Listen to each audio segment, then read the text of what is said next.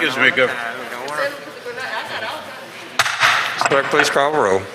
Barnett, Barrett, Blackman, Blackwell, Blunt, Boyd, Branning, Bryan, Butler, Carter, Kaufman, Chazanall, Chisholm, DeBar, Delano, England, Fillingane, Frazier, Harkins, Hill, Hobson, Horn, Jacksonville 11th, Jacksonville 32nd, Johnson, Jordan, Kirby, McCollum, McDaniel, McClendon, McMahon, Michelle, Moran, Norwood, Parker, Parks, Pope, Seymour, Simmons of the 12th, Simmons of the 13th, Sojourner, Sparks, Suber, Tate, Thomas, Thompson, Turner, Ford, Whaley, Wiggins, Williams, Witherspoon, Younger. Mr. President, the quorum is present. Will senators please rise for the invocation given by Senator David Jordan, be followed by the Pledge of Allegiance by Senator Lydia Chasnow.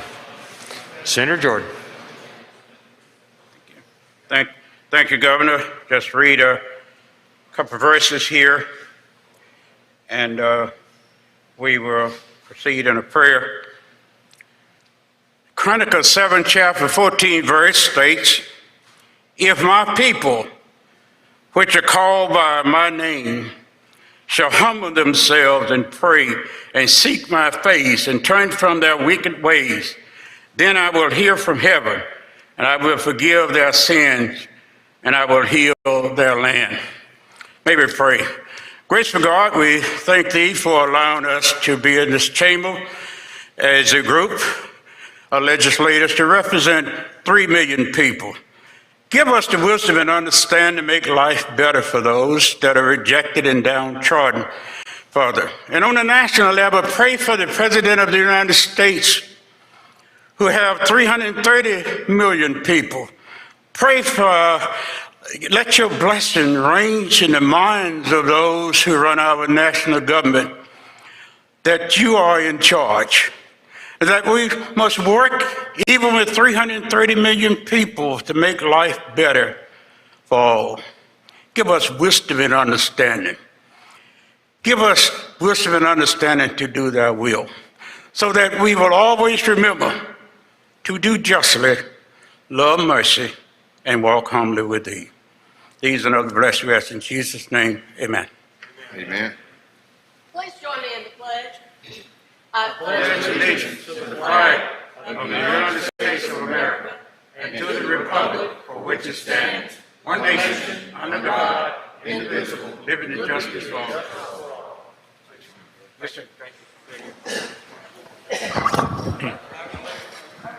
Now the reading of the journal. Senator Blackwell, you're recognized.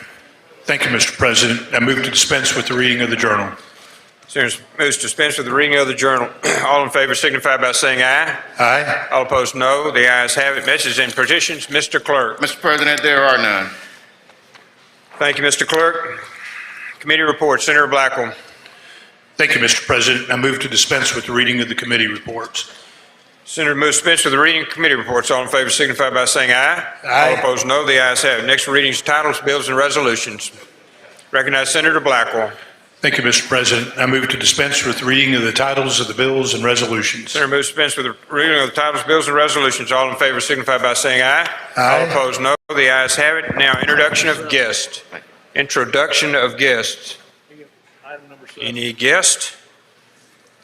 Any guest? Seeing none, we'll move to the calendar. We'll go to item 1, Senator Hobson. Senator Hobson, pass. Pass number 1. Now, here we are. Senator Hobson, you're recognized. We're on item number 1 in the calendar. Thank you, Mr. President. I ask that we skip items 1 and 2 on the calendar, have them retain their place, and go to item 3 and have the title read. Item 1 and number 2 retain their place on the calendar. Number 3, please read it, Mr. Clerk. Senate Bill number 2879, appropriation, additional appropriations for institutions of higher learning, IHL.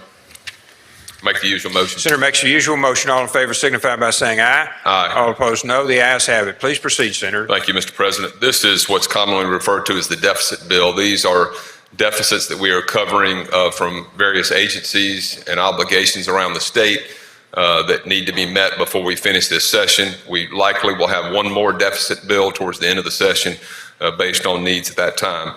I'll go through each of these items and then yield for questions. We are going to put $6.1 million into student financial aid that our IHL institutions are going to be short on. If that's not covered, $5.6 million of that is general funds, and $500,000 is in special funds that they have within the student financial aid office. There is a deficit of $3.617 $3,664,417 for the Mississippi State CTE. They do the curriculum programs, RCU programs at Mississippi State for all of our high schools, and the research and curriculum are set up for our high schools around the state and the VOTEC centers. There's also $447,413 in lawsuits and various AG matters. This includes the Olivia Y settlement. That's $129,680. Also includes the Amos versus Taylor lawsuit, $180,963. United States versus Mississippi, $22,412. Thomas Ayers Lawson versus Reeves, that's $36,203. And the IRS suit against state agencies for $78,155. Also, there's $625,000 to go to driver's license services. Most of you know that we're trying to get that ramped up in the state so that we can expedite the request for new driver's licenses. And our commissioner has put in some processes that are unfortunately going to cost us a little bit of money, but we're going to take the troopers out of the driver's license stations and put other personnel in there, put the troopers back on the road, and this is going to take care of that issue. Also, he has requested death investigators to help remove the backlog from some of the medical exams that have taken place. These would be used in lieu of the medical examiners, and that total is $111,667. And finally, there's two bills related to fire trucks. One is actually from the State Fire Academy. It's for workforce development.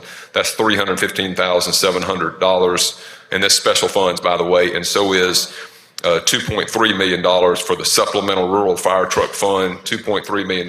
It's, again, special funds, allows them to be spent if any counties or other local fire departments need fire trucks. They'll have those funds available to spend. That's an explanation of the bill. I'll be happy to yield to questions. Questions on the bill? Questions on the bill? At the appropriate time, I need to adopt an amendment that should be up at the front desk, Mr. President. We start with the committee substitute, Senator. I move adoption of the committee substitute in lieu of the original bill. You're recognized to explain the committee substitute. If there's any further explanation needed. That was what I explained, so I apologize. I didn't make the motion for the adoption of the committee sub before, but that was the committee sub that I explained. All right. All those in favor signify by saying aye. Aye. All opposed, no. The ayes have it. Senator, you're recognized. Did you Now, have I'd like an to- amendment? Before the amendment, it should be on the screen. Okay, 1 second, please. It's on the screen, Senator. We're ready. Thank you, Mr. President. This is the mental health czar that we created. I'm calling it that. Mental health coordinator, I think is the actual title that we created in last year's session. Didn't know all the cost at that time. This person is up and running right now, and the total amount of expenses that will need to be incurred for the rest of this fiscal year are $230,000. And so that's what the amendment does. It adds a deficit for $230,000 to cover that office's costs. If there are no questions, I move adoption of the amendment. Questions on the amendment? Seeing none, Senators move to adoption. All in favor signify by saying aye. Aye. All opposed, no. The ayes have it. We're Yeah. back on the bill now. Thank you. Now I move adoption of the bill by use of the morning roll call. Adoption of the bill by use of the morning roll call has been requested. Anyone object to the procedure? Anyone wish to record as voting no? No. Present? Seeing none, bill passes by use of the morning roll call. Senator Hobson, you're recognized on item 4 and 5. Senator passes. We go to finance. Senator Josh Harkins, you are recognized on item 6. Thank you, Mr. President. I'd like to skip item 6 and have it retain its place on the calendar and go to item 7, Senate Bill number 2806, and have the title read. Item 7, please read. Item 6 retains its place on the calendar. Item 7, please read, Mr. Clerk. Senate Bill number 2806, Department of Revenue, bring forward code sections relating to ABC Division and Authority Contract for Services. Make the usual motion. Senator makes the usual motion. All those in favor signify by saying aye. Opposed, no. The ayes have it. Please proceed. Thank you, Mr. President. Ladies and gentlemen, this is our bill that we've worked on with ABC regarding the warehouse. Due to the 2-week hiatus I had last 2 weeks, I was not able to get a version to present to you today. And so what I'm going to be doing is offering an amendment to put a reverse repealer in it to keep the bill alive. And what I will submit to you is I will call a hearing closer towards the end of the session. If this bill makes it through the House and comes back, we'll have a hearing towards the end of the session that the Finance Committee will have, and any members are more than welcome to come to, that will lay out what the Senate position will be, that we'll be submitting in a conference report, so it won't take anybody by surprise. The House has passed an option. There's probably 3 or 4 different options that are available to us. And so we'll keep exploring, and we've had several different vendors go by and tour the warehouse. You know, the concessionaire is obviously one route we discussed in the off season this year. We've had several different entities go by and take a look, and we will continue to investigate obviously what options are available to the state, what options are available out there for third party, and I think the House did a privatization bill. So there's a lot of different avenues we can explore, and I'm going to offer the amendment at the appropriate time to put a reverse repealer just to keep this vehicle alive and keep the ball rolling. So at the appropriate time, I'd like to offer an amendment. Okay, so we're on number 7, and we are ready to pass the bill, and then after they pass the amendment? I'm sorry, is the amendment up? The amendment's up. This is just a reverse Okay. repealer, and that's an explanation. I move adoption of the amendment.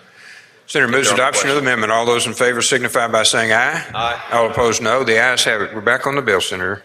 If there are no questions, I move passage on the morning roll call. I see no questions. Senators move passage on the morning roll call. Does anyone object to the procedure? Anyone wish to record as voting no? No. Present? Seeing none. Passage by use. I'm sorry. Norwood. Norwood. Anyone else? Anyone else? Branning, present. Anyone else? Present. Hill. Hill, present. Chisholm? Present. Chisholm, present. Did you get Chisholm, Mr. Clerk? Okay. Anyone else? Anyone else? Seeing none, the bill passes by use of the morning roll call. Senator, you're recognized on number 8. Thank you, Mr. President. I'd like to go to item 8, Senate Bill 2839, have the title read. Mr. Clerk, please read the title. Senate Bill number 2839, Smart Business Act, creates Smart Business Accelerated Initiative and extinguish from Smart Business Rebate. Make the usual motion. Senator makes the usual motion. All in favor signify by saying aye. Aye. All opposed, no. The ayes have it. Please proceed, Senator. Thank you, Mr. President. Ladies and gentlemen, the purpose of this bill, the Strengthening Mississippi Academic Research Through Business Act, was adopted in 2013 to encourage Mississippi companies to engage with our public universities to conduct research. The original act set aside $5 million per year from current tax collections for a rebate to businesses who with universities for research. A company can receive a 25% of the cost of the research back as a rebate up to $1 million per year. The number of companies conducting their own research in Mississippi is limited to the full $5 million annual allocation for this program and has not been totally used yet. So the purpose of this amendment would set aside, or this bill would set aside $1.5 million for a new initiative to support university research called the Smart Business Accelerant Initiative. This initiative would support the development of state-owned intellectual property, leaving about $3.5 million per year for the Smart Business Act rebate. The intellectual property is new inventions or innovations that are created by university researchers that need additional development before they're ready to be sold in the marketplace. Examples include a design for a new egg incubator to decrease hatching times for the poultry industry, drone technologies for adjusting fertilizer applications to increase crop yields, and self-healing construction adhesives created from forestry waste. The grants would be up to $150,000 and would be used to validate the commercial viability of state-owned intellectual property through the development of early product concepts, conduct proof of concept studies, and manufacturing prototypes. The IHL will develop a process for receiving applications from universities or university research corporations and award the funds with a $1.5 million annual limit. The bill requires annual reporting to the legislature of the funds for the rebate and the grants. And the goal of the program is to retain Mississippi's investments in intellectual capital, its universities, faculty, and students in intellectual property, inventions, and innovations by forming a new advanced technology spinoff and startup companies or new business development for existing companies that lead to the creation of new jobs, specifically for retaining Mississippi's top talent. This bill is, basically to take concepts that companies do in research and see if there's commercial viability. There's been instances where they've come up with new technologies that didn't have the money to go to market, and a company would put the money forward to do it. Therefore, they're the only ones that can license the product. So this is going to help hopefully create new jobs in the future, and that's the intent of the bill. If there are no questions, I move passage on roll call. Questions? Any questions? Seeing none, senators move passage on the morning roll call. Anyone object to the procedure? Anyone wish to record as voted? No. No. Present. Seeing none, the bill passes by use of the morning roll call. Number 9, Senator. I'd like to pass number 9, have it retain its place on the calendar, go to item 10, Senate Bill 2872, and have the title read. Number 9 retains its place on the calendar. We go to number 10. Please read, Mr. Clerk. Senate Bill number 2872, alcoholic beverages, remove election requirement for designation of area in Rankin County as a qualified resort area. Make the usual motion. Senator makes the usual motion. All those in favor signify by saying aye. Aye. All opposed, no. The ayes have it.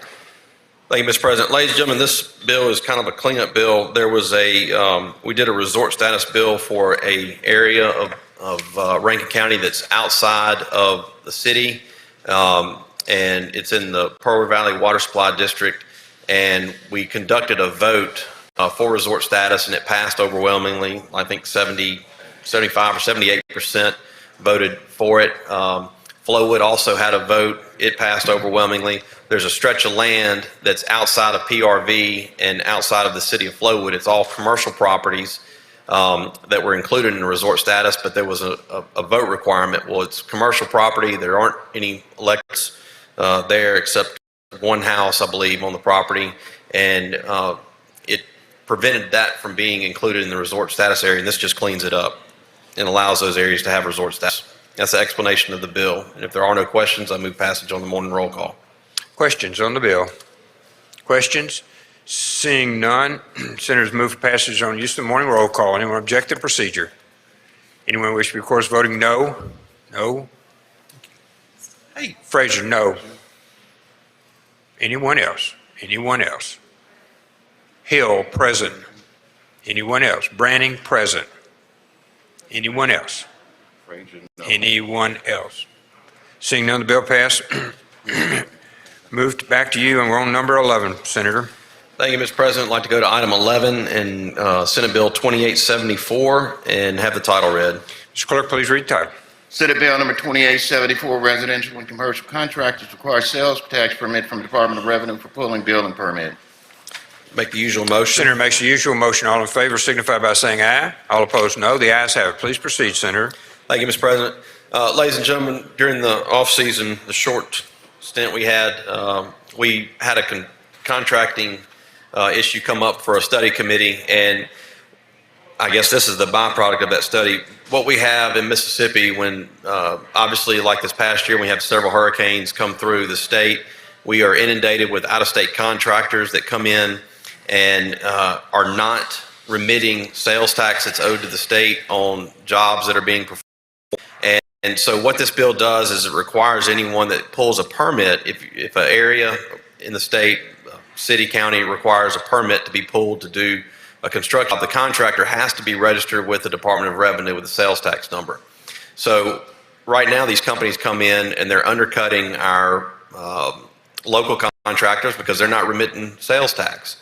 And so it puts our local folks at a disadvantage, and it's also cheapening the state out of the taxes that are owed on those jobs that our local contractors are paying. So this bill just requires contractors to obtain a sales tax permit from the Department of Revenue. Lets, the Department of Revenue know who's in our state doing construction jobs, and that way they'll be required to remit the sales tax, the same tax that our local contractors are remitting on the same jobs. So that is an explanation of the bill. I'll be happy to answer any questions, and if there are none, I move passage on the morning roll call. Question, Senator Hill, for what purpose do you seek recognition? Question, Do you please. yield for a question, Senator? I do. Thank you. What type of sales tax are contractors required to pay to the Department of Revenue right now on what services? There are services where I think electrician, plumbers, roofing contractors, if I came and roofed your house and I supplied the material and the labor, I'm supposed to charge you sales tax on that. So I would have to remit the sales tax on roofing your house. So a lot of the houses on the coast that the roofs are torn off in hurricanes, when a roofing contractor comes and replaces your roof, if they supply the material and the labor, they are required to submit the sales tax on that job. Aren't they already paying the sales tax when they buy the product? No. If you have a sales tax number, you do not pay sales tax when you buy the product. You charge sales tax on the entire job and remit the 7% on the entire job versus the individual purchase. But if you're building a house, you don't charge sales tax on it, so you would actually pay the sales tax when you purchase the material on a new construction house.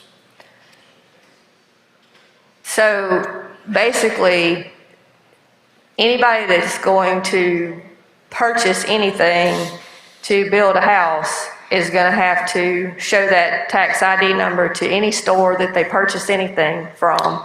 If you're building a new house, no, you don't charge,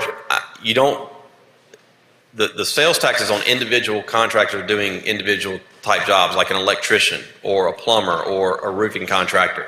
If I'm a general contractor and you contract me to build your house, whenever I buy my lumber, whenever I buy my roofing, whenever I buy my lighting, I'm paying sales tax at the point of sale. But if I'm a roofing contractor and a tornado's come through and ripped your roof off and you want me to come roof your house, I'm going to buy the material. I'm not going to pay sales tax on it. I'm going to roof your house, and if your house was $10,000 to roof it, I'm going to charge you 7% sales tax on the $10,000 and remit it to the state. So what you're doing is you're transferring a tax to the owner of the house if you're a subcontractor, even though you've already paid the tax. You're transferring that tax to the owner for the sale. That sounds like an accounting nightmare to me. Well, it's not, we're not changing anything that's required right now. We're just requiring out-of-state contractors that if they're going to come into Mississippi and compete against Mississippi contractors that are doing this right now, they need to register with the Department of Revenue and remit sales taxes, because what they're doing is they're coming in state and they're not getting a sales tax number. And instead of going to you and saying, okay, well, Senator Hill, it's going to cost you $10,000 plus sales tax to roof your house if I do it. But if somebody comes in from out of state and says, I can just do it for $10,000, I'm going to save you 7% on your house. So people are going to probably go with the lower price. And so it's putting a disadvantage to Mississippi companies that are out there doing the right thing and paying the tax when somebody comes from out of state and doesn't remit the tax. I just think somebody that's buying materials and paying sales tax on them should not have to worry about, as a subcontractor or whatever, at the final sale. I don't know. I'll give you this. If you're an electrician, if you call an electrician to come over and do some work for you in your house, and he goes and buys the material to do the work at your house, he's not paying sales tax on the products he's purchasing to do the work at your house. He's charging you 7% and then remitting 7% on that. So he's not paying sales tax when he gets the material to come over to your house to do an electrical job. But if I'm hiring an electrician to build your house, I'm paying him the 7% on his job. Like, he's charging me 7% whenever I'm the general contractor, and he does a part of your house. So if he sends me a bill for $1,000, it includes a 7% sales tax. Well, my husband hadn't wired a house in over 15 years, but prior to the 15 years ago when he used to do some electrical contracting, he always paid the sales tax on the products when he bought them. Thank you. Mm-hmm.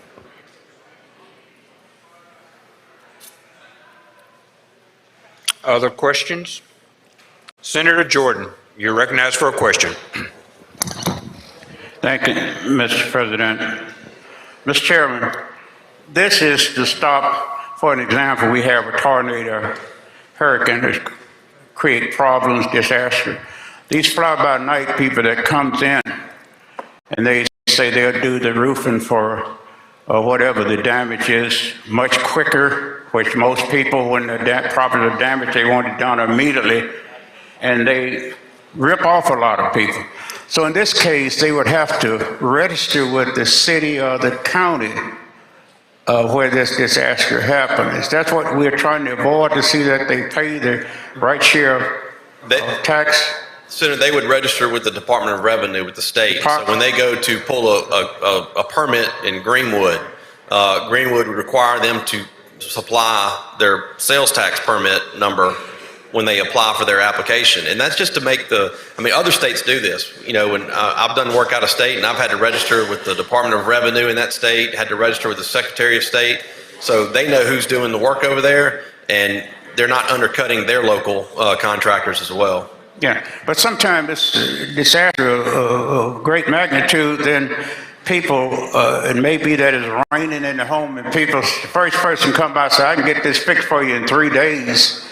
Yeah. And the process that you talked about probably is going to take a week or so to get something done, go through the state and register and all of that. I think during disasters, when we have hurricanes and tornadoes, people are in a kind of a bit of an emotional panic to get their house sealed up. It's got, everything they own is in there, and I think it's just an effort on our part to make sure that the playing field is leveled, and we're not, penalizing our own contractors, our in-state contractors. Well, I'm in agreement with that, but the process, when a person's in a desperate situation like that, they make mistakes and they want it done, especially if the roof is off or the top off of a house or whatever the situation is, they want it done that day if they could get it done in order to save what they have.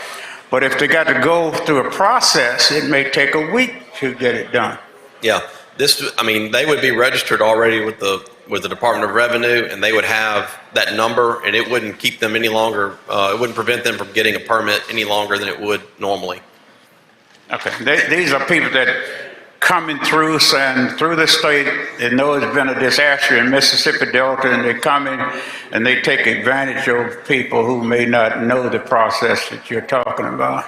Yes, sir. That's all. I want to be sure that those people can get service and that it can be expedited so they can get it as quick as possible. They could. Any contractor that's, I would say, worth their salt in construction is going to know that if they need to get a permit, a sales tax permit number, they get it. It's good all over the state. Yeah. So it's not going to prevent them from being able to pull your permit. Once they get registered, they're good to go anywhere in the state. They can take that permit with them, that permit number anywhere, and apply for a permit and get it and do the work on the house. And that process you just mentioned, how long does it take? A day or so? Just filling out an application online on the online portal, the TAP site, on the state DOR website.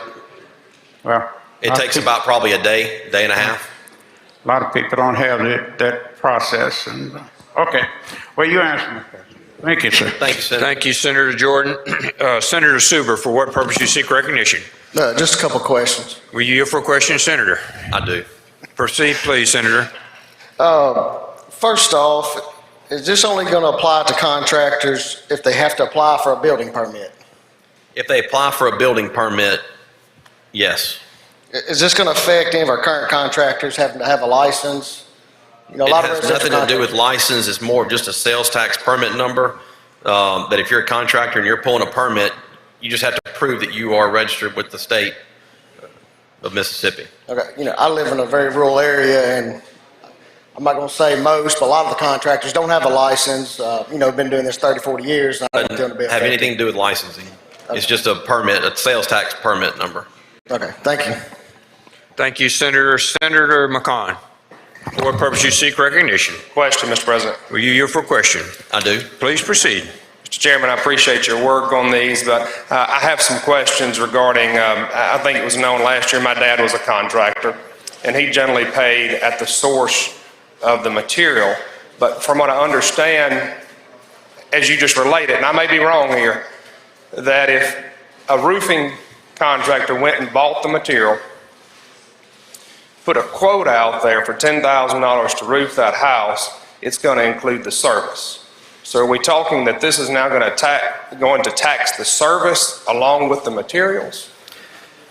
Right now, if you're a contractor and you asked a contractor to come over and give you a price on roofing your house, Yes, sir. he would give you a quote on the material and the labor, and whatever that number was would include, he'd have to add 7% sales tax. He would have to remit 7% of that job to the state as state sales tax. Right now, that's the current law. That's the way you do it.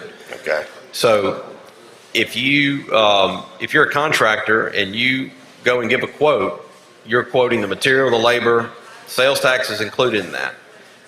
If you're building a new house, if I'm a contractor, a general contractor, and I hire you to come install the material that I bring, I pay sales tax at the source when I buy my material, my lumber, my material, all that. I'm paying sales tax on it.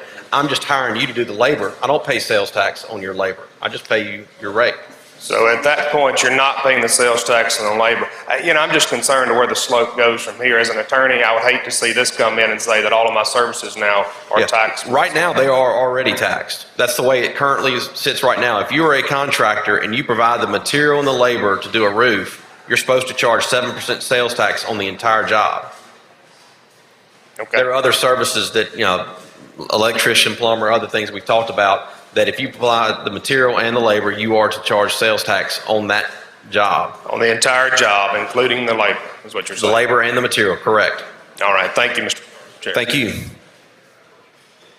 Senator Hill, what purpose you seek recognition? I'd like to speak on the bill, please. Speak on the bill at the proper time. Senator Moran, for what purpose you seek recognition? Question, please. You for a question, Senator. Certainly. Please proceed. Okay, I'm trying to wrap my head around this.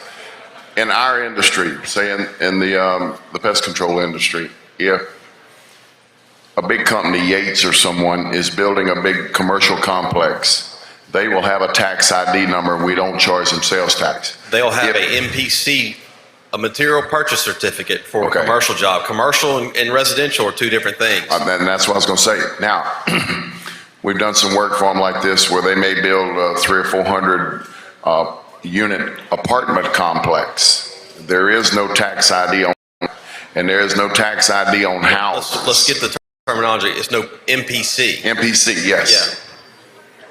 So, does this in any way affect that? Would that If change? it's in not it? wired, if a residential customer calls you to come out and do a job, do you charge sales tax on it? Right. Okay. It's not going to change anything that's in current law. It does not change any of the taxing on construction activities. Anything that's currently in law stays like it is. All it's saying is that if a contractor comes in from out of state, they're going to register with the Department of Revenue to get a sales tax permit.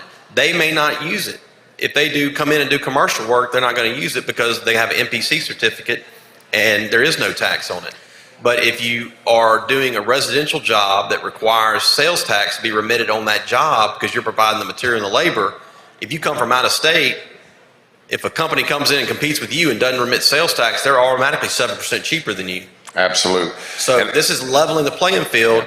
So when we have, how many hurricanes came through the coast this year? that's what I was going to say. Being from the coast, we see Alabama and Louisiana contractors every day, and I often wonder about that sales tax issue. I appreciate it and I support you on this. Thank you. Thank you. Thank you. Questions? Senator Horn, for what purpose you seek recognition? Question. You for a question, Senator. I do. Please proceed. Thank you, Mr. President. Thank you, Mr. Chairman. Senator Harkins, I want to make sure I understand if someone's coming to your house to perform some sort of job, let's say they're laying bricks, are you saying that the cost of the manual labor is subject to sales tax? If you buy your bricks from a brickyard, they're going to charge you sales tax on it. I understand that. The That's labor is materials. not. No. Okay. If a contractor provides you material and labor, and anything that's currently in the construction tax laws does not change. It does not change construction activity, related activities, services that are taxed all this bill says that if a company comes from out of state, if a tornado comes and tears up all the houses in your neighborhood and you have to get somebody to come in that comes in to roof your house, if a local person can't roof your house for 2 months and somebody comes in from out of state and says, I can do it in a week, well, you may go with them. But what we want them to do is we want them to be subject to this, make sure that they're remitting the same sales taxes that a Mississippi company is doing. So it doesn't change any of the construction-related activities as far as how things are taxed. That all stays the same. Yeah, but, so I want to make sure that I'm getting my house roofed. Yes, The labor cost of the roofing of the house is not subject to sales tax, is that correct? no. If I'm a contractor and I come over to your house and I roof your house and I provide the material and the labor, the entire job is subject to sales tax. Okay, but if I buy the tax and the roofing materials and so on and so forth, that's subject to sales tax, but the labor to put that roof Correct. on is not subject. The distinction, you personally bought the Right. material. You paid sales tax when you bought the material. Right. The labor is not. Right. But an out-of-state company that brings the materials and everything and the labor, the entire job is then subject to sales tax. Correct. Thank you. Thank you, Mr. Chairman. Thank you, Mr. President. Thank you, Senator Horn. Any other questions? Any other questions? Senator Seymour, for what purpose you seek recognition? Question, Mr. President. You yield for a question, please? I do. Please proceed, Senator. Let me just make sure I'm hearing it right. If I'm a contractor and say I know you and I'm going to go do this job for you, but I tell you, you go buy the materials and you pull the permit and I'll just do the labor. This ain't going to apply, right? If you're a contractor and you pull a permit, you have to have a sales tax number, is what this bill will basically tell you. Now, if you go and pull a permit as a residential homeowner and you buy the material, then you can pay anybody to the labor to do the job, and that's not subject to sales tax. But if you hire a contractor to provide the labor and material and they go pull a permit, they have a sales tax number, and they charge you 7% sales tax on the entire job. Thank you. Thank you.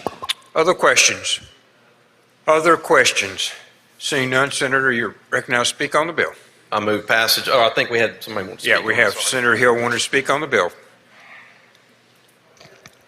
Thank you, Mr. President.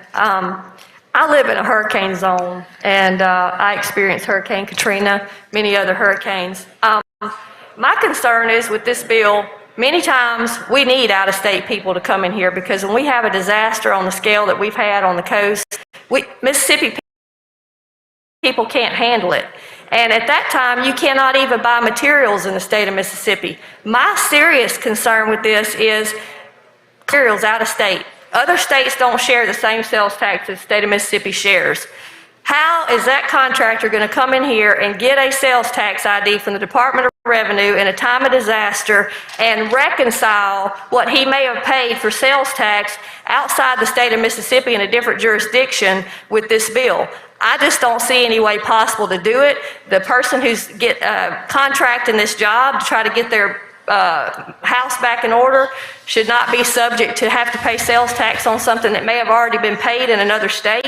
I just don't see how a contractor can reconcile this with the Department of Revenue if he has purchased those materials out of state in a different tax jurisdiction. So I'm going to vote against this bill because I see it creating a nightmare in my area whenever we need out-of-state contractors to come in and fix things and fix them in a hurry. Thank you.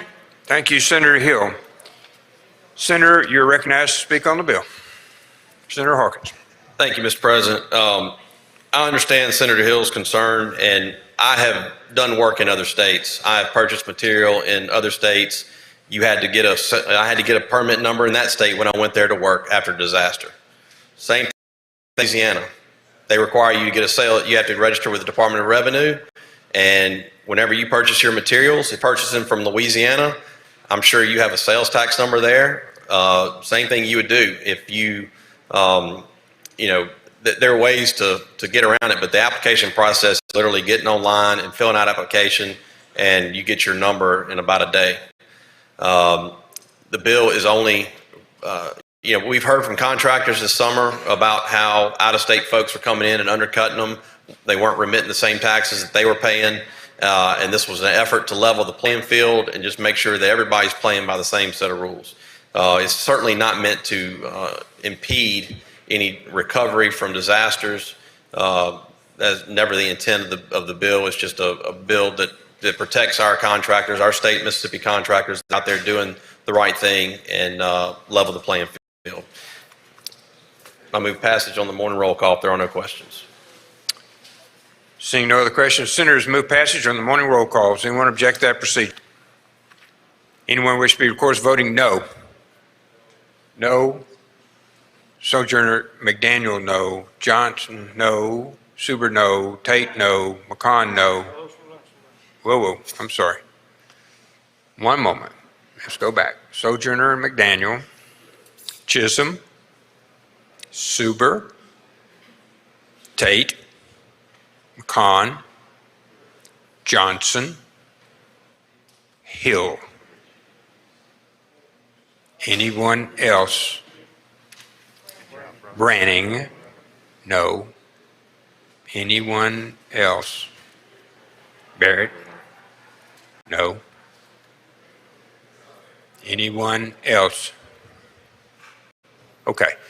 Would you read the names, Mr. Clerk? Voting no or nay: Hill, Tate, Sojourner, McDaniel, Johnson, Chisholm, Suber, McCon, Barrett, and Branning. Bill passes. Use of morning roll call with exceptions as noted. Number 12, Senator Harkins, you're recognized. Thank you, Mr. President. I'd like to skip item 12, 13, and 14, have them retain their place on the calendar and go to item 15. 12, 13, 14, retain place on the calendar. Item 15, Mr. Clerk, please read the title. Senate Bill number 2829, Department of Revenue allow to use tag revenue to cover tag program expenses with surplus lapsing into general fund. Make the usual, like to make motion, we adopt the committee sub and be recognized to explain it. Usual motion first, I think, Senator. Make the usual motion, and then we go to the committee sub. All in favor signify by saying aye. All opposed, no. The ayes have it. All right, Senator, we're on the committee substitute, and you're recognized to explain the committee substitute. Thank you, Mr. President. Ladies and gentlemen, this creates a fund over in the Department of Revenue, tags that go to your local counties. What this does is this says that the revenue that is generated from the sale of tags would go to a fund where the Department of Revenue could use to buy more tags and decals and have them shipped. It does not go to any salaries, anything other than the actual cost of the tags, and then whatever is left in the fund at the end of the month over $600,000 is placed into the general fund where it currently goes. On an average year, about $13 to $14 million gets transferred in the general fund on the sale of tags, and this will just keep an account that they can use to cover the actual cost of the tags and help prevent any shortages that may come to your county, so we can make sure they can stay on top of ordering the tags and have them supplied. And that is the explanation of the bill. Senator Hill, for what purpose you seek recognition? Question, please. Are you for a question, Senator? I do. Please proceed, Senator Hill. Does this in any way, or should it affect the ad valorem reduction fund? Where is the money coming from for the ad valorem reduction fund that, every now and then can reduce tags across the state of Mississippi? My concern is with the high price of tags, and if we're having excess money going back in the general fund, I'm just concerned that maybe we could put it in the ad valorem reduction fund, because we are notorious for how much our car tags are in this state because of all that ad valorem that's hooked to it locally. I don't know the answer to that question, Senator. I just know that right now the way it works is everything gets swept into the general fund, and then they come and ask for an appropriation to do it.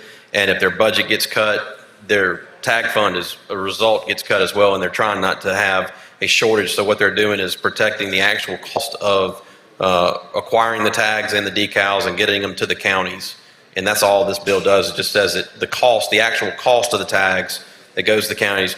Obviously that's a valid discussion, and we'd more than. I'm just wondering if council can answer if this money has in the past gone into the ad valorem reduction fund, or where that money comes from the ad valorem reduction fund. Currently, I believe all this money has been going to the general fund. Because of the Transparency Act, it's all swept into the general fund. The ad valorem reduction fund, has this money in the past ever been sent into the ad valorem reduction fund? I was just trying to get that question answered before I vote on letting it all lapse and go back into the general fund. Right now, it goes into the general fund. The Transparency Act requires all of it to go into the general fund. And so if their budget gets cut, you know, all the budgets around the state are getting cut, it's cutting the ability to, I think they spend about $3 or $4 million on tags a year. And when it gets cut, their ability to have the proper amount of tags in each of the counties is kind of hurt. And so what this bill does is it says any of the money that's generated on tag sales will go into a fund, and every month those monies can be used to buy new tags, but anything over $600,000 in the fund will automatically go to the general fund where it's currently going. So I don't think that any of the ad valorem fund, any of that stuff is impacted by what we're doing here today. We're making sure it's not. So if it's already going in the general fund, why do we need this bill if it's already been going in the general fund already? Because they're getting short on dollars when their budget gets cut for the agency. This gets cut too. And so what this is doing is saying that we're going to make sure that we're going to have enough money to have tags. I mean, if you run out of tags in your county, that's going to be a problem. And so what we're doing is just saying that there will be money in there to purchase tags, have them shipped to your county, and your county will have abundant enough supply to do whatever tag, you know, people come in to get their tags done or decals, you will have tags there available for your citizens when they need them. And so everything over the top of the $600,000 mark gets swept into the fund. I've just heard from LBO that this does not impact the ad valorem reduction fund. That money does not impact it by this. Thank you.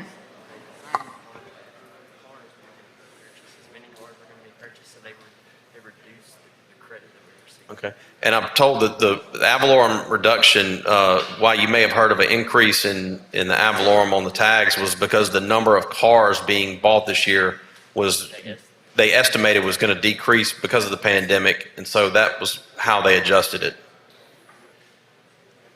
Does that answer your question, Senator? Okay. Other questions, Senator? Other questions? Seeing none, we're on the committee substitute. Move adoption of the committee. All those in favor signify by saying aye. Aye. All opposed, no. The ayes have it. Now we're on the bill, Senator. If there are no further questions, I move passage on the morning roll call. Pass on the morning roll call. Does anyone object to the procedure? Anyone wish to be recorded as voting no? Any no? Present? Seeing none, the bill passes by use of morning roll call. Back to you, Senator, on number 16. Skip item 16 and have it retain its place. 16, retain its place on the calendar. Moves to motions to reconsider. Motions to reconsider. Chairmans? Any chairman on a motion to reconsider? To item 25, all retain their place on the calendar. We'll go to the general. Senator DeBar. Senator DeBar. Pass. Senator Tate. Pass. Senator Turner Ford.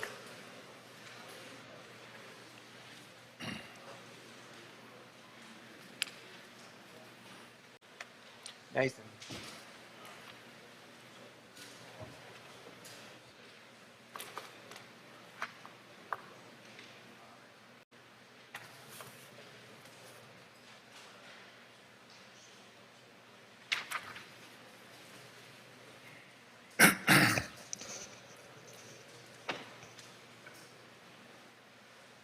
Senator, you're recognized. Thank you, Mr. President. I request that item 29 of today's calendar be called up and title read. Please read the title, Mr. Clerk. Senate Bill number 2081, University of Mississippi Medical Center property to revise leasing authority by removing provision requiring mixed-use development. Make the usual motion. Senator makes the usual motion. All those in favor signify by saying aye. All opposed, no. The ayes have it. Please proceed, Senator. Thank you, Mr. President. Before us today, we have a bill that was introduced by Senator Blunt. And back in 2014, University of Mississippi Medical Center received authority to lease property using the RFP process. And part of that restriction when the property was to be let was that there had to be mixed use for the building that was going to be built on the land. It had to be reserved for commercial as well as rental use for residential purposes. And as I understand it, there has been a problem with the space that has been reserved for commercial use because there is an issue with parking. And so what we have before you today is a bill that would remove the restriction for the commercial use and allow that space that remains to be converted for rental apartments. And I will now yield for questions. Any questions on the bill? Seeing none, Senator, we're ready for your motion. If there are no questions, I move for adoption based on the morning roll call. Move for adoption based on the morning roll call. Anyone object to the procedure? Anyone wish to be recorded as voting no? No. Present? Seeing none, bill passes by use of the morning roll call. Item 30, Senator. Thank you, Mr. President. I request that item 30 be called up in the title read. Mr. Clerk, please read the title. Senate Bill number 2651, surplus property, clarify current policy to conform with federal regulations for the Department of Finance and Administration. Make the usual motion. Senator makes the usual motion. All those in favor signify by saying aye. All opposed, no. The ayes have it. Please proceed, Senator. Thank you, Mr. President. Currently before us, ladies and gentlemen, is a bill that basically is a technical amendment to existing law. We have a surplus property program that is overseen by the federal government. They have come in and reviewed the state's plan. All fees and commissions are being held by the Department of Finance and Administration. Language must be included to state that those funds are to be held or maintained by the Office of Surplus Properties Federal Donation Program, which is still a part of DFA, but those funds cannot be used for the, I would say, general budget for DFA. And that's the basis for the bill. I will now yield for questions. Questions on the bill? Questions on the bill? Seeing none, Senator, we're ready for your motion. I move for adoption based on the morning roll call. Senator moves for adoption based on the morning roll call. Anyone object to the procedure? Anyone wish to be recorded as voting no? No? Present? Seeing none, bill passes by use of the morning roll call. Thank you, Senator. Thank you. We'll go to Chairman Parker, item number 31 on your calendar.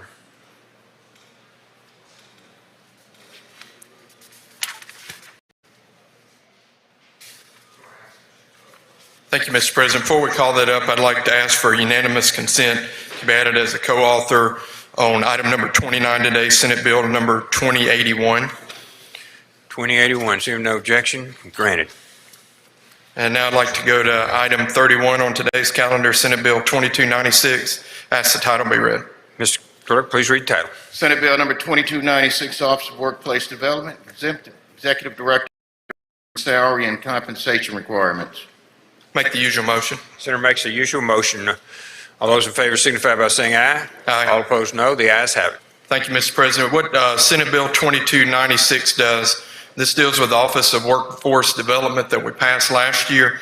What we're pulling up here is Section 25339, which caps the salaries of state employees in Mississippi to 150% of the governor's salary unless a specific exemption is provided. Several exemptions are provided in the statute. In looking at this and in serving on the executive committee for the new SWIB, I've been part as a non-voting member of the search process to find someone to fill this position. And what we found in looking across the nation for someone to fill this is that the salary compensation for this position across the country is outside of the line of what we're providing in our current statute. And so what this would do here is in lines 37 and 38, this would exempt the executive director of the Office of Workforce Development from the 150% salary cap. There are already several exemptions to this within statute that include academic officials, employees at IHL and the CJCs, as well as physicians. Currently, other states are offering salary ranges in the order of about $200,000 to $250,000 for this position, and this would allow these offers to be made. We had one gentleman who was a great candidate that we were trying to get from a close neighboring state, And it basically came down to the fact that we were unable to offer a competitive salary package to try to fill this position. Also in line 69 through 73, they also allow, if with consent of the majority of the SWIB members, it would allow them to exclude the PERS provision from the salary for this position. Also, in looking at this position, we found candidates who have spent a career in other states and already have a great salary retirement package in place. And the thought on this would be if that exemption could be made, instead of including another 10% of the salary as far as a retirement benefit that sometimes the candidate is not interested in, it would allow the use of those funds to be more appropriately applied to the salary condition instead. That's a brief explanation of the bill. Be glad to answer any questions. Questions on the bill? Senator Poe, for what purpose you seek recognition? Question, Mr. President. Are you for a question, Senator? Absolutely. Please proceed. Thank you, Mr. President. Thank you, Mr. Chairman. This is kind of noisy in here, and I'm hard of hearing anyway, but I had, what did you say the maximum salary we would allow for this position would be? It basically, in this statute, it doesn't put a max on it, just like in the other conditions that I mentioned for employees at IHL, CJCs, as well as physicians. It would be something that would be public record. It would be something that you would get information on when we made an announcement, but there's no magic number that has been set. And for those other positions, for example, the CJCs, we don't have anything in the statute that caps their salary, much like we don't have for physicians. This would just allow that particular position to also be exempt from the provisions such as those other positions.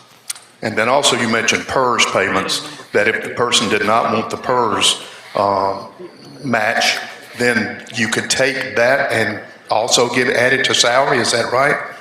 Well, the thought there is if, for this position, and we've had one specific candidate who was in that situation that we looked at, if there is no interest in participating in the state employment retirement system, instead of requiring that at the time of the hiring for them to participate and have that removed and have the state cost incurred on that, it would give the SWIB board the option to consider that. And so instead of providing that as an incentive, there would just not be a retirement incentive on that position. And as a result, instead of the state paying that money towards that, my thought there is that that might allow the extra salary to kind of be absorbed within what we typically kind of see in these packages. Well, I can understand some of that, but with PERS and the situation it's in, it seems that, okay, we're not going to do the PERS, and it doesn't help Mississippi, but yet we're going to pay the salary, we're going to expend the money anyway. That's a little difficult to understand. My last question is this. Do we feel like that we're giving too much latitude to the board of whom they hire? Now, I understand. I had a bill out there for some changes in salaries tied to the governor. It makes it difficult, but I'm afraid we're opening a door here that would be hard to close, and it's already been opened in other areas. Do you have an opinion on that? I think our workforce situation in our state is in extreme distress, and I have made it my goal, and I've spoken to other people, to try our best to find the best person to fit the job. I think unfortunately we have in the past been unable to go after the top people. And my thought is, if we can get the best person here to fill this position, then the people under this person will learn how to work this program and how to make workforce the crowning jewel that we want it to become, and actually serve more of a teaching kind of method. If we just decide to get someone that fits within our parameters of 1.5 times the governor's salary, I do not think we're going to get the best of the best out there. And I don't want to relate it to a football analogy, but I guess I will. I think our workforce needs, desire, or require us to put the best coach possible in charge of the team. And what I found in looking for a replacement or a new person for this position since June or so when we passed this, is we have been unable to not only get the person, but we've been unable to achieve interest in people from other states when they look at our salary compensation that we do for this. And just to kind of elaborate on this, the people who are doing this in other states are people who are running CJCs. They are people who are perhaps running institutions of higher learning. So we're trying to hire people who are of that, they're already making pretty large salaries somewhere else. And I just have heard from the executive committee of the SWIB board that doing this would allow them to seek the best candidate in the field. Thank you, Mr. Chairman. Thank you, Mr. President. Thank you, Senator McCon. For what purpose do you seek recognition? Question, Mr. President. You for a question, Senator. Absolutely. Please proceed, Senator McCon. Chairman, I appreciate your work on this. This is very important to the Senate and has been a priority, the workforce development. I echo some same thoughts of Senator Polk, but I question, we currently have a gap of basically $225,000. Would that be about right? The governor's salary times 1.5. I believe it's limited to 183,240 right now is the number that I was presented. Then, and again, the competitive salary range that I've been told is in the $200,000 to $250,000 range. So again, that puts us below that threshold. Would it, I guess from my perspective, if we're looking at a point, we know a range, why would it not be in the best interest of the state to put the cap 250% of the governor's salary so that you get it within that range? I have some concerns about just going unlimited because, as we all know, the state has gotten in a little bit of a predicament with some other agency heads that have gone a little excessive. And I do share that concern. And in looking at this, we thought about several different ways to kind of consider that. We considered options on whether or not, how that person should be presented to the state and other things like that. We just don't have anything in that current statute right now that sets that. And so what I'm concerned about is that if we do that, then I wonder if with our physicians and other people in there, if we're then kind of opening that statute up to do that for other ones. I haven't given that any thought, but as this has been something we've kind of bannered around, I certainly would, I don't want the position to get a salary that's beyond the norm around the country. But I don't know how that salary is going to move over time. And so that's why I don't have a limit on it in the statute in front of you.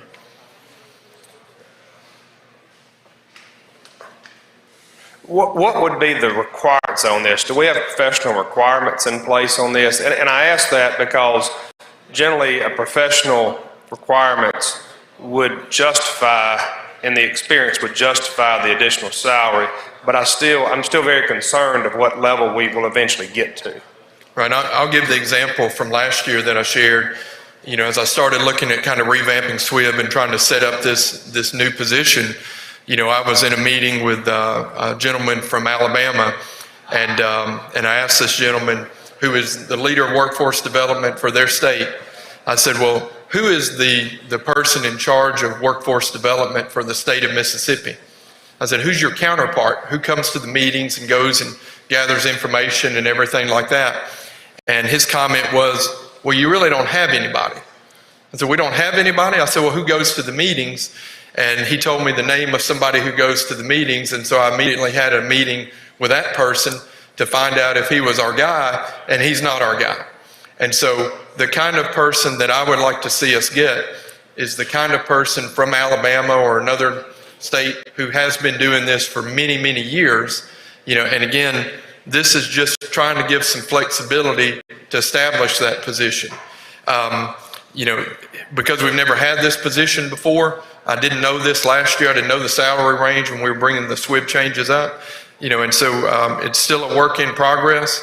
To give you an update on what the executive committee has been working on, we had one candidate that we worked very hard to try to steer this direction that has not completely disqualified his or herself from that position, but had extreme reservations. And we've now gone ahead And we have instituted a program and hired a headhunting firm to try to find somebody. So by delaying action on this, we now have additional state expense that we're laying out to try to find somebody, and it's a nationwide search. But unfortunately, what we're hearing is that, it doesn't matter who's searching for somebody, if you don't have a competitive program, it's, as far as a salary package, it's hard to get interest in it. So I certainly don't want to be back here next year telling this body that we still don't have somebody, because that problem is not going to fix itself. I know it's been a priority for several members of I know it's a priority for the governor, lieutenant governor, speaker, and many of us in this body. And I'm just trying to find a way that we can move forward on this and fill that spot. I understand, and I appreciate your work on it, and I believe the discretion should be at the board, but I also do have a concern that we should have a maximum. But thank you, Mr. Chairman. Thank you. Thank you, Senator.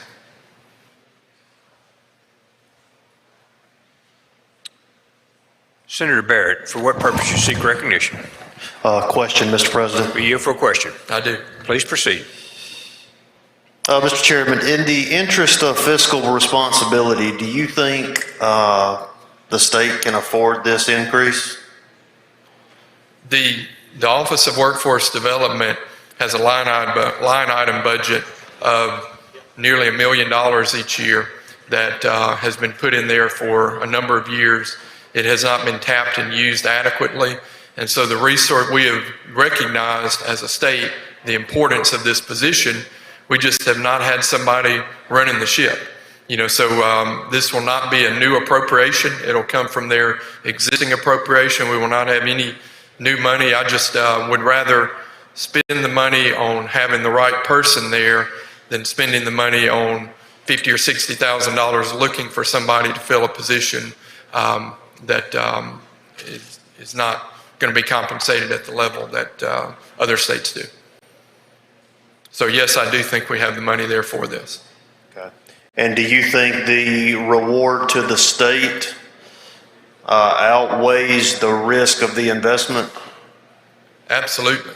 I think, last year I went through with this body the sheer millions of dollars that we put into workforce development and the programs that we have out there that are existing in, just programs doing the same thing, and no communication, and there's no person who's kind of bringing all this together.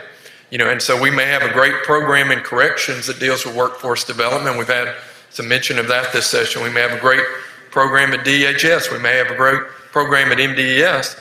But unless we have someone as the captain here bringing all this together, we have that duplicity of services. And so the right person here, I think, can save the state his salary or her salary,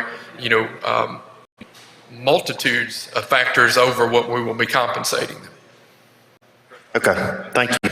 Thank you, Senator. Thank you, Senator. Senator England, for what purpose you seek recognition? Question, Mr. President. We yield for a question, Senator. I do. Please proceed. Thank you, Chairman Parker. And I want to say thank you very much for the work that you're doing on economic workforce development. I had the opportunity to serve as Vice Chairman with you last year. I know you're doing a lot of good things on this. I do just have a few questions for you on this. I had the opportunity to meet with several individuals in the state about this position in particular with economic workforce development. This position that we're seeking to fill here, it's a very, these individuals that fill these roles, they're very highly sought after in a lot of other states, our sister states included. Is that correct?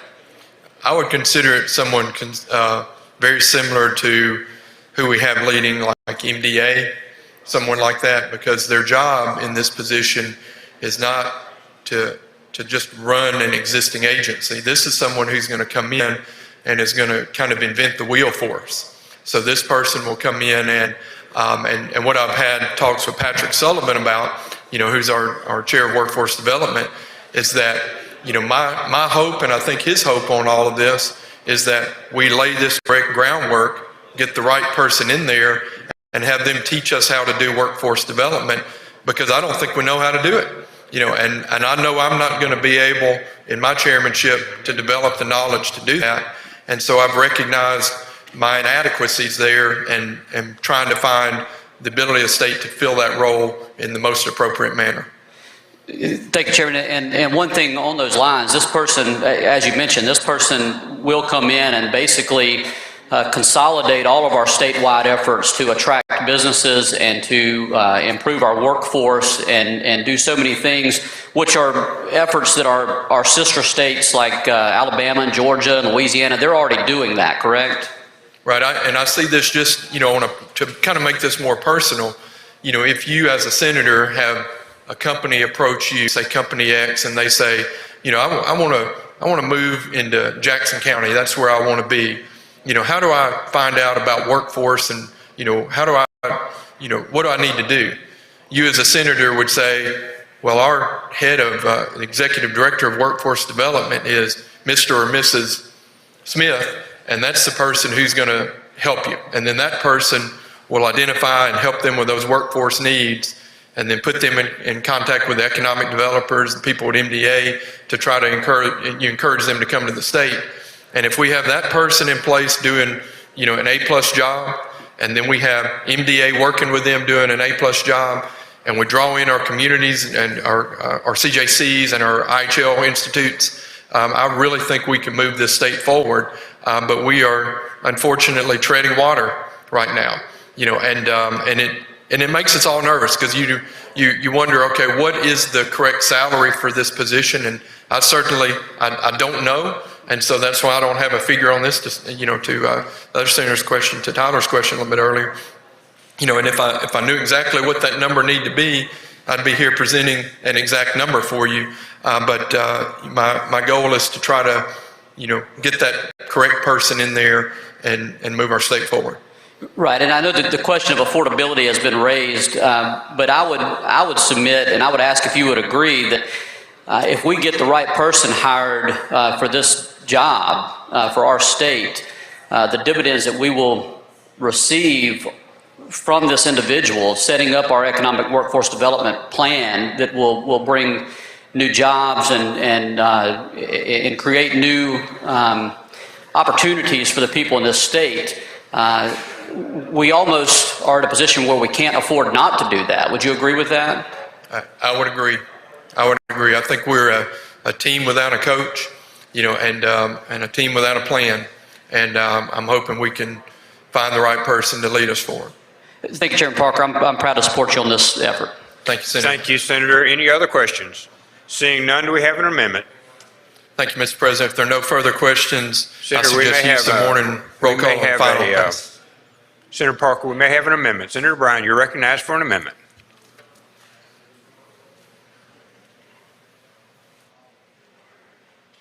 The amendment is on the screen.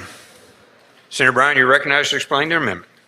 I will vote for any salary for this position. I'm in favor of paying people what they're worth. For that matter, I'm also in favor of paying prison guards a salary that it takes to attract good prison guards. I'm in favor of paying the engineers over at the Highway Department what is required to have good engineers. I'm in favor of paying people at all levels of state government what is needed to attract good people. So I have no complaint at all about how much we pay this individual. Having said that, there's no reason to get the issue of the retirement system involved in this. All my amendment does is say that this position will remain within the state retirement system. You can adjust the salary to take care of that. Whoever's in charge of the salary, that's fine with me.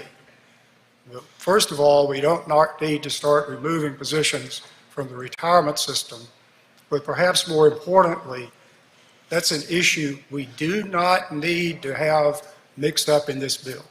This amendment does nothing at all to the heart of the bill, but I think it avoids a bunch of unnecessary difficulty that we might have. So I'm just asking you to adopt the amendment to make sure that the position remains in the retirement system. Any questions on the amendment? Any questions on the amendment? You recognize, Senator, to speak on the amendment. Thank you, Mr. President. I appreciate Senator Bryan's concerns on this. Then in adding that language, the intent was to try to save the money some degree, save the state some degree of money on the position. If we as a body feel that it's more important to require the candidate on this to participate in the PERS system, even if we understand that that is going to drive the entire compensation package up considerably to reflect those extra expenses, I'm willing to do that, but I would like everyone in this body to know that more than likely the compensation package that would need to be offered as a result of this amendment would result in an even higher salary compensation to be there. So I will not speak for or against the amendment. I'll let the body make their own decision on this, and we will make financial arrangements based on that. And so I think we're ready to vote. Senator Bryan, would you like to close on the amendment? Senator Bryan's okay. And we have questions. Senator Blunt. Senator Blunt, fine. Senator Sparks, any question on the amendment? Yes, question for Chairman Parker. Will you yield, Senator? I yield. Please proceed, Senator Parks. Thank you, Mr. President. Thank you, Mr. Chairman. Assuming we hire someone from out of state that's never been in PERS, and they come here and they fill a 5-year role, and then we hire someone else, they're not actually going to invest in the PERS system. Is that not true? That was our concern, because we're, in particular in one candidate, and again, the language in here about PERS does not require them not to participate in it.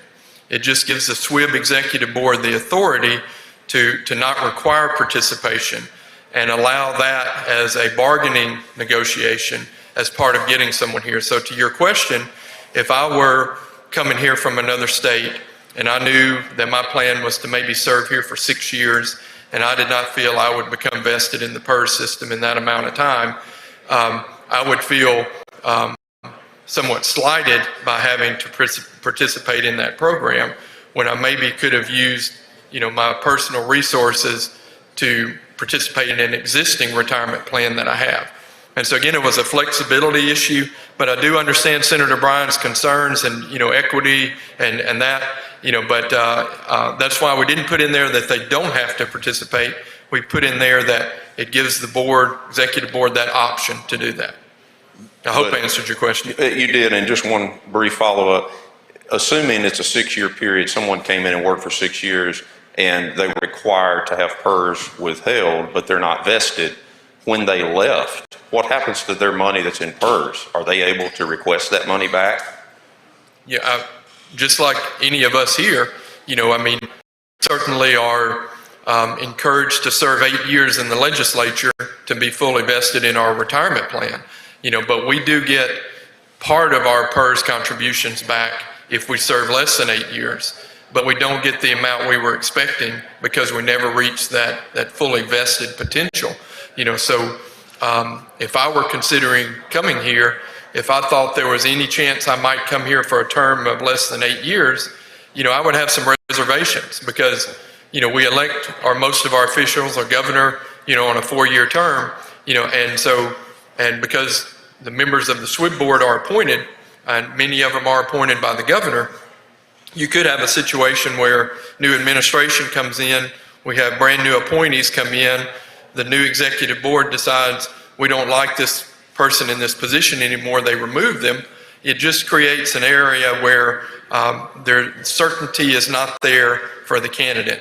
And that's why I included that language. Thank you, Mr. Chairman. Thank you, Mr. President. Thank you. Any other comments? Any other questions? Senator, you recognize to close on the bill?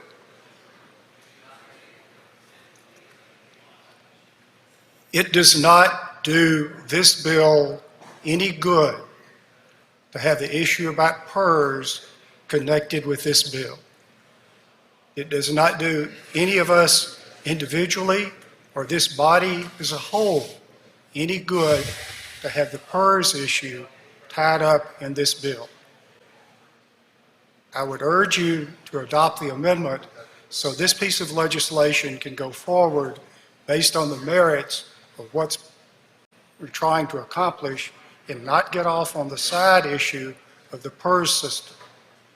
Just think we'd be a lot better off just not to get that issue involved in this bill. That's why I offered the amendment, and that's why I'm asking you to vote for it. Senator Bryan has made the motion to adopt the amendment. All those in favor signify by saying aye.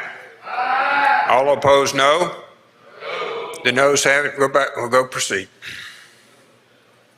Senator Just Bryan? use the morning roll call for final adoption. Use the morning roll call for final adoption has been requested. Senator Bryan, for what purpose you seek recognition? I object to the use of the morning roll call. Mr. Clerk, please call the roll.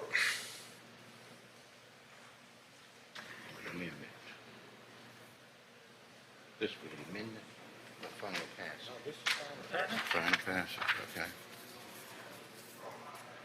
Barnett, Barrett, Blackman, Blackwell, Blunt, Boyd, Branning, Bryan, Butler, Carter, Kaufman, Chazanall, Chisholm, DeBar, Delano, England, Fillingham, Frazier, Harkins, Hill, Hobson, Horn, Jackson of the 11th, Jackson of the 32nd, Johnson, Jordan, Kirby, McCon, McDaniel, McLendon, McMahon, Michelle, Moran, Norwood, Parker, Parks, Polk, Seymour, Simmons of the 12th, Simmons of the 13th, Sojourner, Sparks, Suber, Tate, Thomas, Thompson, Turner Ford, Whaley, Wiggins, Williams, Witherspoon, Younger, Barnett, Barrett, Blackman, Butler, Carter, Delano, Frazier, Horn, Jackson of the 11th, Jackson of the 32nd, Jordan, McDaniel, McMahon, Moran, Polk, Seymour, Simmons of the 13th, Sparks, Suber, Tate, Thomas, Thompson, Turner Ford, Whaley. Voting yes or yay: Barrett, Blackman, Blackwell, Boyd, Branning, Butler, Kaufman, Chazanall, Chisholm, DeBar, England, Fillingham, Harkins, Hobson, Johnson, Kirby, McCon, McDaniel, McLendon, McMahon, Michelle, Parker, Parks, Seymour, Sojourner, Sparks, Suber, Thompson, Wiggins, Williams, and Younger. Voting no or nay: Blunt, Bryan, Frazier, Hill, Horn, Jackson of the 11th, Jackson of the 32nd, Jordan, Norwood, Simmons of the 12th, Simmons of the 13th, Tate, Thomas, Turner Ford, and Witherspoon.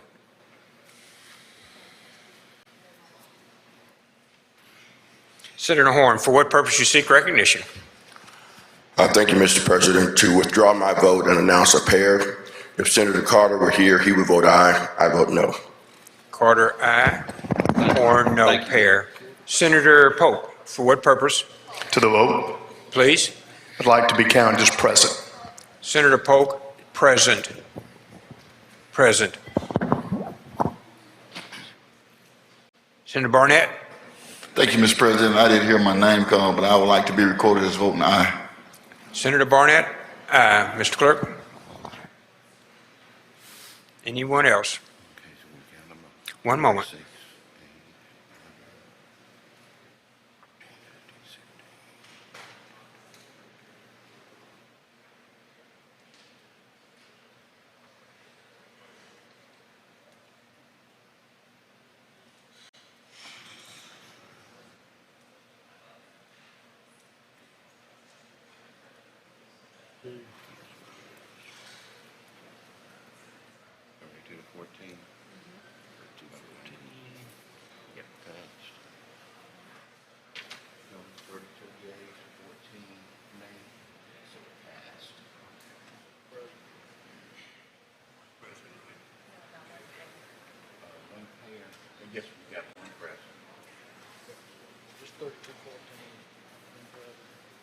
By a vote of 32 yea, 14 no, the bill passes.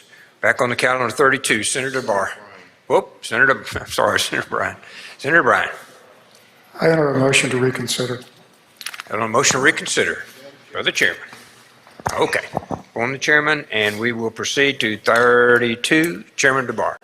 Thank you, Mr. President. If we could skip item 32, go to item 33 and have a title read. Item 32 retains its place on the calendar. Item 33. Please read the bill, Mr. Clerk. Senate nomination number 6, Kimberly K. Remack, Olive Branch, Mississippi, Mississippi Charter School, authorized board term effective December 8, 2020, and ending August 30th, 2022. Thank you, Mr. President. Kimberly Remack has been nominated by Lieutenant Governor to serve as a member of the Mississippi Charter School Authorizer Board. Her package came before the committee. There is no derogatory data. She has a background in special needs, special education. She would be appointed to the 3rd Supreme Court District. She lives in Olive Branch. The committee did advise and consent or recommend it, and that's my motion this morning. We do advise and consent. I'll yield for any questions if there are any. By use of the morning roll call, Senator. By use of the morning roll call. Correct. Any questions? Any questions? Seeing none, use of the morning roll call has been requested. Anyone object to the procedure? Which be, of course, voting no. Seeing none, present. Seeing none. It's passed by the use of the morning roll call. You're recognized, Senator DeBar. Thank you, Mr. President. We go item 34 and have the title read. Mr. Clerk, please read the title. Senate nomination number 7, Dr. Ronnie Lynn McGee, Madison, Mississippi State Board of Education, term effective immediately and ending June 30th, 2028. Thank you, Mr. President. Dr. McGee has been nominated by the Lieutenant Governor to serve on the State Department of Education. Many of you know Dr. McGee is currently with the Mississippi Association of School Administrators, background in education. He's a retired educator, very well qualified, no derogatory data, and my motion is we do advise and consent by the use of the morning roll call. Any questions? Seeing no questions, motion has been made by use of the morning roll call. Anyone object to the procedure? One of you recorders voting no. No. Present. Seeing none, passed by use of the morning roll call. You recognize Senator DeBar. We could go to item 35, have the title read. Mr. Clerk, please read the title. Senate nomination number 20, Glenn Vernon East, Gulfport, Mississippi State Board of Education, as school administrator, term effective immediately and ending June 30th, 2023. Vice Buddy Bailey. Thank you, Mr. President. Glenn East has been nominated by Governor Reeve to serve on the State Board of Education. Mr. East is currently the superintendent of the Gulfport School District. Very well qualified, education background, no derogatory data, and my motion is we do advise and consent by use of the morning roll call. Any questions? Seeing none, use of the morning roll call has been requested. All in favor signify, Is anyone object to the procedure? Anyone wish to record as voting no? No. Present? Present? Senator Hill. Hill, present. Voting no. Hill, no. Anyone else? Anyone else? Seeing none, bill is passed by use of the morning roll call, 1 no vote. You're recognized on 36, Senator Barr. If we could have item 36, have the title read. Mr. Clerk, please read the title. Senate nomination number 21, Elishade Wheeler Bass, PhD, Jackson, Mississippi State Board of Education, term effective immediately and ending June 30th, 2025, representing the 1st Support District, Vice Johnny Franklin. Thank you, Mr. President. Dr. Bass has been nominated by Governor Reeve to serve on the State Board of Education. Dr. Bass has no derogatory data. She is the executive director of the Mississippi Learning Alliance, former member of the Mississippi First. There was a question as whether or not she could serve, having maybe a potential conflict with her position as an executive director. She has been walled off to ensure that there is no conflict. The Ethics Commission has cleared her, and I'll yield for any questions. If there are none, my motion is do advise and consent by use of the morning roll call. Any questions? Seeing none, use of the morning roll call has been requested. Anyone object to the procedure? Anyone wish to be recorded as voting no? Seeing none, pardon me? Hill, I'm sorry, I didn't see it. Senator No. Hill, voting no. Anyone else? Anyone else? Seeing none, the bill's passed by use of the morning roll call. Thank you, Chairman. Chairman Branning.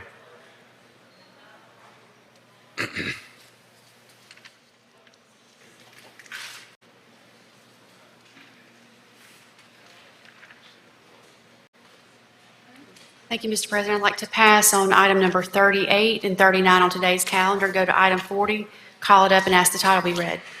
37, 38, 39, retain the place on the calendar. Item 40. Mr. Clerk, please read the title. Senate Bill number 2481, Memorial Highways Revised, Mississippi 42 designation for U.S. Marshal J. Green and County Deputy Lawrence Dunham in Greene County.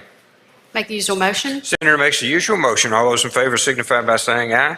All opposed, no. The ayes have it. Please proceed, Senator. I'd like to recognize Senator Suber to explain the committee sub. Senator Suber, you're recognized to explain committee sub. Thank you, Madam Chairman. This bill is a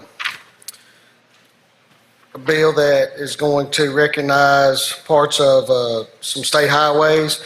In Section 1 here, it's a segment of Mississippi Highway 42 in Greene County, beginning at the south intersection, Mississippi Highway 63, extending 1 mile west on behalf of Deputy U.S. Marshal Jake Green and Greene County Deputy Lawrence Dunham.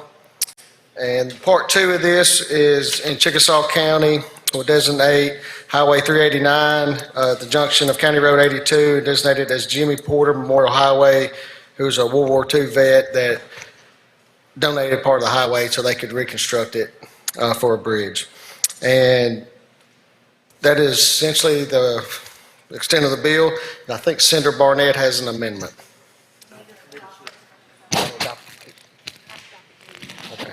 Mr. President, I'd like to go ahead and adopt the committee sub. Please. Motion is to adopt the committee substitute. All in favor signify by saying aye. All opposed, no. The ayes have it. Please proceed, Senator, to the amendment. And now we have an amendment by Senator Barnett. Senator Barnett, you're recognized. Thank you, Mr. President. Thank you, Mr. Chairman. This amendment that I have was agreed upon by the entire Forest County delegation, and it's just asking that we name a segment of US 49 in Forest County beginning at the intersection of Hardy Street in Hattiesburg and extending 1 mile north is designed to be named the Clyde Canoa Memorial Highway. Also, the Mississippi Department of Transportation shall erect and maintain appropriate signs along approaching the segment of highway described in the subsection 1 of this section. And that's my amendment.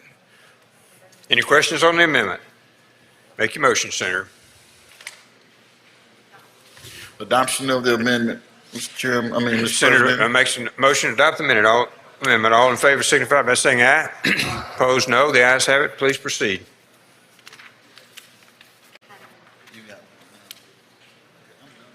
Mr. President, I'd like to be recognized to offer amendment number 2. Senator is recognized for amendment number 2. Is there on the screen? You're recognized on I'm the screen. simply adding a reverse repealer to the bill. I've been approached by a couple of members that have possible projects in your district for which you may want highway recognition. Certainly want to give you all the opportunity to do that. So please get the information to me as soon as possible, along with the resolutions from the governing authority. I'm glad to work with each and every one of you, but the reverse repealer is being offered just to give you that opportunity. So if there are no questions, I move adoption of amendment number 2. Adoption of amendment number 2. All those in favor signify by saying aye. All opposed, no. The ayes have it. Senator, you're good. On the bill as amended. Mr. President, I would move for final passage on the morning roll call. Senators move for final passage on the morning roll call. Anyone object to the procedure? Whereas recorders voting no. Present. Seeing none, bill passes as amended by use of the morning roll call. Senator McCollum, for what purpose? Mr. President, I request unanimous consent to be added as the co-author to that bill, 2481. 2481. Seeing no objection, consent is granted. Senator Suber. Mr. President, I always also like to be added as a co-author to that bill. Seeing no objection, granted. Senator Jordan. You're recognized for what purpose, Senator?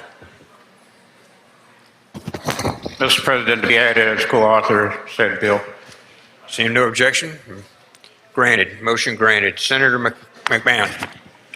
Mr. President, I would ask for unanimous consent to be added to item number 11 on today's calendar, Senate Bill 2874. 2874, Mr. Clerk. So objection, unanimous consent is granted. Anyone else? Anyone else? Chairman Horn. Passes. He's here, I'm sorry. Chairman Horn, you're recognized on 41, please. Thank you, Mr. President. Call that item up and ask that the title be read. Number 41, please read the title. Senate Bill number 2019, Ban the Box Act, enact. I make the usual motion. Senator makes the usual motion. All in favor signify by saying aye. Aye. All opposed, no. Ayes have it. Please proceed, Senator Horn. Thank you, Mr. President. This is the same exact bill that we passed in the Senate last year. It restricts the time at which the criminal history of an applicant for a public employment job can be made. It restricts that the time during which an inquiry into the background of an applicant can be made for any state agency or city or county to the time when the applicant has signed a waiver authorizing the release of that information if that person is being considered for a specific position and has received an interview.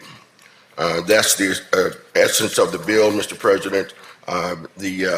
Once a person has gotten an interview, any inquiries can be made as to whether they have a criminal history. I'd be happy to answer any questions if anyone has. Senator Wiggins, for what purpose you seek recognition? Question. Will you yield for a question, Senator? I yield. Please proceed. Thank you, Mr. Chairman. So, as you said, this is the one that passed last year. So that means this is only applying to public employers. Is that right? That is correct. So it's not applying to private employers, as I can see on line 31. Is that correct? It does not apply to private employers, nor does it restrict the peer committee from making such inquiries ahead of time. And the background checks are still allowed to be done, but it allows them to get past this to the set. Let me put it this way. A background check can still be done. Yes. Once they get through the application process. Am I correct in saying that? Yes, sir. And they've signed a waiver. They're up for a specific job, and they have a face-to-face interview. Okay. Thank you very much. Thank you, Senator Wiggins. Senator Hill, for what purpose you seek recognition? Question, please. Will you yield for a question, Senator? I yield. Please proceed, Senator. So this has cities and counties, municipalities and counties in there, so that when they are trying to hire an employee for, say, the tax assessor's office or circuit clerk's office or chancery office, initially on that application, there would be no place where that applicant would be able to check yes or no, I've been convicted of a felony, correct? That is correct. So they could go on and spend that time interviewing and then do a background check and then find out maybe they've been convicted of embezzlement or whatever, and that they would not want them handling money in maybe the tag office or something. Because, you know, you've seen Shad White. He's busting people all over the state, and we got Band-a-Box now. No, at the point where an interview is granted is when you can make that inquiry. Thank you. Thank you, Senator. Senator Hobson, For what purpose you seek recognition? Question, Mr. You President. yield for a question, Senator. I yield. Please proceed, Senator. Thank you, Mr. President. Mr. Chairman, we passed several years ago a bill that would prohibit public employers from hiring someone that's been convicted of embezzlement. How would this bill reconcile, or how would you justify this bill to that existing law? Well, the existing law, I think, is spoken to on line 61, where the offense is reasonably related to the duties and responsibilities of the employment sought by the applicant. How does the person go about, if I may. Sure, go ahead. If a person has been convicted of a felony, it does not restrict the employer from not hiring that person. They cannot hire them. But what this bill does is to get the person to a face-to-face interview. That's essentially it. Like, doesn't this bill exclude them from having to check a box if they've ever been convicted of a felony? Yes. So how would they know if they just got an application in and the person didn't check the box and they had been convicted of a felony of embezzlement? How would the public employer ever find out that the person had an embezzlement conviction? Well, what the bill does is it restricts the time at which that inquiry can be made. It doesn't restrict them from making the inquiry. It just says that at the point where the person has signed a waiver agreeing to and authorizing the release of their criminal history background is being considered for a specific position and has received an interview. At that point, the criminal history of the person can be inquired into. So if you're a public employer, could you just basically skip the check the box provision and just go ahead and do a criminal background check on everybody that comes in? Or would this prohibit on the front end? Would this prohibit you from doing that on the front end? This would prohibit you from doing that. It doesn't prohibit you from making the inquiry. It just restricts the time at which you can make the inquiry. And the time at which you make the inquiry is, let's say a person fills out an application and based on their credentials, they look like they could be a viable candidate. And at that point, the employer says, oh, I want to bring this person in for an interview. At that point, they can make the inquiry.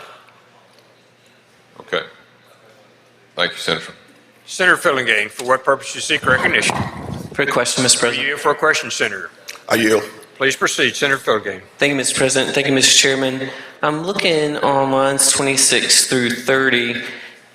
It talks about unless a public employer is required under state or federal law to obtain a criminal history as preliminary qualification to be considered for the employment. Just curious, our employees at MDOC and the Parole Board, are they required to have a criminal history as a preliminary qualification for those positions?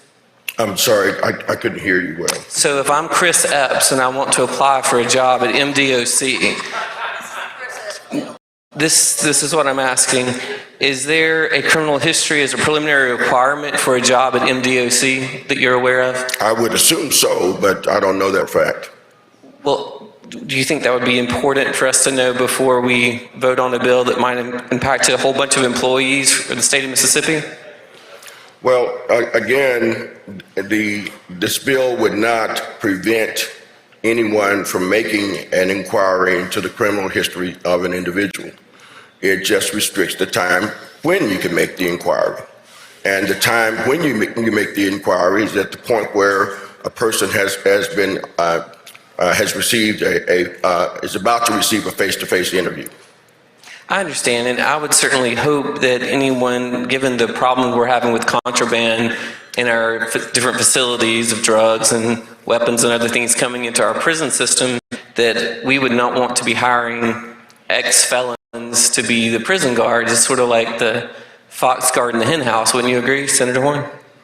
Well, you know, again, it does not, this bill, if we pass it, doesn't restrict an employer, a public employer, from making the inquiry. it restricts the time at which they can make the inquiry. But when you hear that silly, in many ways, it's silly to have people that you know beyond a shadow of a doubt that you're not going to employ just to get them in, to give them practice interviewing maybe. I mean, I can see maybe that as a slight ancillary benefit to that person, but if you're not going to hire the person, why even go through the ruse of having an interview?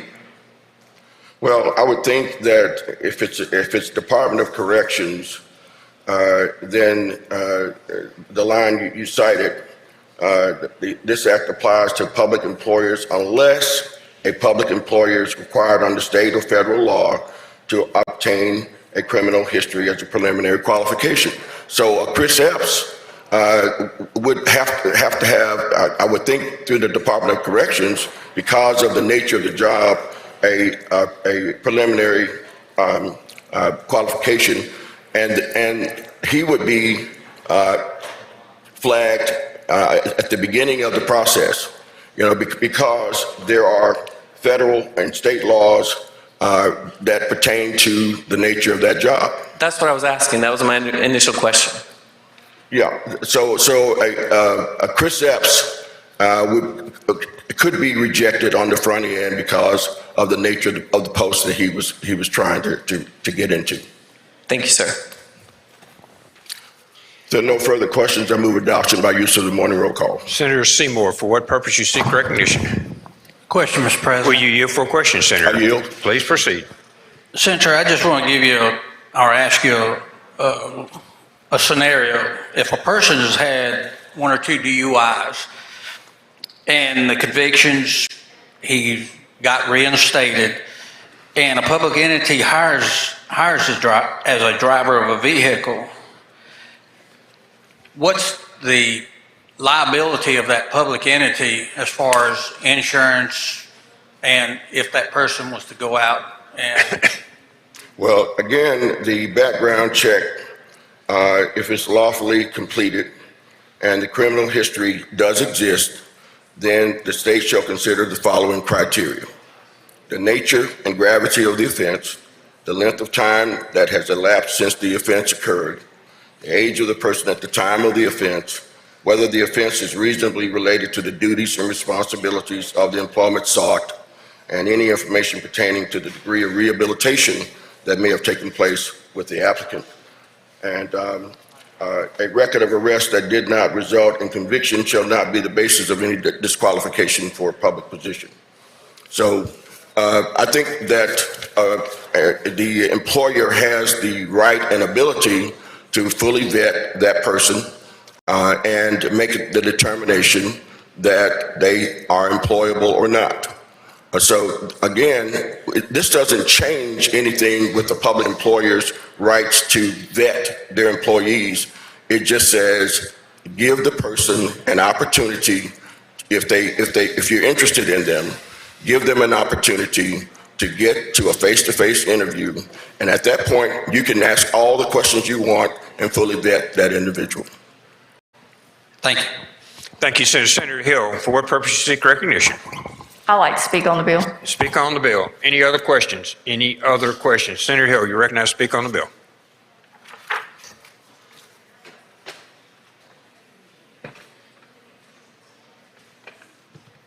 Thank you. I believe this is the same bill that we had last year, and basically this exempts lawyers. Any state agency that or city or county that wants to hire an attorney, this would exempt them from having to ban the box. So my concern is, if you're hiring a doctor at UMMC, or if you're hiring a lawyer to work for the dental board, why is it more important for the lawyer to have to ban the box than the doctor who's going to be hired at UMMC? Or maybe an accountant that's going to be hired for the Department of Revenue.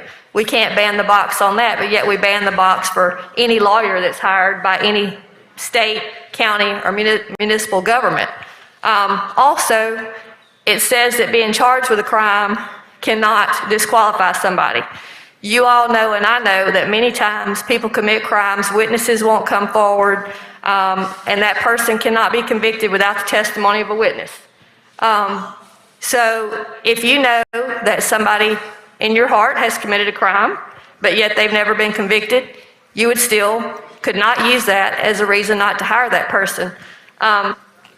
Also, we are to the point in the state of Mississippi where most first offense white collar crimes go to non-adjudication.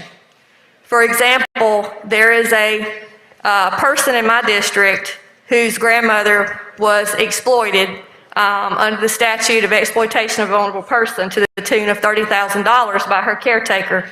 That person is going to get non-adjudication, is not even going to have a record. So I don't think I should be able to tell my tax assessor or my circuit clerk or somebody who runs a hospital or the Department of Revenue that you cannot upfront ask that person if they've ever been charged with a felony. And if they're not convicted, you can't use that as an excuse not to hire them. So if somebody gets non-adjudication and you know that they embezzled $30 million from a vulnerable person, you can't use that as a reason not to hire them for a state, federal, municipal, or county government. I'm not going to vote for this bill. I urge you to think long and hard before you vote yes. Thank you. Thank you. Senator Horn, you're recognized to close.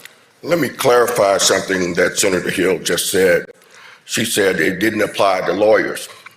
That the bill applies to lawyers, and clearly on line 33, this act does not apply to the practice of law. So if someone has been convicted of a felony and they're an attorney, you can ask that question if the person's about to be hired in some sort of legal capacity. It does not apply to private employers. It does not apply to the peer committee. So I don't know if Senator Hills was clear in her comments, but she said that it would apply to lawyers, and it does not apply to lawyers. So if there are not any further questions, I urge adoption by use of the morning roll call. Last question, Senator. Please. Please proceed. Senator Horn, I believe maybe the ones in here heard me. I did say that it did not apply to attorneys. That was my objection, that it applies to a doctor at UMC, but not to a lawyer. Maybe you didn't hear me correctly. All right, Senator, we're ready for your motion. I urge adoption by use of the morning roll call. Motion made to use the morning roll call. Anyone object to that procedure? Anyone wish to be recorded as voting no? Ms. Would you come up, please, sir? We'll start on the left-hand side. Sojourner, Tate, McDaniel, Barrett, Hobson, Chisholm, Branning, Polk, Blackwell, Younger, Parks, Chazanall, Fillingane, Kaufman, after Fillingane, McMahon, Parker, Williams, she got Williams, Thompson, England, McClendon, let's see, McKirby, Michelle, is that Barrett? Who's DeBar? DeBar, Hill, McCon, Boyd, Suber, Seymour, Johnson, Harkins, Carter. Anyone else? Anyone else? Mr. Clerk, please read the noes.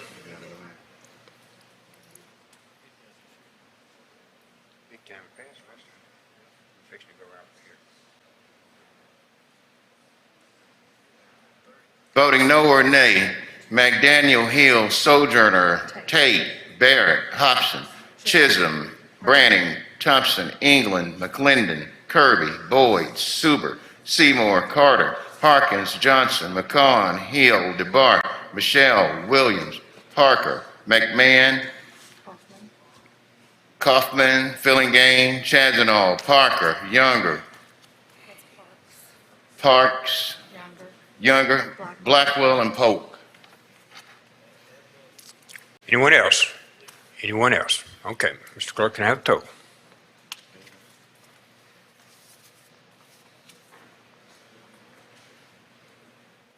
How many, you gotta get the ayes through?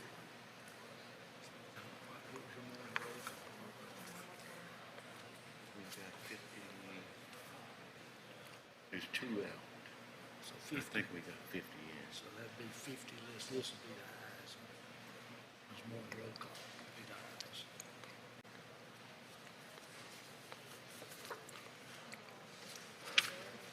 Yeah.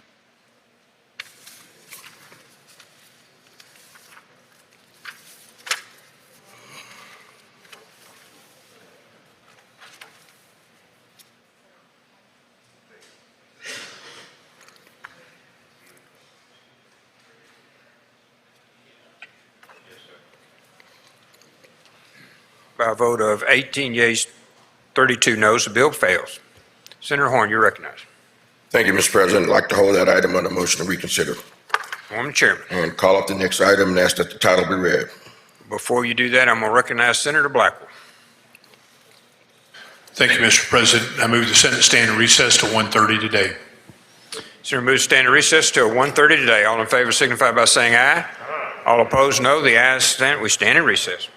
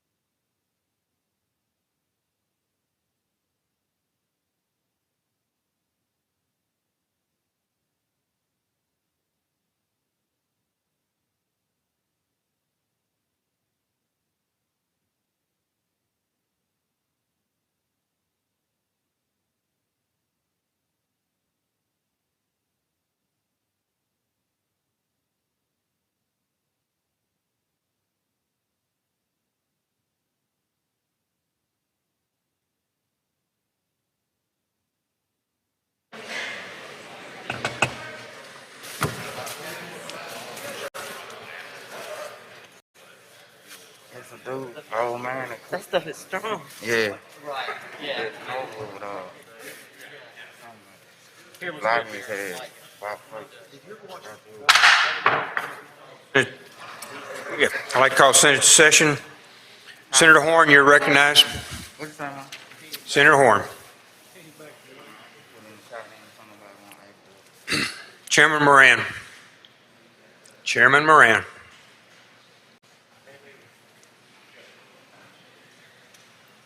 He's Moran.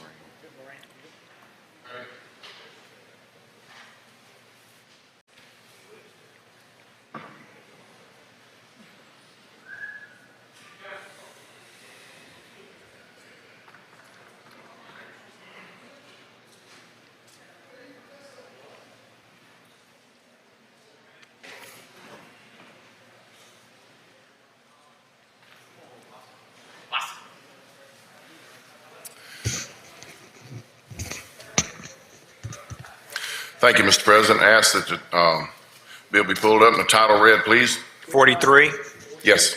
Title, please read the title, Mr. Clerk. No. We're on 43, Senator. No, ask that those 43 and 44 retain their place on the calendar.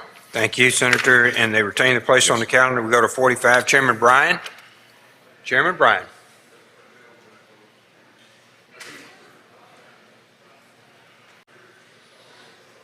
45, 46, and 47 retain the place on the calendar. Chairman Fillingain.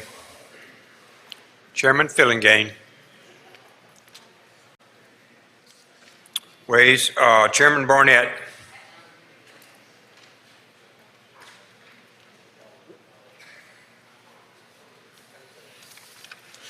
Thank you, Mr. President. I ask that you call up the bill number 49 on today's calendar and ask the title be read. Mr. Clerk, please read the title. Senate Bill number 2795, Mississippi Earned Parole Eligibility Act, enact. Makes the usual motion. Senator makes a usual motion. All those in favor signify by saying aye. All opposed, no. The ayes have it. Please proceed. Mr. President, I ask that make a move to adopt the committee substitute. You're recognized to explain the committee substitute.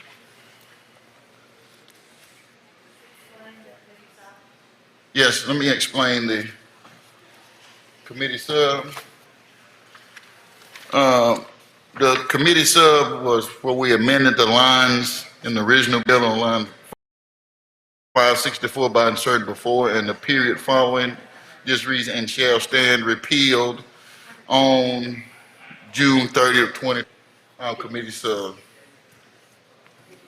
It's a repealer. I can't. No, I'm sorry. That's not my committee sub.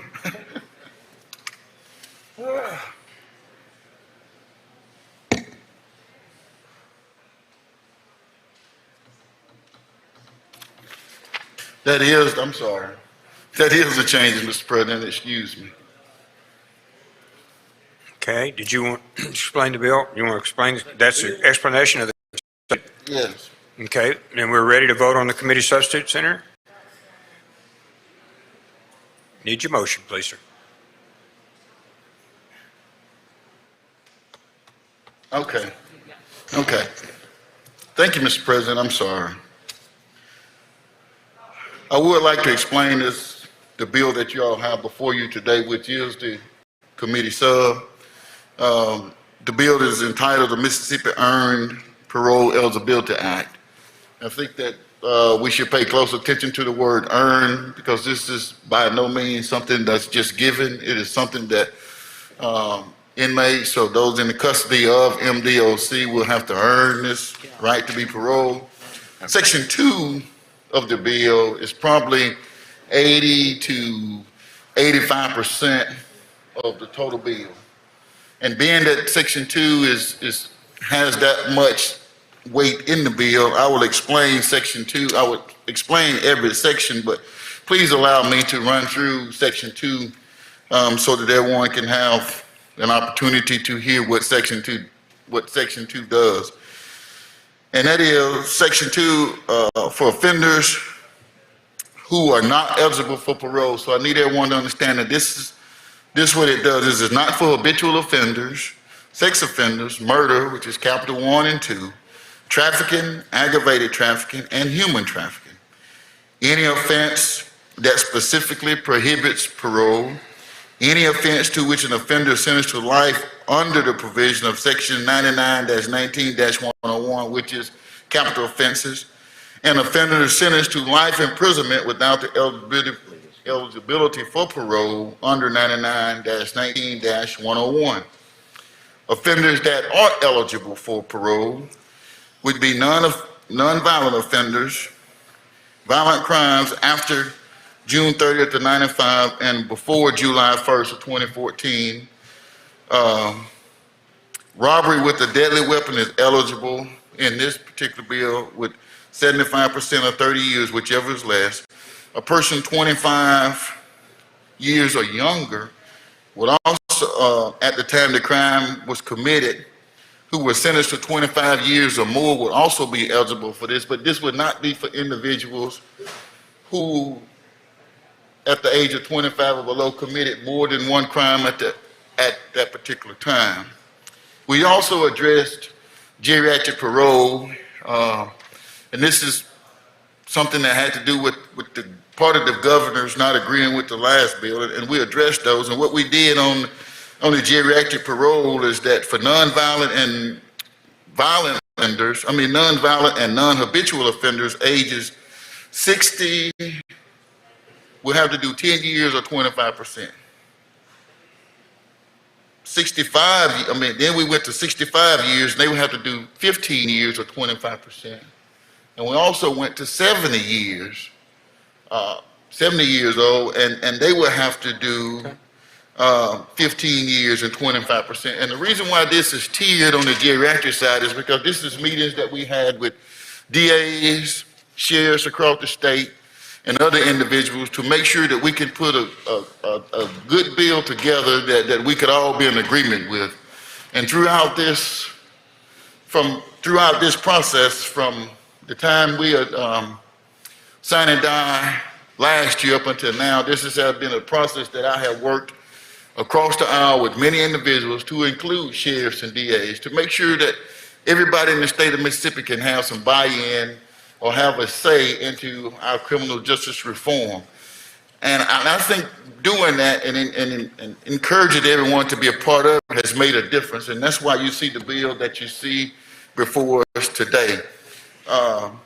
We also have job education training requirements in this bill as well.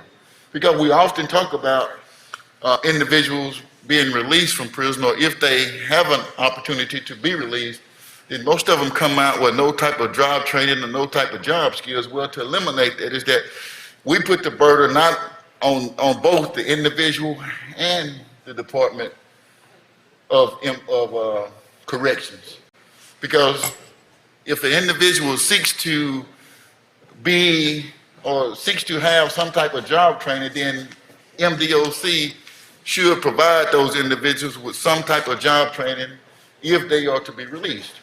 But also know that if there's services that are provided and the individual does not take advantage of those programs, then they have the possibility of not being paroled because they haven't shown any initiatives that they are wanting to or willing to have some type of job training when they leave the Department of Corrections. And that's the explanation of section number 2. Before I go any further, Mr. President, I'll be open to any questions. Questions on this part of the bill? Questions? Seeing none, please proceed. Also, section 3, just amends section 47-3-13 to require MDOC to establish a case plan within 90 days of the offender's admission into MDOC custody. Section 4 amends section 47-7-3.2 to conform to the minimum requirements that are in section 2. Section 5, we just brought that whole section forward, no amendments in section 5. Section 6 removes allowance for 3 voting members to determine parole. Now there must be 4. And the reason we did that is because We want the victims and their families to know that they are being heard. And so to go from 3 individuals on the parole board, we moved that to 4. Also, on Section 7, it amends to conform to Section 5, 6, and 7. Section 8 requires notice to the victim and an opportunity to be heard at the parole hearing. Section 9 amends and conforms to Section 2 requiring parole hearings. Mr. President, that's my explanation of the bill. Again, I'm open to any questions. Questions on the... And I do, Mr. President, I would like to have an amendment at the proper time. Oh. I'm sorry. If no question, Mr. President, I would move to adopt the committee. Voice vote. We have a question from Senator Barrett. For what purpose you seek recognition, Senator? Question, Mr. President. Senator, will you yield for questions? Yes. Please proceed. Mr. Chairman, with regard to parole as specified in the bill itself, does this parole deal with rehabilitative parole, or does it ever address being paroled to a detainer in another state? Can you repeat that question, please?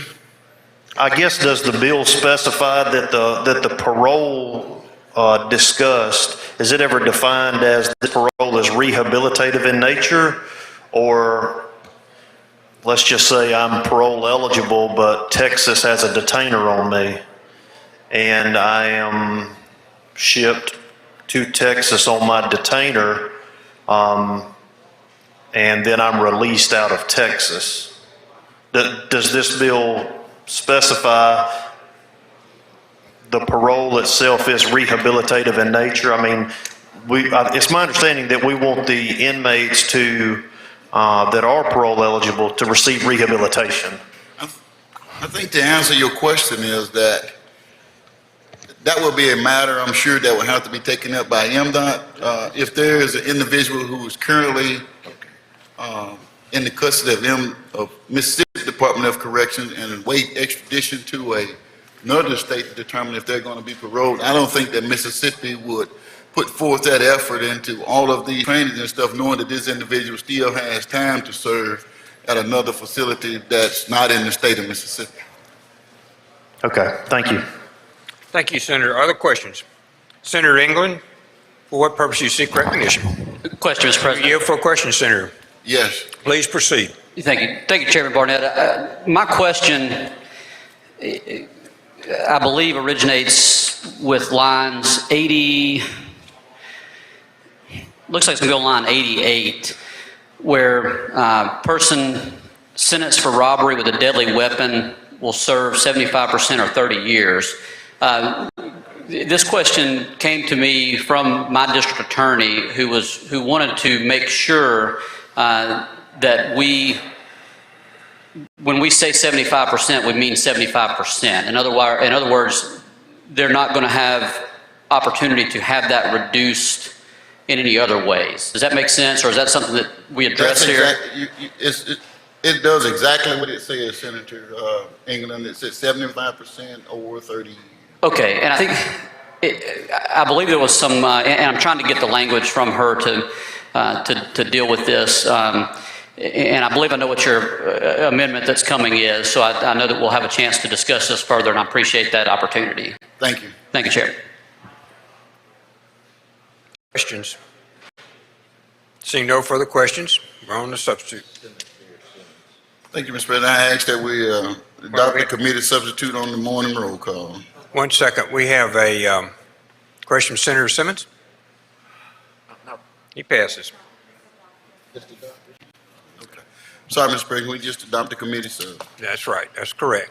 All those in favor, we have a motion to adopt the committee substitute. All those in favor signify by saying aye. Aye. Opposed, no. The ayes have it. Thank you, Mr. President. I have an amendment at the proper time. It's the proper time, please. Put it on the screen. It's on the screen. Senator, you're ready to proceed.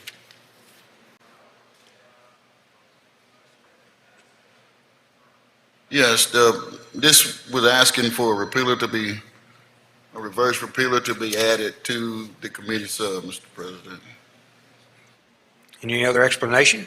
Any other questions? Questions from the Senate? Senator Simmons, for what purpose you seek recognition?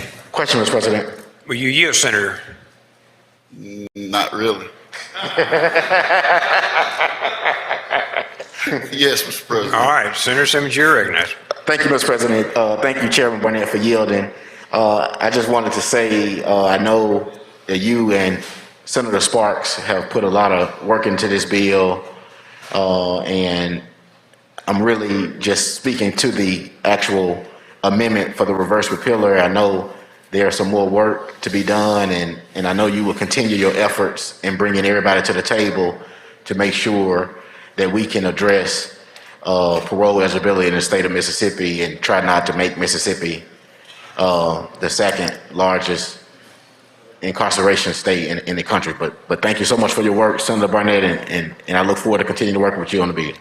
Thank you, Senator. Senator, are you ready? We're ready for your motion, I think. No other questions. I'd like to adopt the amendment, Mr. President. Motion is to adopt the amendment. All those in favor signify by saying aye. All opposed, no. The ayes have it. We're back on the bill, Senator. As If there's no other questions, Mr. President, I'd like to ask for adoption of the committee sub with the amendments based upon the morning roll call. Motion been made based on the morning roll call to adopt the bill. Does anyone object to the procedure? Anyone wish to be recorded as voting no? No. Hill? No. Chisholm? No. Branning? No. Anyone else? Tate? No. Anyone else? Anyone else? Seeing none. Present. McMahon, present. Suber, present. McClendon, present. Any others present? Any others? Seeing none, bill passed with the exceptions noted. Thank you, Senator. We'll move to item number 50, Chairman Michelle. Item 50 on the calendar.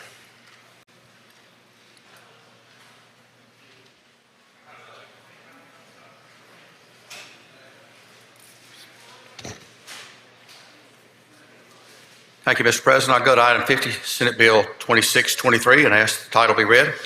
Mr. Clerk, please read title. Senate Bill number 2623, Motor Vehicle Insurance, Extend Repealer on Public Safety Verification and Enforcement Act. I'd like to make the usual motion. Senator makes the usual motion. All those in favor signify by saying aye. All opposed, no. The ayes have it. Senator, please proceed. I ask that we yield to Senator McClendon to handle the bill. Senator McClendon, you're recognized to handle the bill. Thank you, Mr. President. Thank you, Mr. Chairman. Mr. President, I've got adoption of committee sub in lieu of original bill. What Senate Bill 2623 does is motor vehicle insurance. All we're doing is extending the repealer on Public Safety Verification Enrollment Act. It runs out July 1st. On line 221, it extends the repealer of statute to 2025. What this is the Public Safety Verification Program. It was established years ago in the legislature. It's a tool for highway patrolmen to check to see if people have insurance.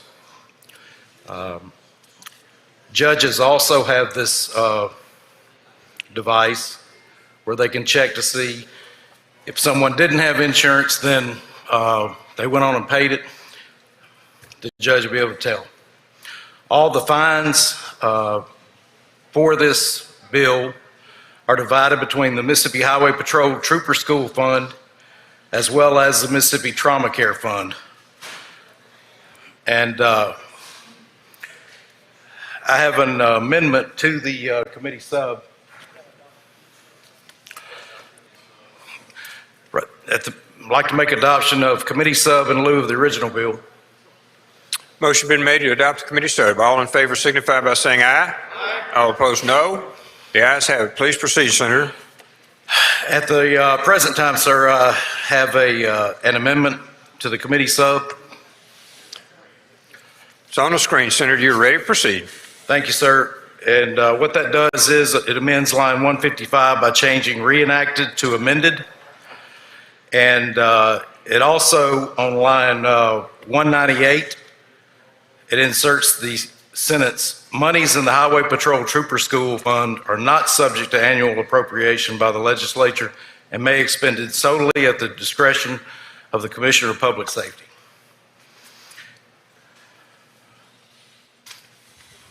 Any questions? Questions on the amendment? Senator Wiggins, you're recognized for what purpose? Thank you. Question. You ready, Mr. Will you see?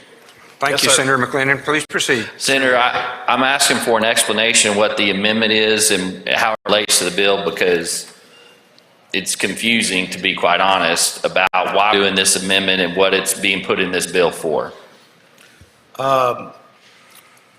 Commissioner of Public Safety wanted the money so he could expend it at the trooper school. Instead of coming out, he's got different dates of trooper schools, and we may not be in session. And instead of calling a special session, he would like to do that. Well, isn't this handled through the appropriations process? Yes, sir. Have you talked to Chairman Hobson about this amendment? No, sir.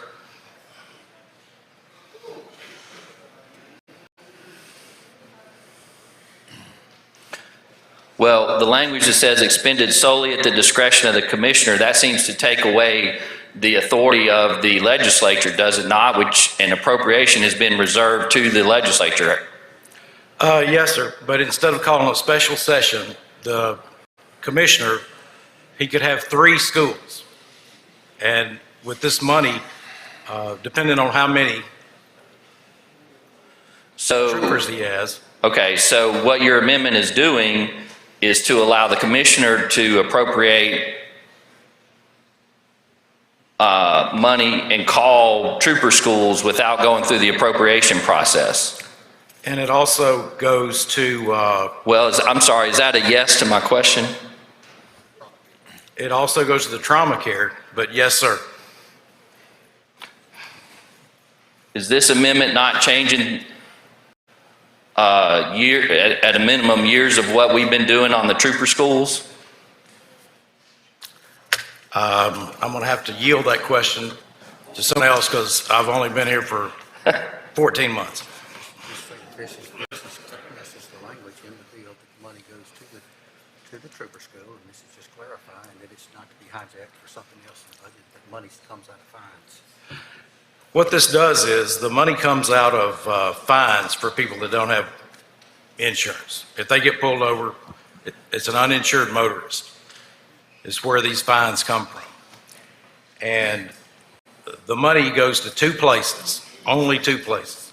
It goes to Trooper School for the Mississippi Highway Patrol, and it also goes to the Mississippi Trauma Care Fund, which is used by hospitals to payments of uncompensated car accidents. Okay, so are you saying this fund is different from the direct appropriation that gets done for a trooper school? I'll have to yield that question. There could be other funding sources to help the trooper school, but this is guaranteed a regular source of funds, annual funds for them to plan ahead for their classes, their schools. And what it does is, I mean, it basically just lets them plan, because they could have 1 school, they could have 2 schools, they could have 3 schools. And the number of people in there, the price varies. And the commissioner wanted to be able to go on and plan to do those, or if he had a class where he had a class of 40. Lord knows I appreciate the commissioner that's there, but I guess to reiterate one of my questions, has this been discussed with Chairman Hobson? No, sir. Okay, thank you. Thank you, Senator. Senator Hobson, you're recognized for what purpose? A question, Mr. President. Are you here for a question, Senator? Yes, sir. Please proceed, Senator Hobson. Thank you, Senator McClendon. I think Senator Wiggins covered most of the issues that I wanted to discuss. Do you think it would be wise for us not to have any legislative control over the number of trooper classes or other items that the Department of Public Safety would on a regular basis? At the present time, they are behind on troopers. Pardon? They're behind on enough troopers. And he was just trying to have the funds there to be able to have a trooper school if he had the number of candidates that he had. Are you aware that we intend to fund a trooper school this year? Yes, sir, but again, for how many? And that was his underlying cause of doing this, or asking for this. He's trying to recruit as many as he can. So the former senator thinks that he should just come into one of the senators and change up his appropriations bill by this one act. Is that right? And I guess in his words, it's not my baby, I'm just rocking it. Thank you, Senator. Questions on the bill? I'm sorry, questions on the amendment? Questions on the amendment. We're ready for your motion, Senator.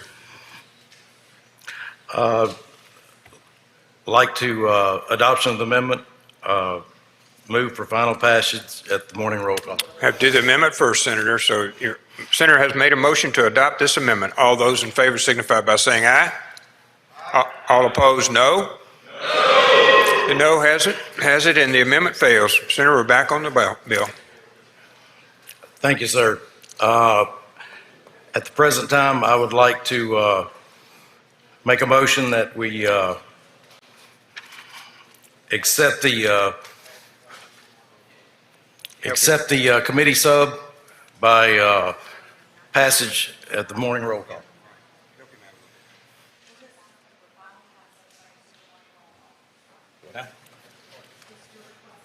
Senator Blunt, did you have a question for the final? Move for final passage, adoption of the morning roll call. Okay, one moment, please. We have Senator Blunt. Are you recognized for a question, Senator? Thank you, Mr. President. Are we on final passage now? Have we adopted the committee sub? We have. We're on final passage. What's left in the bill, Senator McClendon? It extends the repealer to 2025. The repealer on, which repealer are we extending? To be able to continue with the uninsured motorist motor vehicle insurance. But there are no other changes to the law. We just extended our. No, sir. It's okay. just on, Thank you. on line 221. Thank you, Senator. We're now ready for your motion, Senator. Move for final passage by the morning roll call. Senators, move for final passage by use of the morning roll call. Anyone object to the procedure? Anyone wish to be recorded as voting no? No? Present? None. Bill passes by utilization of the morning roll call. Thank you, Senator McClendon. Senator Michelle, you're recognized, item 51. Thank you. I ask we go to item 51 and the title be read, please. Mr. Clerk, please read the title. Senate Bill number 2631, mandated coverage under health insurance plans, revised definition of telemedicine. I'd like to make the usual motion. Senator makes the usual motion. All in favor signify by saying aye. All opposed, no. The ayes have it. Please proceed, Senator. I ask Senator Boyd to be recognized to handle the bill. Senator Boyd, you're recognized to handle the bill.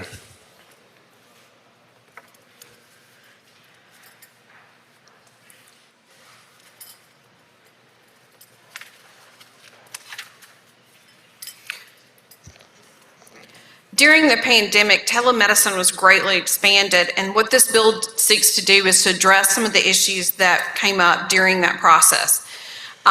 In meeting with patient and insurance providers yesterday, there was a strong belief that these services were a great benefit to the patients and the providers across the state. Ultimately, they believe that these services will reduce healthcare expenditures by increasing primary care and therefore hopefully diminishing costly ER visits and hospital stays. So this is a bill that we have been working on quite a bit in making sure that we try to get providers, insurance providers, and patient providers to the table on this issue. The bill before you, what we did is in lines 38 through 49, we clarified the definition of what telemedicine is.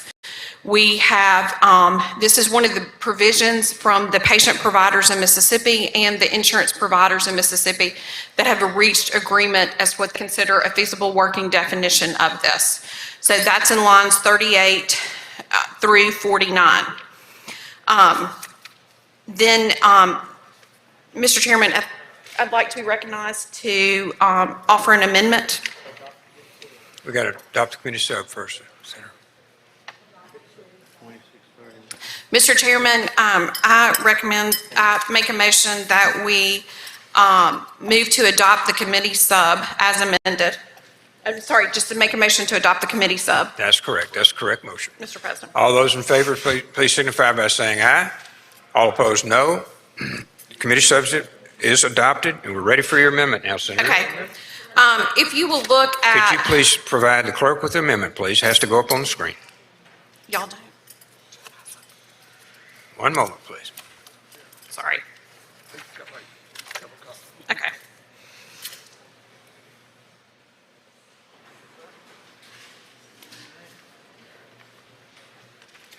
Thank you, sir. Thank you, sir. Okay, Senator, it's on the screen. We're ready to proceed. Okay. If you will look at the original bill, if you will look at lines starting at if you will look there at lines, we are substituting in here in this bill, we're substituting what this language right here. So one of the things and the issues that happened, let me tell you the reason for the amendment. One of the issues that happened during telemedicine is that we had a number of providers who would have codes that they would need to enter into because they were meeting with their patients. Those codes are dependent upon the complexity of the visit. They're also dependent upon the amount of time that those providers meet with those patients. So one of the things that the providers complained of is that they were not allowed to bill for those proper codes. One of the codes that kept coming up, just for informational purposes, is 99214. That's a 45-minute visit. And so many of those providers were meeting with those patients on that 45-minute visit. Some of our private insurance providers were not letting the providers actually code that visit in. They didn't offer that as a code that you could use telemedicine for. And they were using those codes. Now, for a provider, if they up-code or down-code, that is an ethical violation. And under our public insurances, even with Medicaid and Medicare, if they were to up-code or down-code those visits, it's actually illegal.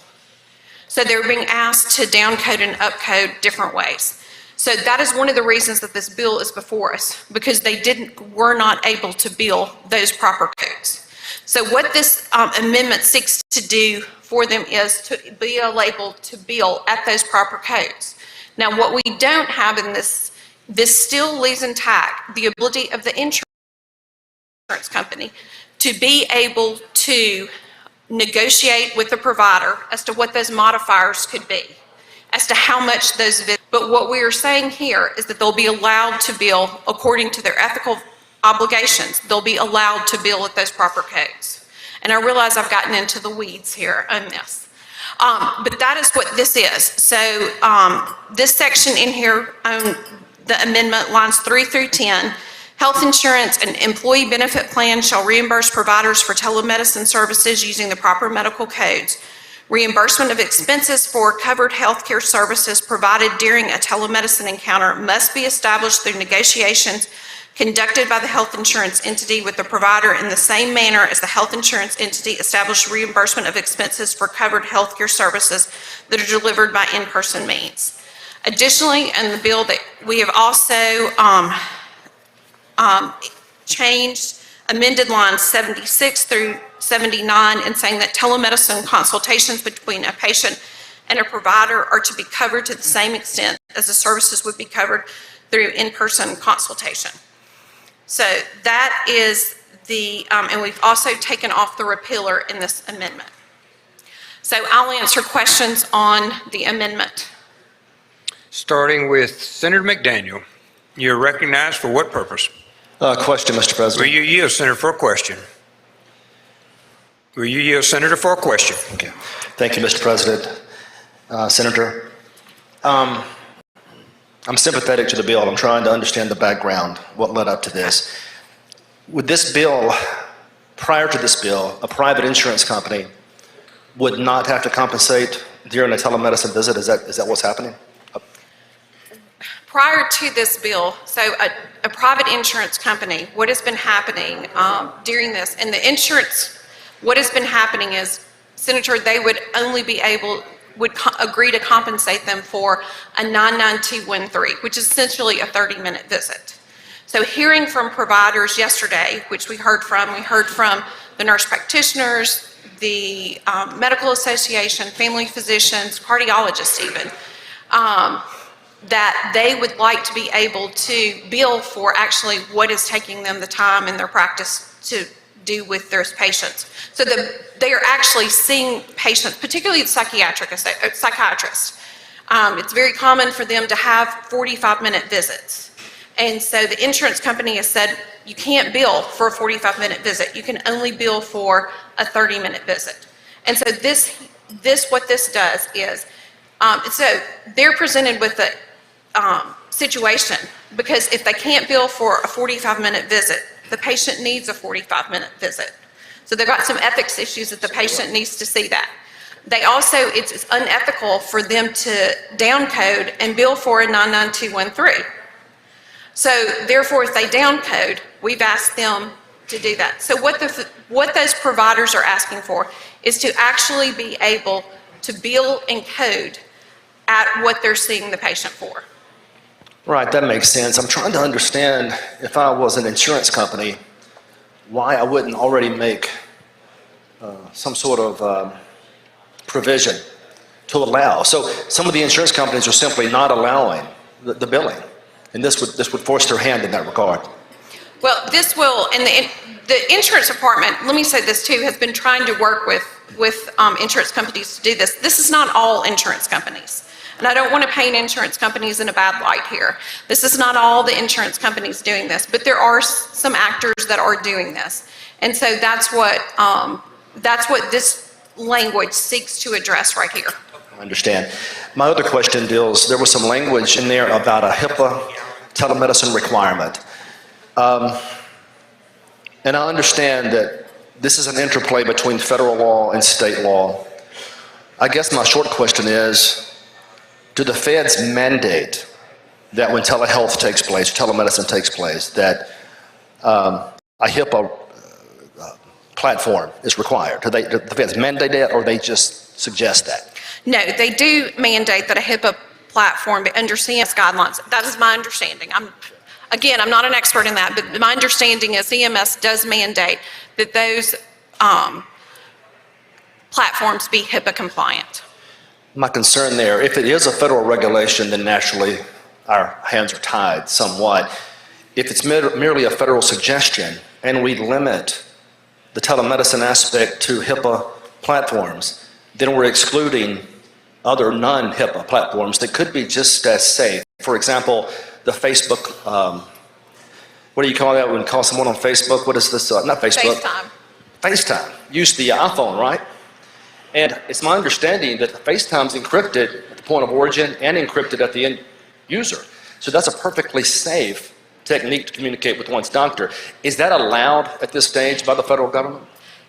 Yes, actually, because to be HIPAA compliant right now, the federal government, the changes have, during the pandemic, COVID. They have loosened the requirements on what HIPAA compliant is. So with this language and saying HIPAA compliant, we are going to be tracking what you can do under CMA.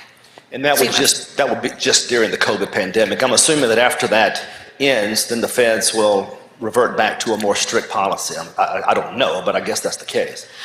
And that's a question that I think everybody's use of telemedicine has greatly changed during this process. What that looks like and what that's going to be, I can't give you an answer. But by putting in this language, the Department of Insurance, we worked with them and this feels like that would be HIPAA compliant. All right, thank you, Senator. Okay. If there's no further questions on the amendment, I move adoption of the amendment.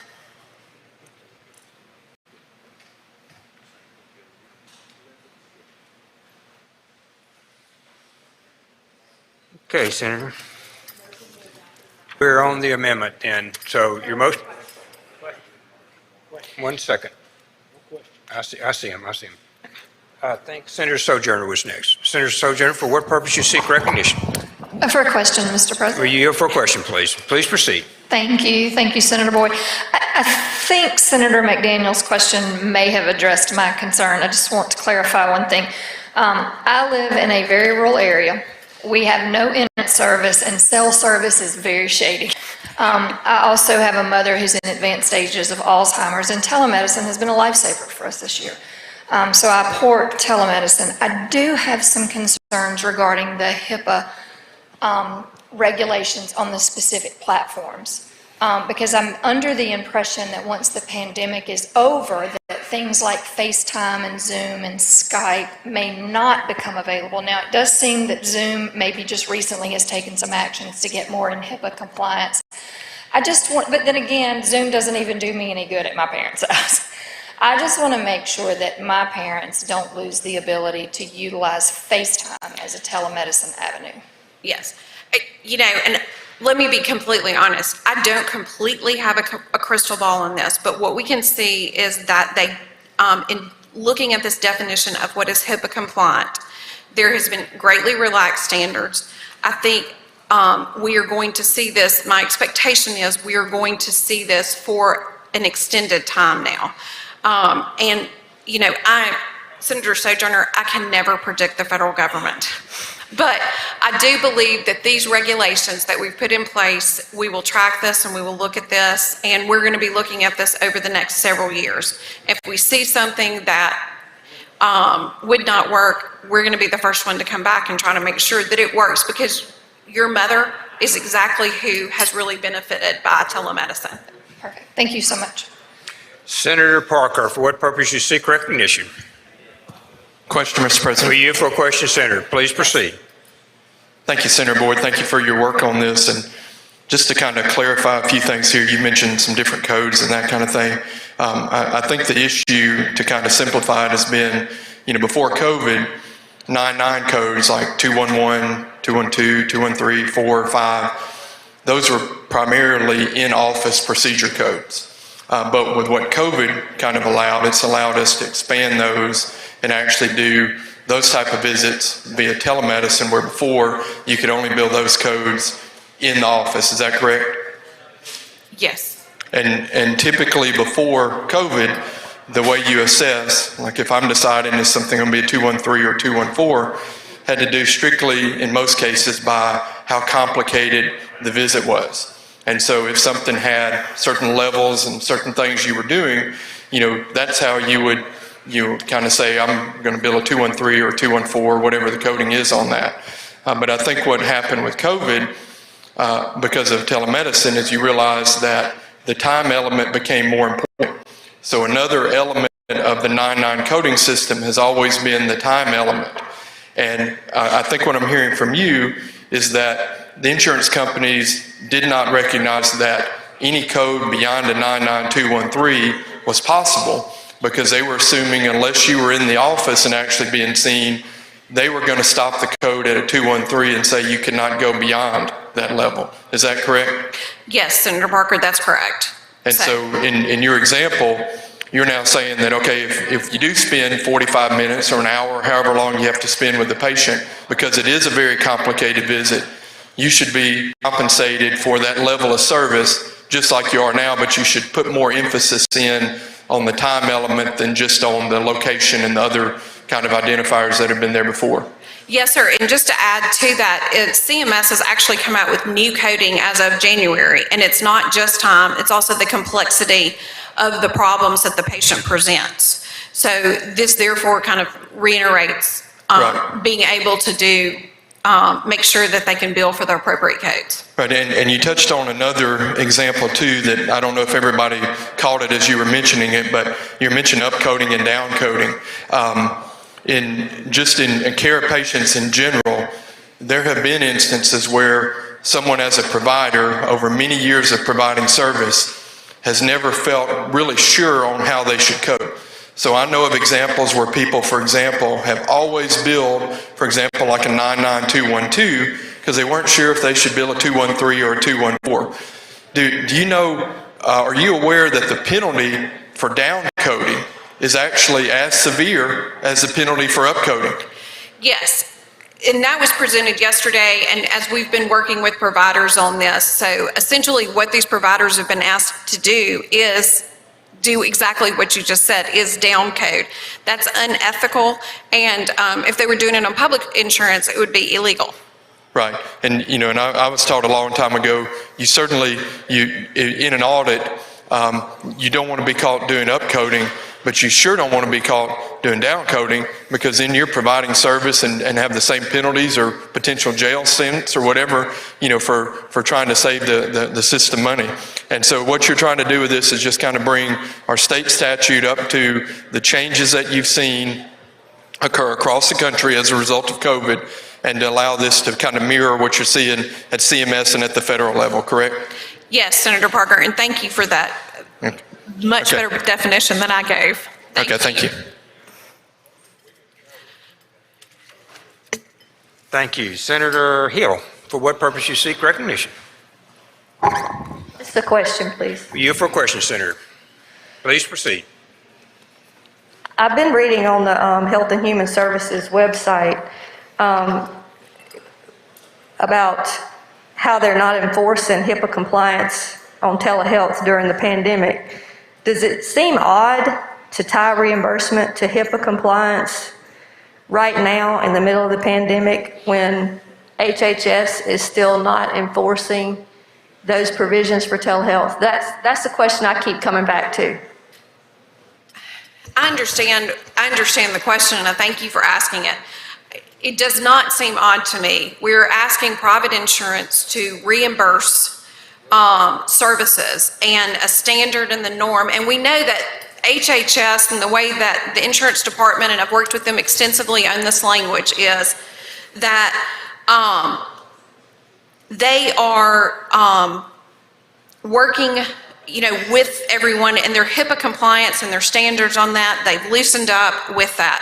So I don't think it is inconsistent with that, and hopefully we will come out of this pandemic but HIPAA compliance, and that can, because they've loosened those standards on this, the Department of Insurance really does feel, and I would agree after looking with them, that this language is the appropriate language to put forth. So what I'm understanding is that if you're on Medicare or Medicaid through CMS, you don't have to worry about being HIPAA compliant right now to get treated and to get that paid for. But if you have private insurance, you have to tie HIPAA compliance to the reimbursement, even while HHS has waived this. That's what I see, is we're holding insured patients to a higher standard than we are Medicaid or Medicare patients, are we not? Senator Hill, if you think about it this way, HHS has lowered what their standard is on HIPAA compliance at this point during the pandemic. So this language here, therefore, because they've lowered their standard on what HIPAA compliance is, this language is consistent with what's going on during the pandemic. I just don't read it that way, but I guess we're going to have to agree to disagree, because when I see the term HIPAA compliant put in the bill, that tells me that we're going in the opposite direction of HHS. Thank you, Senator. Senator McMahon, for what purpose you seek recognition? Couple of questions, please. Question for you, Senator. Senator McMahon, you're recognized. Thank you. Senator Boyd, are these telemedicine providers, are they required to have an office in Mississippi? Senator, this bill does not address that. But it does address so you're saying all it is addressing is reimbursements and coding for those who are providing telemedicine? Yes, Senator. Okay. I'm just curious, are all telehealth providers in network for insurance providers? I don't know that there's no way of me knowing who's in network and who's not with all the telemedicine providers. Okay. All right, thank you. Questions? Any further questions? Okay, we're on the amendment. Mr. President, I move to adopt the amendment. Motion's been made to adopt the amendment. All those in favor signify by saying aye. All opposed, no. The ayes have it. The amendment is adopted. Please proceed. Mr. Chairman, if there's no further questions, I move to adopt the committee sub as amended. Use some morning roll call. Okay. Final passage and morning roll call. Thank you, Senator. Senator has requested final passage by use of morning roll calls. Anyone object to procedure? Anyone wish to be recorded as voting no? No. Hill, present. McDaniel, present. Chisholm, present. Sojourner, present. Anyone else? Anyone else? Seeing none, we have 4 presents and the bill passes. We go to Chairman Delano is not present. Chairman Kaufman? Pass. 53 and 54. 55, 56. Let's see. Chairman Wiggins? While we're waiting on that, Senator Barnett, do you have an announcement? Yes, sir. Thank you, Mr. President. Ladies and gentlemen of the Senate, if you would direct your attention to the North Gallery, and I would ask Dr. Nadine Arrington and her son, Mr. Cole Arrington, if y'all would please stand. And this is my school superintendent and her son. I'm pleased to have them to just come up and visit with me for a minute. Would y'all please give them a round of applause as they welcome to the state capitol.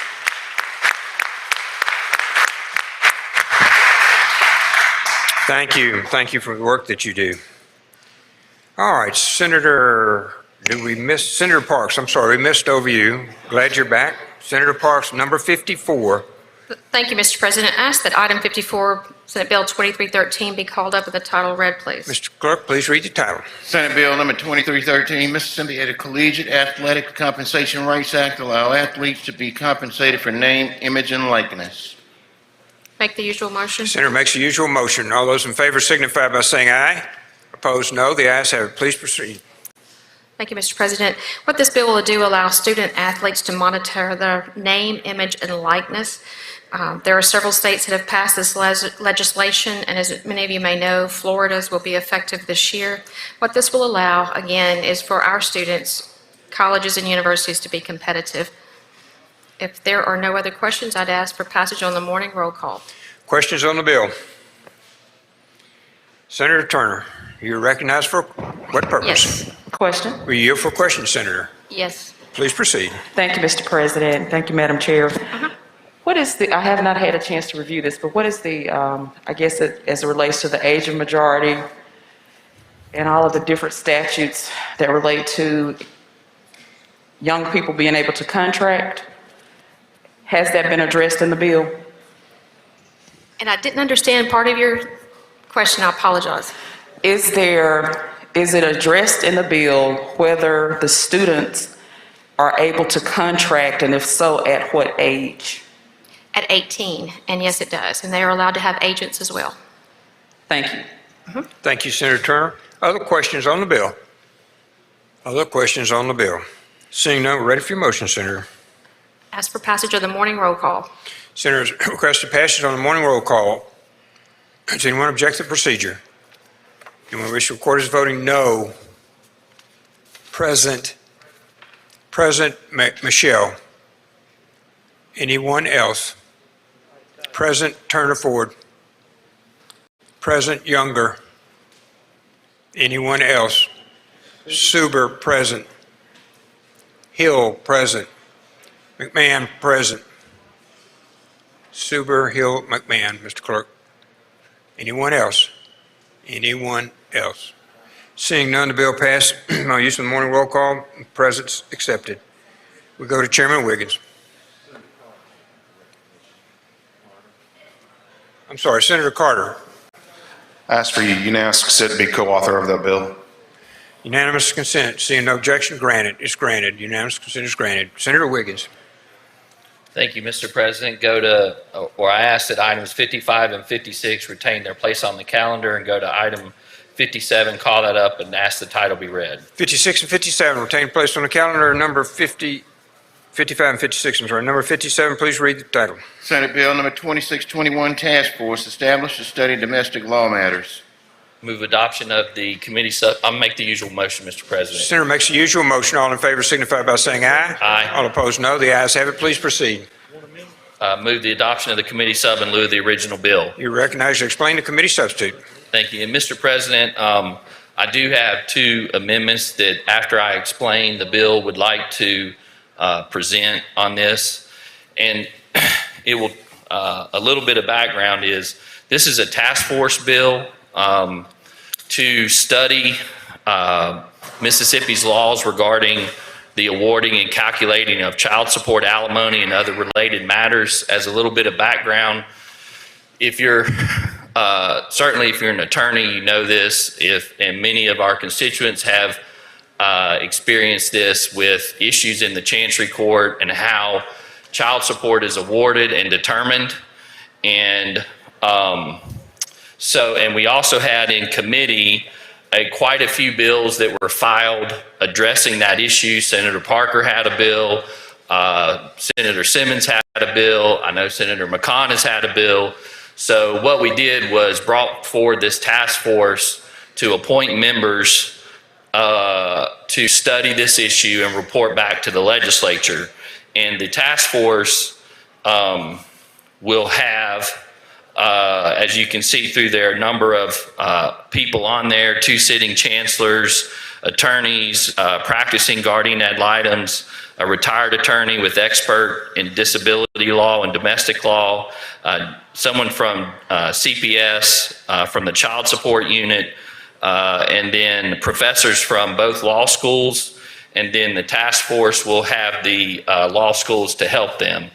And one of the things I wanted to show,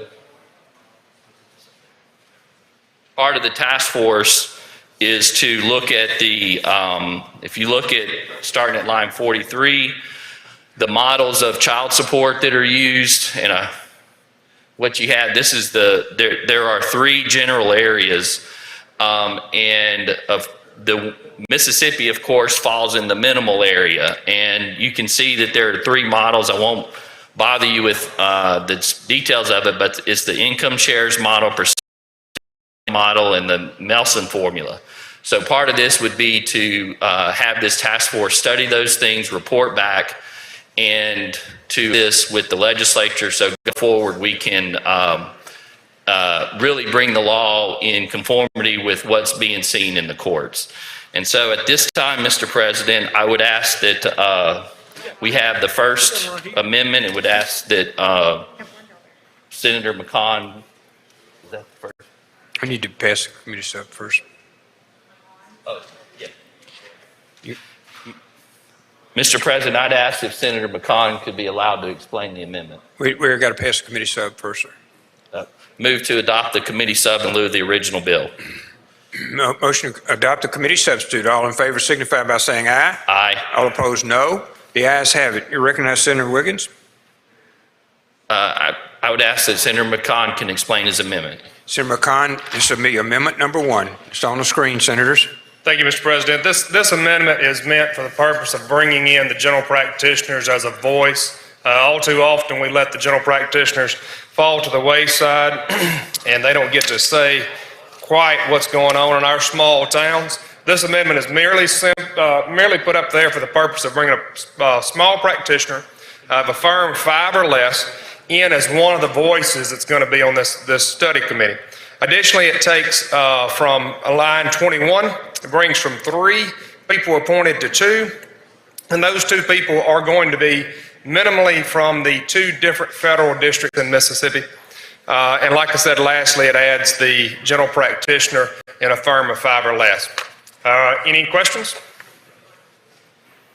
Mr. President, I would move for adoption of the amendment this time. Questions on the amendment? Questions on the amendment? Senator McClendon, you're recognized for what purpose? Question, please. We yield for a question, please. Please proceed, Senator. Yes, sir. When you said are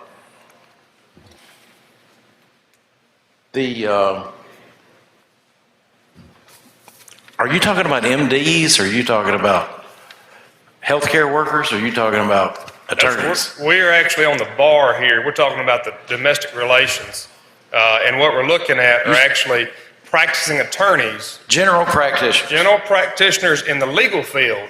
Senator, I apologize for that.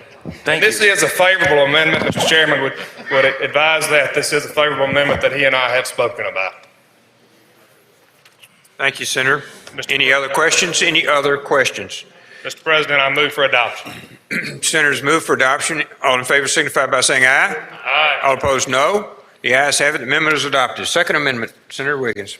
Thank you, Mr. President. The second amendment is a technical amendment, and at line 13, it simply adds legislation and rule changes so the task force can recommend legislation and rules to that. So with that, answer any questions. Otherwise, would move adoption on the morning roll call. Hey, any questions?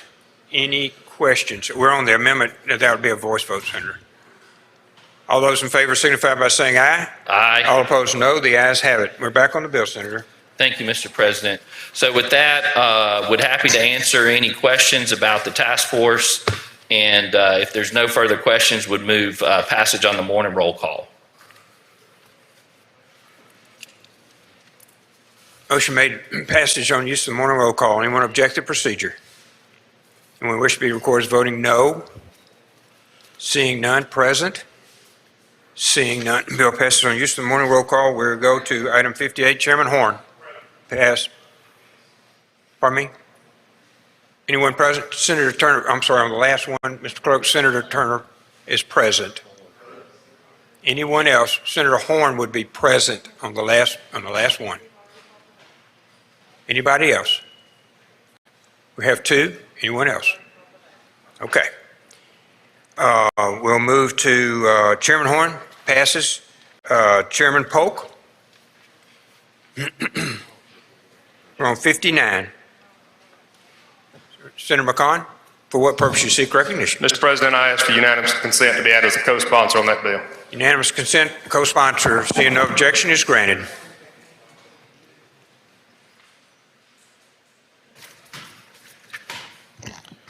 Thank you, Mr. President. I'd like to call up item number 50, I'm sorry, I want to skip number 59, let it retain its place on the calendar, call up number 60, and ask the title be read.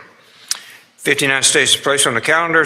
Number 60, Mr. Clerk, please read the title. Senate Bill number 2188, state agencies revise reporting requirements when personnel actions are exempted from state personnel board procedures. Make the usual motion. Senator makes the usual motion. All in favor signify by saying aye. Opposed, no. The ayes have it. Please proceed, Senator. Thank you, Mr. President. This bill is a bill that I think many of you will like because every time we come into session, some agency is asking to be removed from the personnel board, the oversight of such. So Peer looked into this, and this is a bill that came from those discussions. And what it does is have more responsibility for reporting from the agency to different groups in the legislature and government to ensure that what they tell us they intend to do, they do, and then to see the efficiency of what they've done. So if you'll go with me to line 113, it expands the number of people who to report to. It includes the peer committee, the state personnel board, and the LBO. Then if you will move to line 129, it says, and this is probably the most important part, it says they have to show in the report quantifiable measures showing that the actions taken under authority of exceptions granted by this section have improved the efficiency and/or effectiveness of the agency's operations. That's an explanation of the bill. If there are no questions, use of the morning roll call for final passage. Questions on the bill? Senator Parker, for what purpose do you seek recognition? You're good. Okay. Senator Parker is good. Anyone else? Anyone else? Seeing none, Senator's requested passage for use of the morning roll call. Anyone object to the procedure? Wish to record as voting no. Present. Seeing none, the bill passes by use of the morning roll call. Senator, you're recognized. Thank you, Mr. President. I'd like to pass number 61, let it retain its place on the calendar, call up item number 62, and ask the title be read. Mr. Clerk, 61 maintains its place on the calendar. Mr. Clerk, please read 62. Senate Bill number 2544, University of Mississippi Medical Center, create joint committee to study the organization of. Make the usual motion. Senator makes the usual motion. All in favor signify by saying aye. All opposed, no. You've got passed. Please proceed. I'd like us to consider the committee substitute in lieu of the original bill. You're recognized to explain the committee substitute. If you would, Mr. President, I'd like you to recognize Senator Thompson. Senator Thompson, you're recognized to explain the committee substitute. Thank you, Mr. Chairman. Thank you, Mr. President.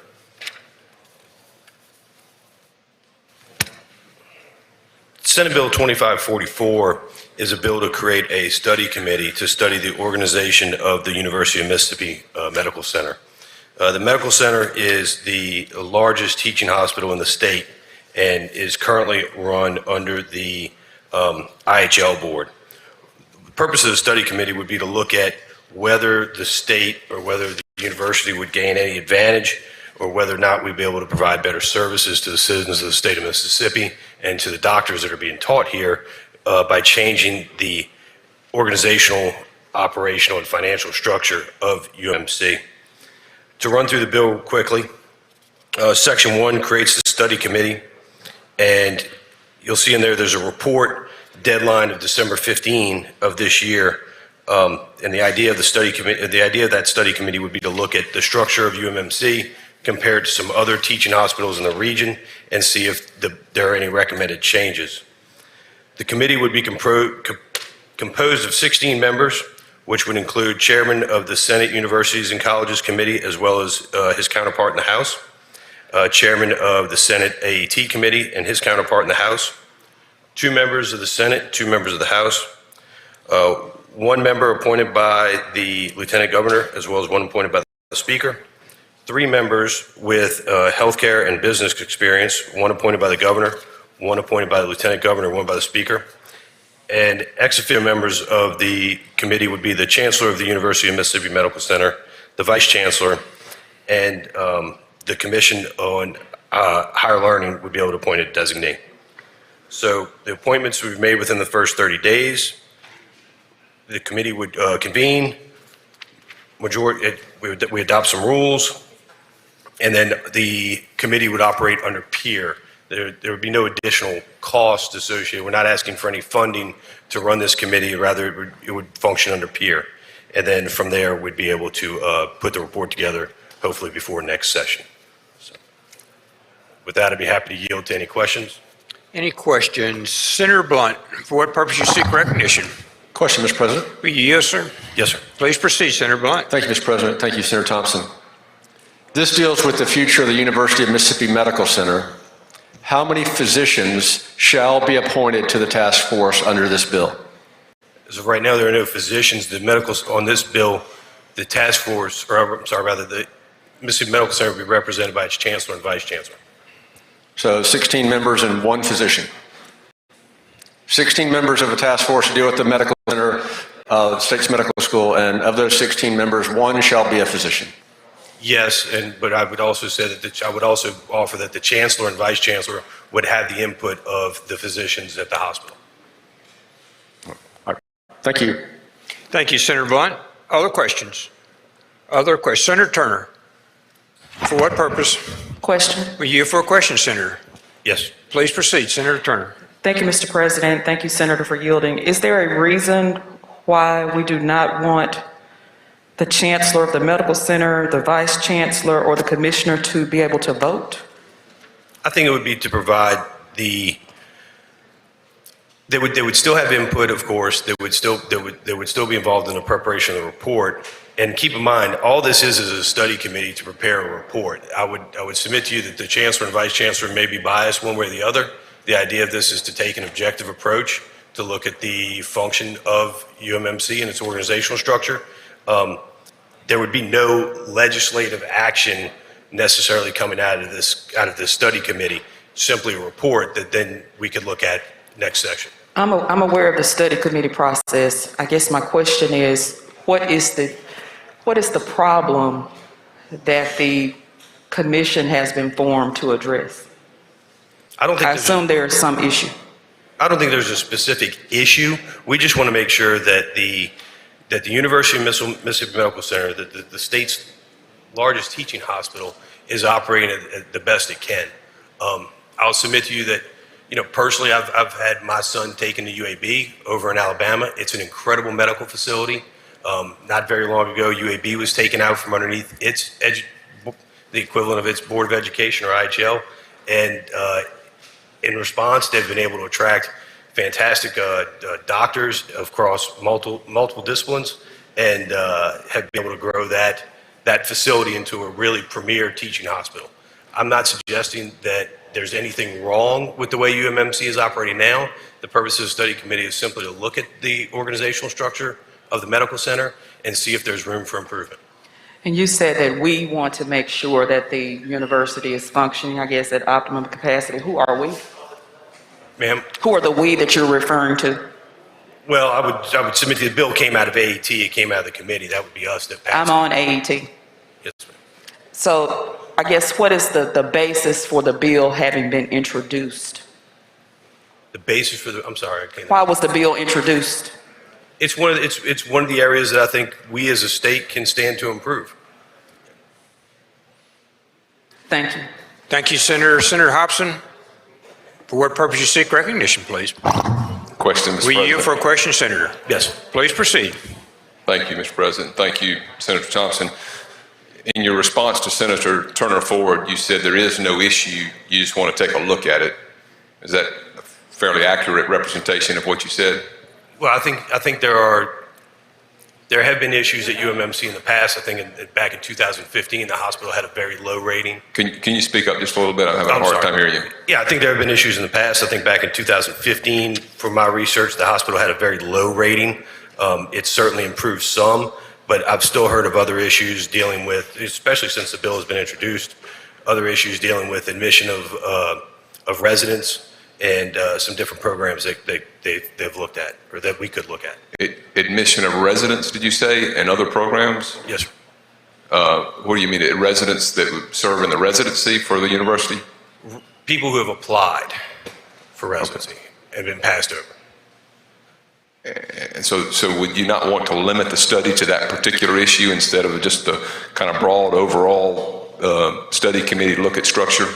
I think it's fair enough for them to look at the entire operation of the hospital. I mean, if you're going to limit the study committee to just one very specific thing, we probably wouldn't even need a study committee to do that. We could probably do that under the jurisdiction of the Senate and under the jurisdiction of some of the committees. But I think that this idea is to take a broad look at the hospital and see if there are any specific areas that could stand to be improved.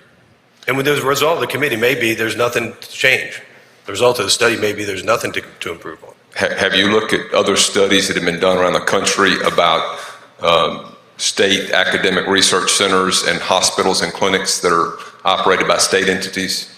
Yes, sir. We've looked at that, and Which ones have you looked at? Looked at Vanderbilt, which which studies have you looked at?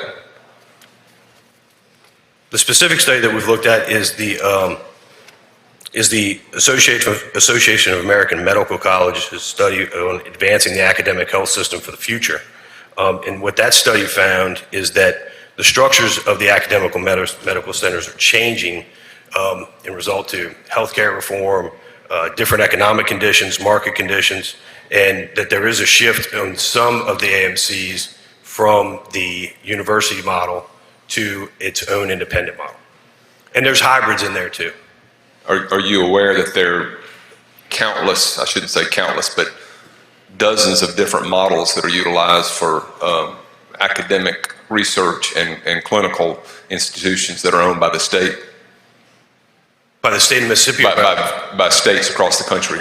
Yes, sir. And looking at that, that's when I mentioned hybrid models, that's what I meant, is that there are different models that some of them have more or less university involvement than others. Duke would be an example of like an extreme where it's all under the Duke University system.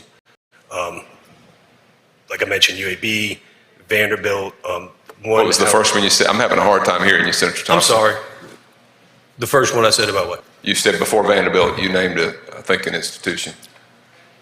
Duke being one extreme where everything's under the Duke University model. Is Duke a public institution? No. Is Vanderbilt a public institution? No, sir. I don't believe so.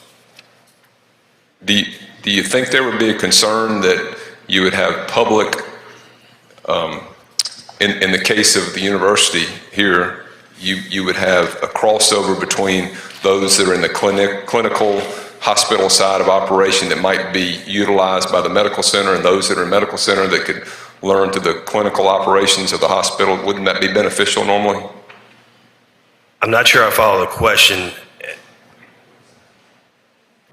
Yes, there could be benefits to both systems, and I think that's the purpose of the study committee, is to look at the system and see what the benefits could be for University of Mississippi Medical Center. Yeah, I'm concerned. I've looked at some of the models too. I'm concerned that in some of those you have a clearly separately owned, if you're getting to some of these other ones where there's a separately owned hospital clinical side and there's a separate medical school, that you don't have the overlap or the cross utilization of services that you might have when you've got it all under one umbrella. Yeah, and I think that's something that the committee could look at, that this idea of whether or not University of Mississippi itself should be broken out from, whether the medical center should be broken out completely from the university, or how much crossover there is between the university and the medical center. That's something that the committee could look at.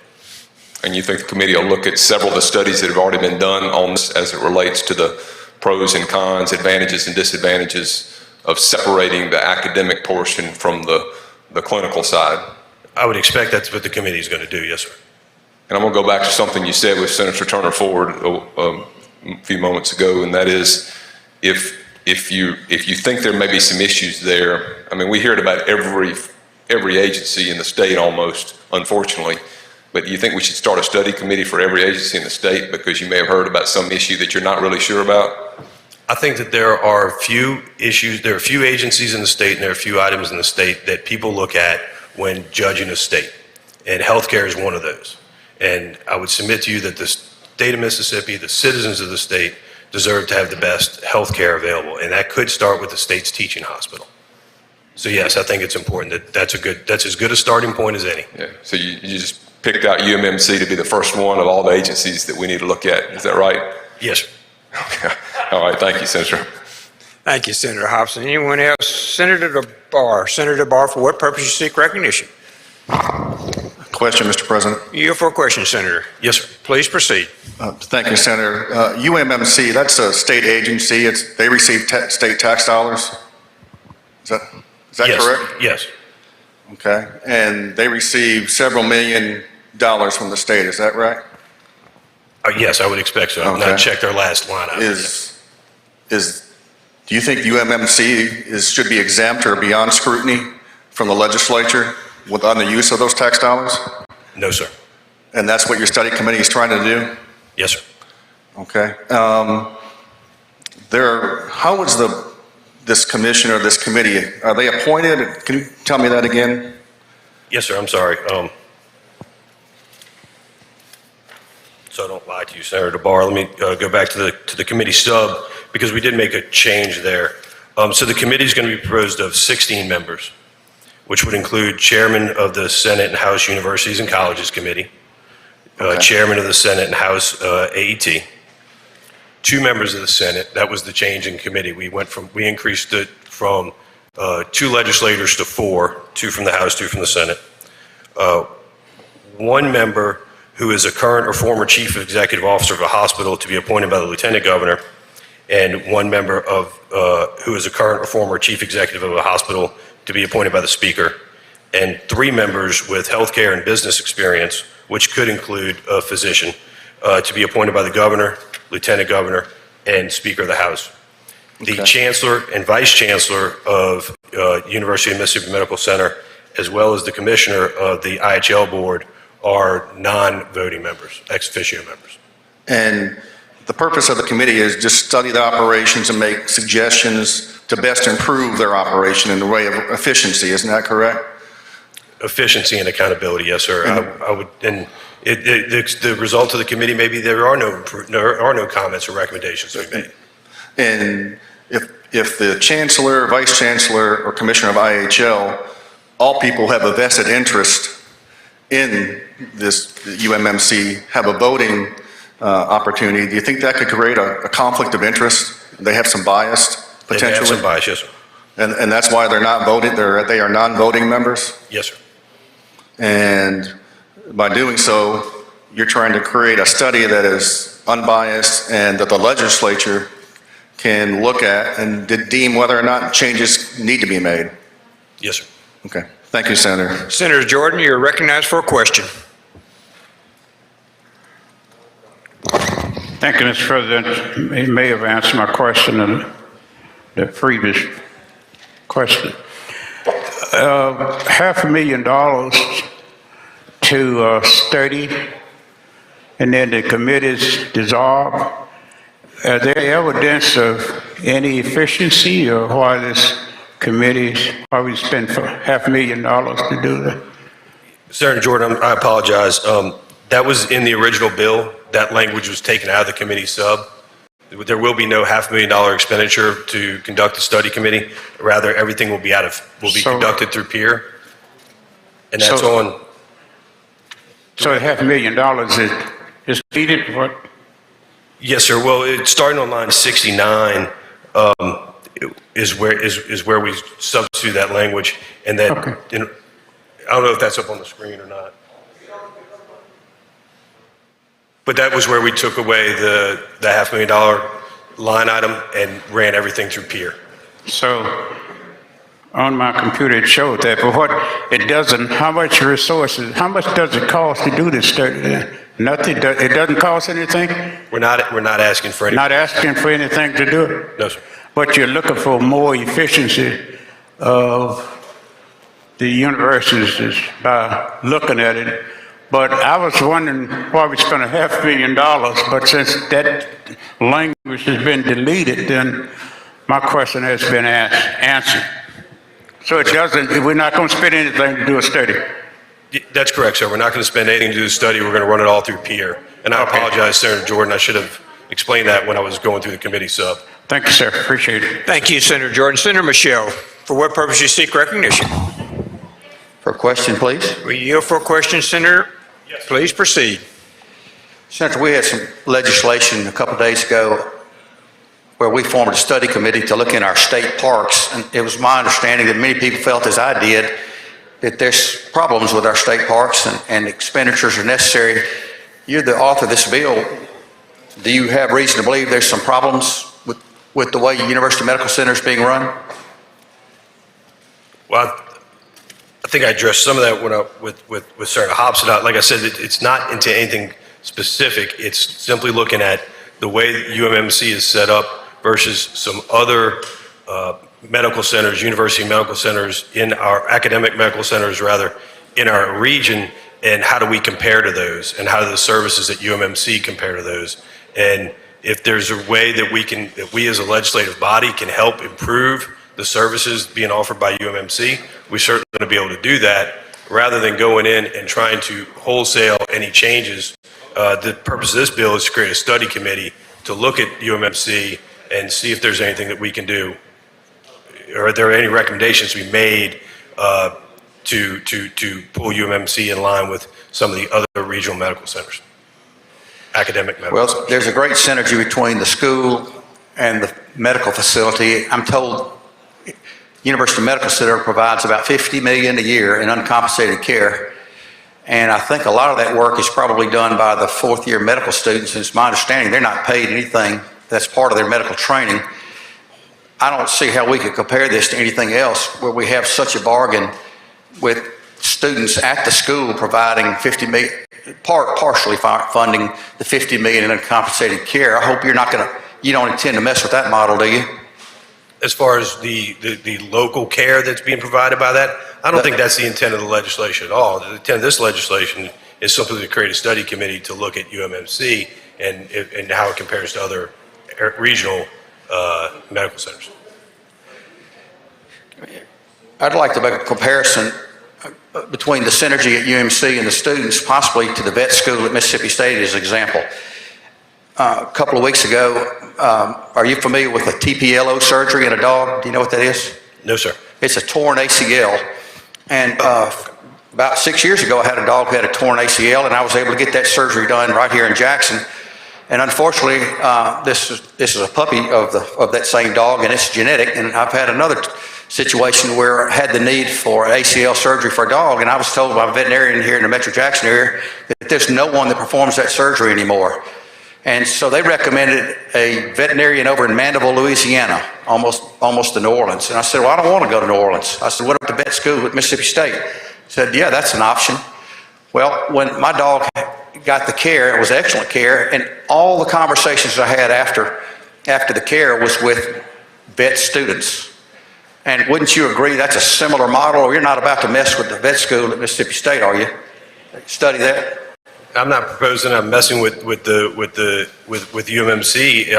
by just simply putting together a study committee to look at the operation of the hospital. No, I'm not proposing to mess with anything. But we've got a very similar program in that. It's a very similar model. You're not about to study that too, are you? You're the author of this bill. Are you going to come with a bill maybe next year to? No, I don't dismantle that program? I don't plan on Senator. You know, I hope your dog's doing okay. With all due respect, the health care of this state and the citizens of Mississippi takes a priority over animals. But I'm hoping we don't find ourselves in a medical care situation where veterinary care, well, I was told there's no one in Mississippi that does that procedure anymore, is my point. Yes, sir. We could find ourselves, if we tinker with too much, possibly finding somebody that didn't do a certain procedure because we don't offer that schooling anymore.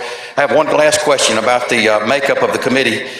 I see we've got 4 legislators on the study committee that don't have to have any kind of medical background. Was any consideration given to hiring some outside consultants, maybe national experts on this field to look into the organization? My intent is for the study committee to hear from experts outside the state of Mississippi, to hear from folks that have experience with some of these other academic medical centers. I don't intend for this committee to operate in a vacuum in any way. And so are you going to pay for their expenses to come? Do we have money in this bill to pay for consulting, or how are you going to get somebody from New York or wherever, an expert to come down here and give us advice? Well, there's no money in the bill. My understanding is that we can solicit advice from folks through peer. Okay, thank you. Thank you, Senator Michelle. Senator Simmons, for what purpose you seek recognition?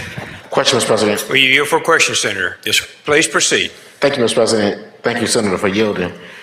Senator, I was looking at the named members of the committee who were legislators.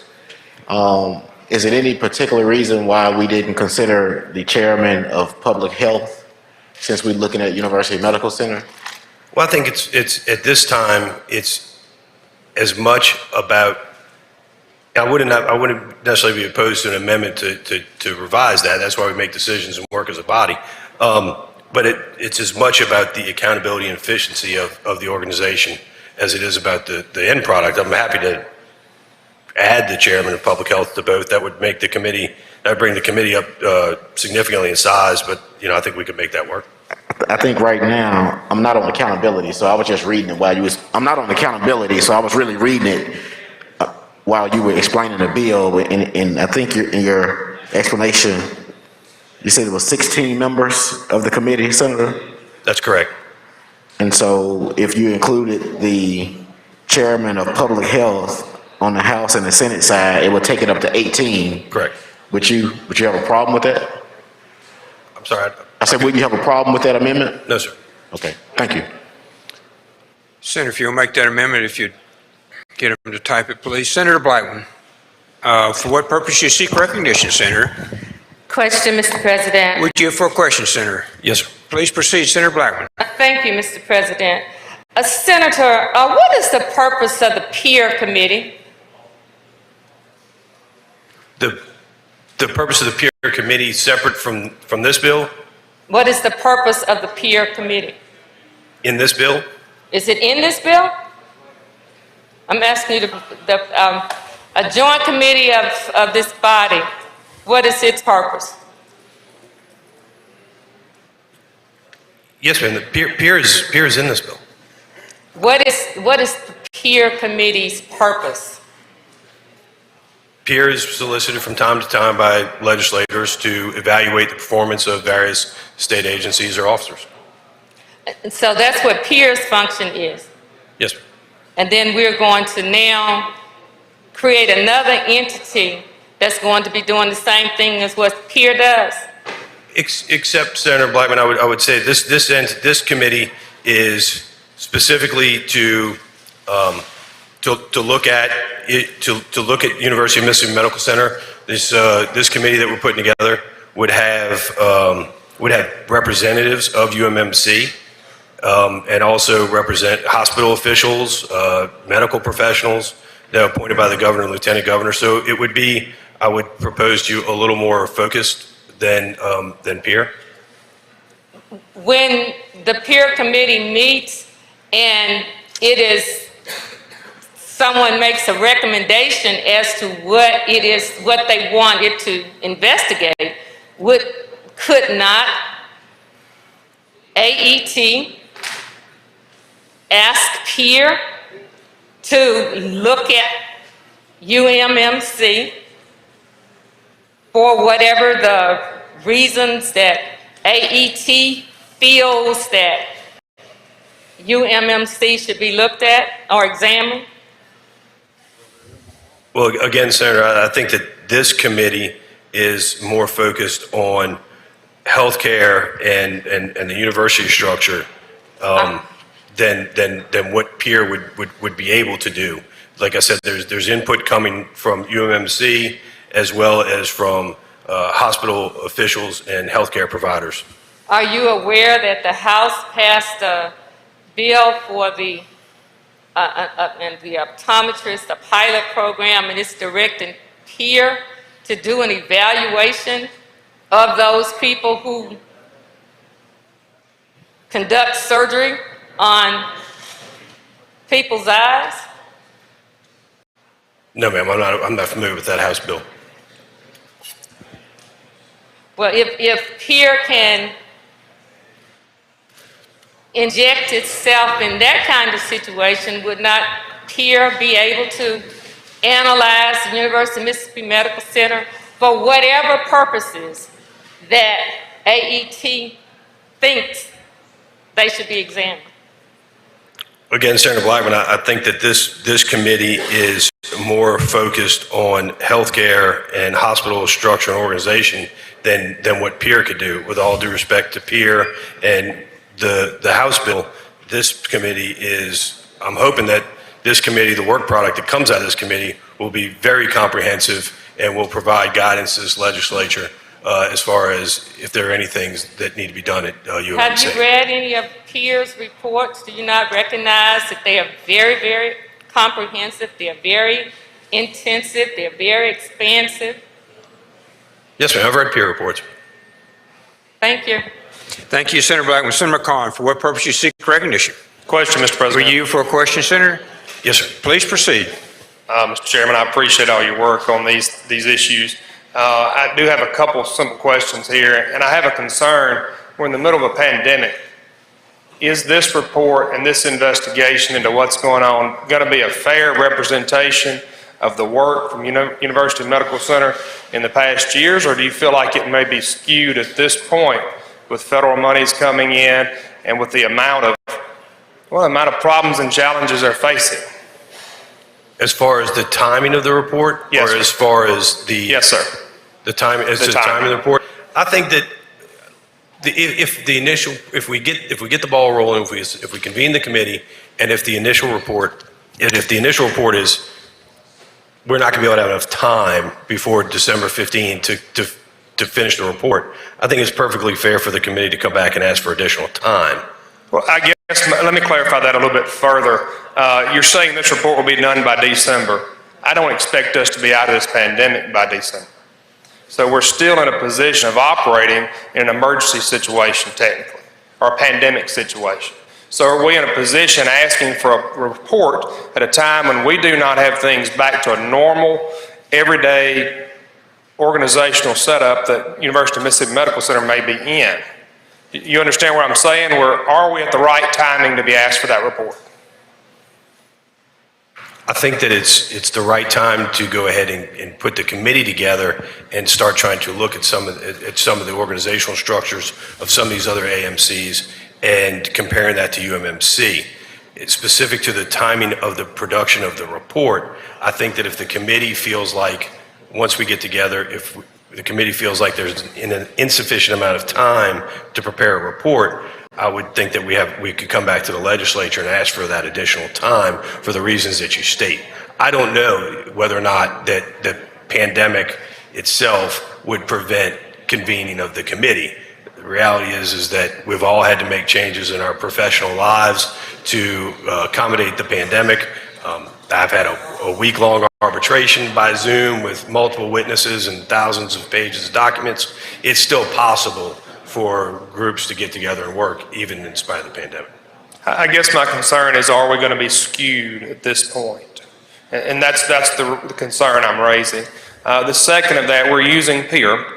And in the event, we can request a peer report as a body already. We don't have to go through the process of the actual bill. Is there a reason we're not just doing that without the concerns here, or is it because we're adding additional purposes and additional requests in there to peer? I think that this committee and the purpose of this bill is more specific than the broader scope that peer looks at, uses. Yes, sir. Thank you, Mr. Chairman. I'm not opposed to us looking for waste in government. I'm not. Thank you, Senator. I do appreciate you. Thanks, Thank sir. you, Senator. Any other questions? Any other questions? Seeing none, we're ready to, your motion to adopt the committee sub, Senator. Do we move for the amendment first, sir? No, you adopt the committee sub first, sir, and then we'll come back to the amendment. Move to adopt the committee sub on the morning roll call. Motion, it's a voice vote. So all those in favor signify by saying aye. Aye. Opposed? The ayes have it. Committee substitute has been adopted, and we're ready for amendments.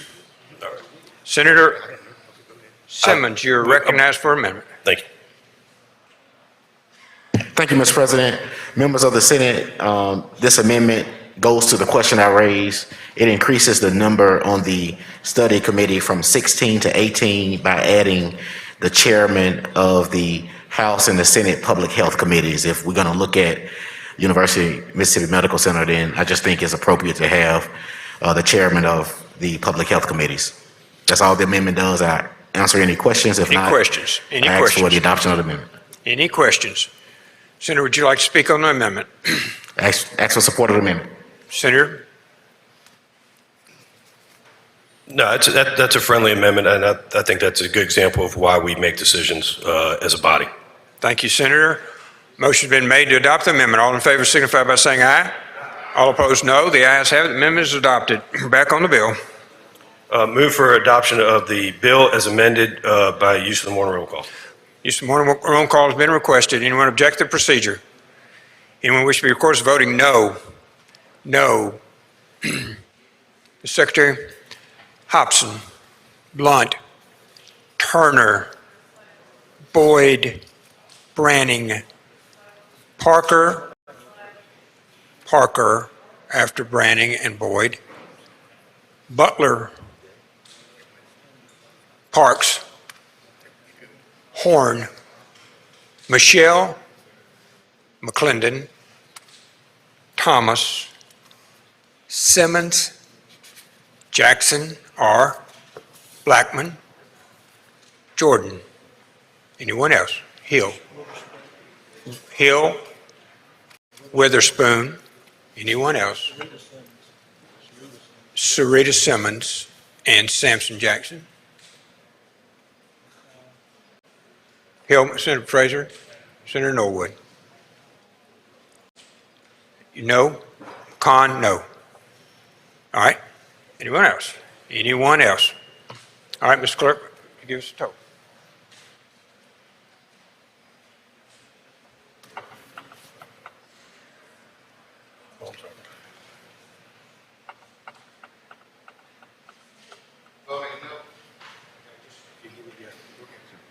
Voting no or nay?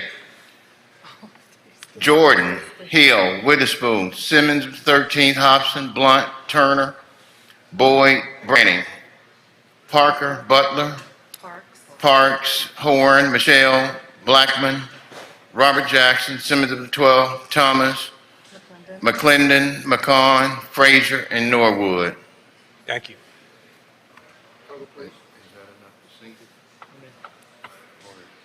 Did it pass?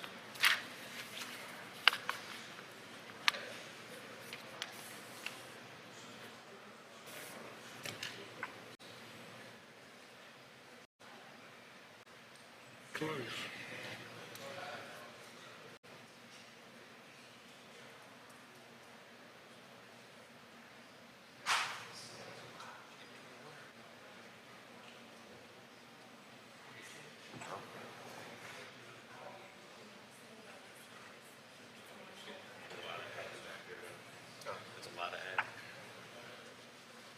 a vote of 22 noes, the bill passes. Back on the calendar, 63.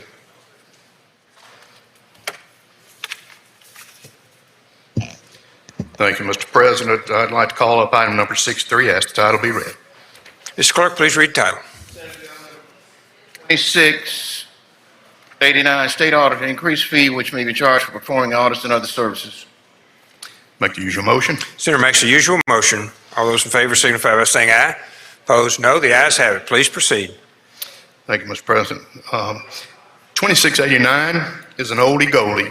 We passed it last year, almost unanimously, if not unanimously here in this House. It went to the House of Representatives, and because of COVID issues, we feel like the bill died there on a time limit. What this bill does is give the state auditor the ability, instead of charging his current $35 an hour for audit services to counties, that will be raised to $50. So it would be a $15 increase per hour. The Supervisor Association has not indicated to me that that's a problem. In fact, in a way it helps, because if the state auditor does not do the audit, they must hire a CPA firm to do it. And as we all know that use auditors, that runs anywhere from $100 an hour or more. So in a way, we're saving money to the counties, getting a good job done, and increasing the fee for $15 an hour. If there are no questions, I'd like to use the morning roll call for final passage. Questions from the Senate? Seeing one moment, please, Senator. We have a question. Senator Bryan.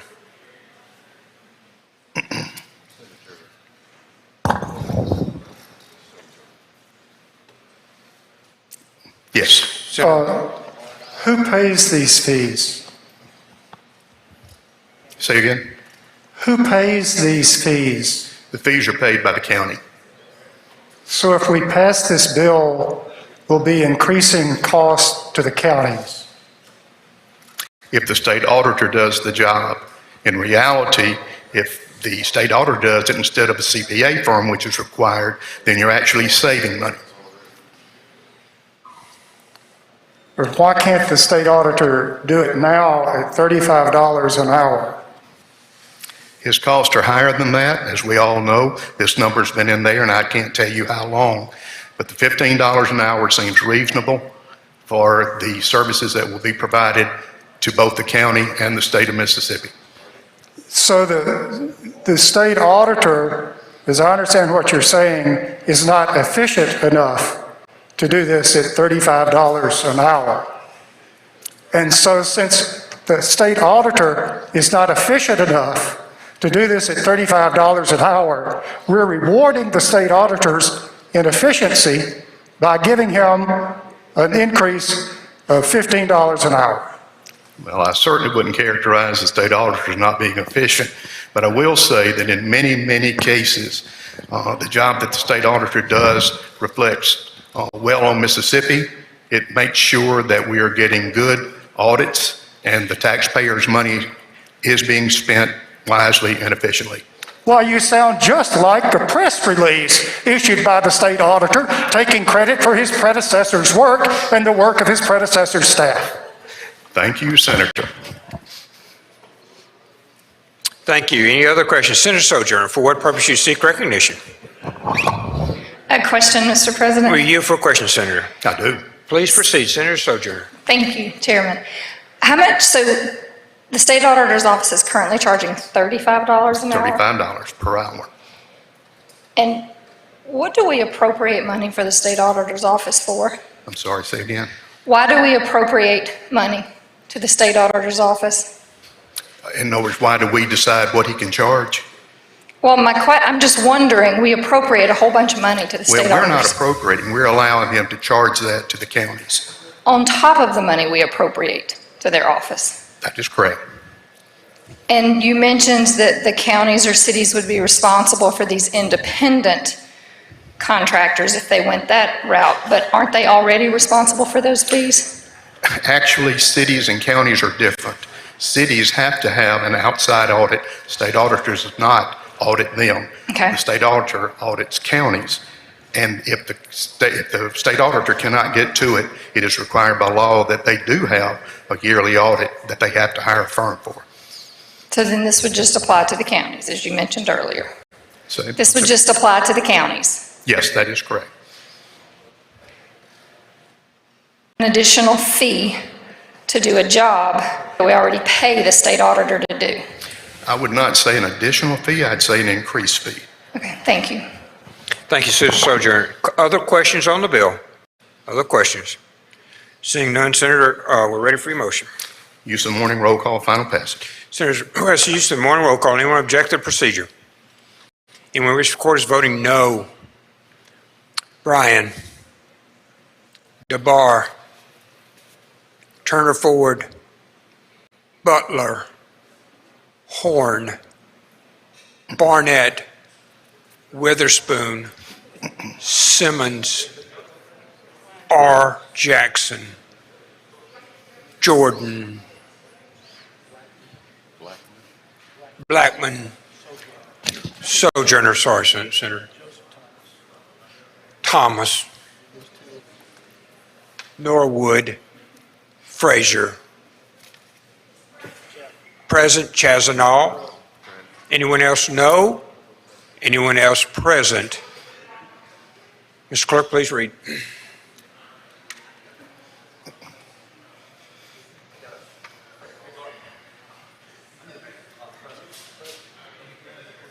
McDaniel present, please, Mr. Clerk.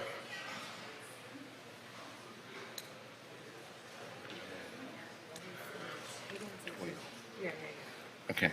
Voting no or nay, Bryan, DeBar, Turner, Butler, Horn, Sojourner Thomas, Frazier, Barnett, Witherspoon, Simmons of the 12, Jackson of the 11, Jordan, Blackman, Norwood. Voting present, Chazanal, and McDaniel. With the bill passes with the recommendation, the noes and the presence duly noted. Senator Younger, for what purpose you seek recognition?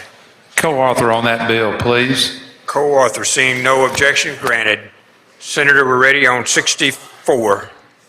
Thank you, Mr. President. I'd like to pass 64, let it retain its place on the calendar. 64 passed, retain its place on the calendar. 65, please, sir. Mr. President, I'd like to call up to number 65 and ask the title be read. Mr. Clerk, please read the title. Senate Bill number 2824, state agencies require annual reporting of pass-through money from line item appropriation by the legislature. Make the usual motion. Senator makes the usual motion. All those in favor signify by saying aye. All opposed, no. The ayes have it. You recognize, Senator.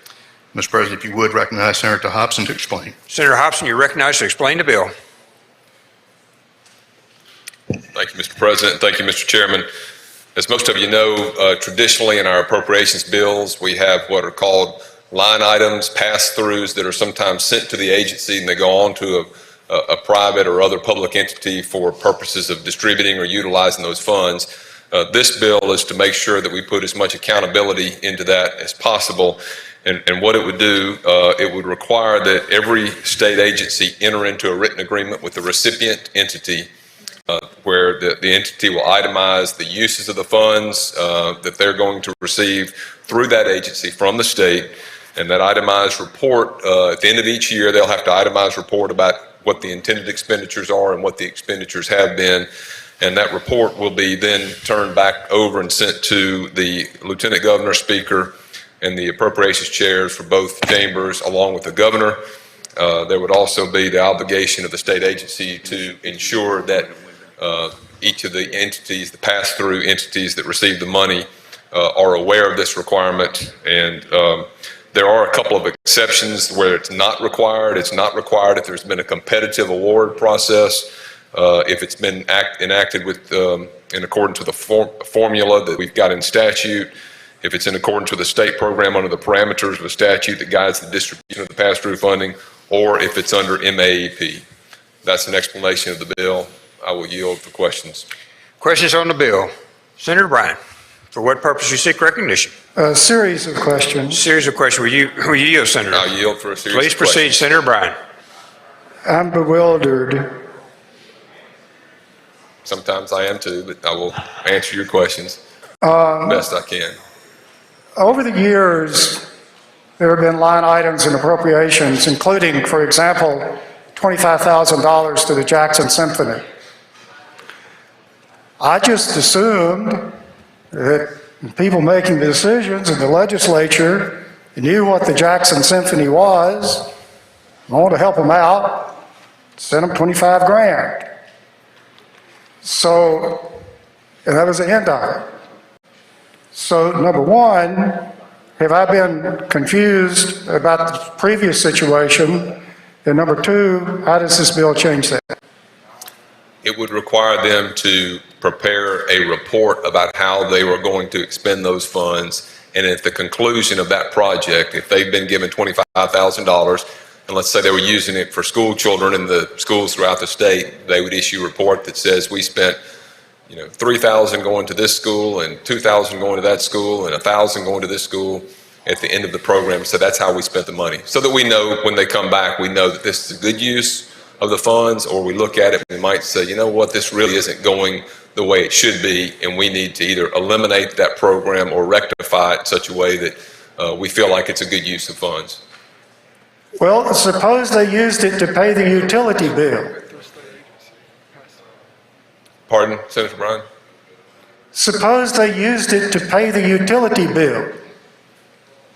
Well, if we think if it's something they would use that's out of the norm because they were doing something to help with, and I'm using schools as an example, then maybe that's okay. But if we looked at it and they were just paying utility bills with the bill, I wouldn't feel very comfortable giving them any more money the next time around.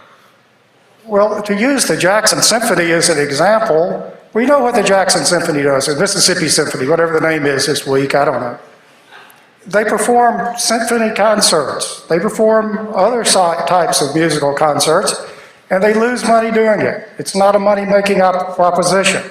And so they scrape money from here, yonder, and there, from grants, contributions, wherever they can get money, and the state thought enough of it to put 25 grand into the pot. As I understand it, first of all, am I incorrect about that understanding of previous items? You are correct about that. Now, this only applies if it's a pass-through through another state agency. So if the funds went through MDA, let's say, for, as it's set up right now for something to do with tourism, or if it went through the Department of Education, we've got a number of pass-throughs that go through the Department of Education.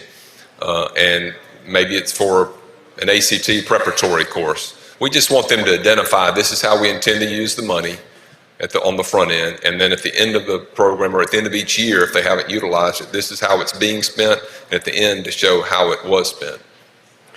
Well, do you take it to be the case that these various entities, like the Mississippi Symphony, would be subject to the state bid laws in expending this money? Is that, I'm assuming that's in relation to something that took place this past fall. Oh, the $50 an hour state auditor, yes. If there's a competitive process, that's one of the exceptions. A great fundraiser. Yeah. If it's a competitive award process, then they would be exempted. If it's not, they wouldn't be. But I know where you're going with that, Senator Bryan. No, does the Jackson Symphony, the Mississippi Symphony Orchestra, with this 25 grand, have to follow the state bid laws? If it's 25 grand, I think not, because it's under the $50,000 requirement that the state bid law set.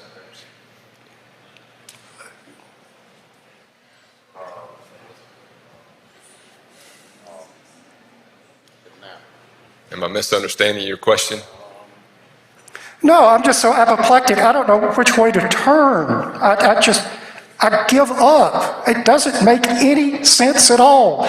The state bid laws, by their very terms, only apply to government agencies.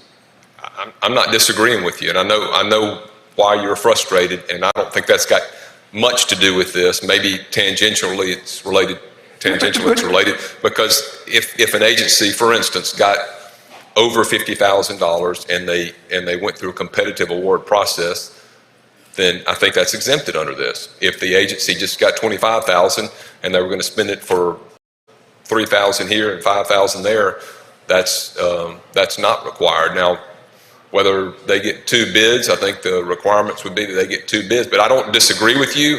I'm just arguing if you took the auditor's position on, I know what you're referencing, if you took the position, maybe they do, but that's not, I'm not the one offering opinions on that. That would be something for the AG to do or the auditor.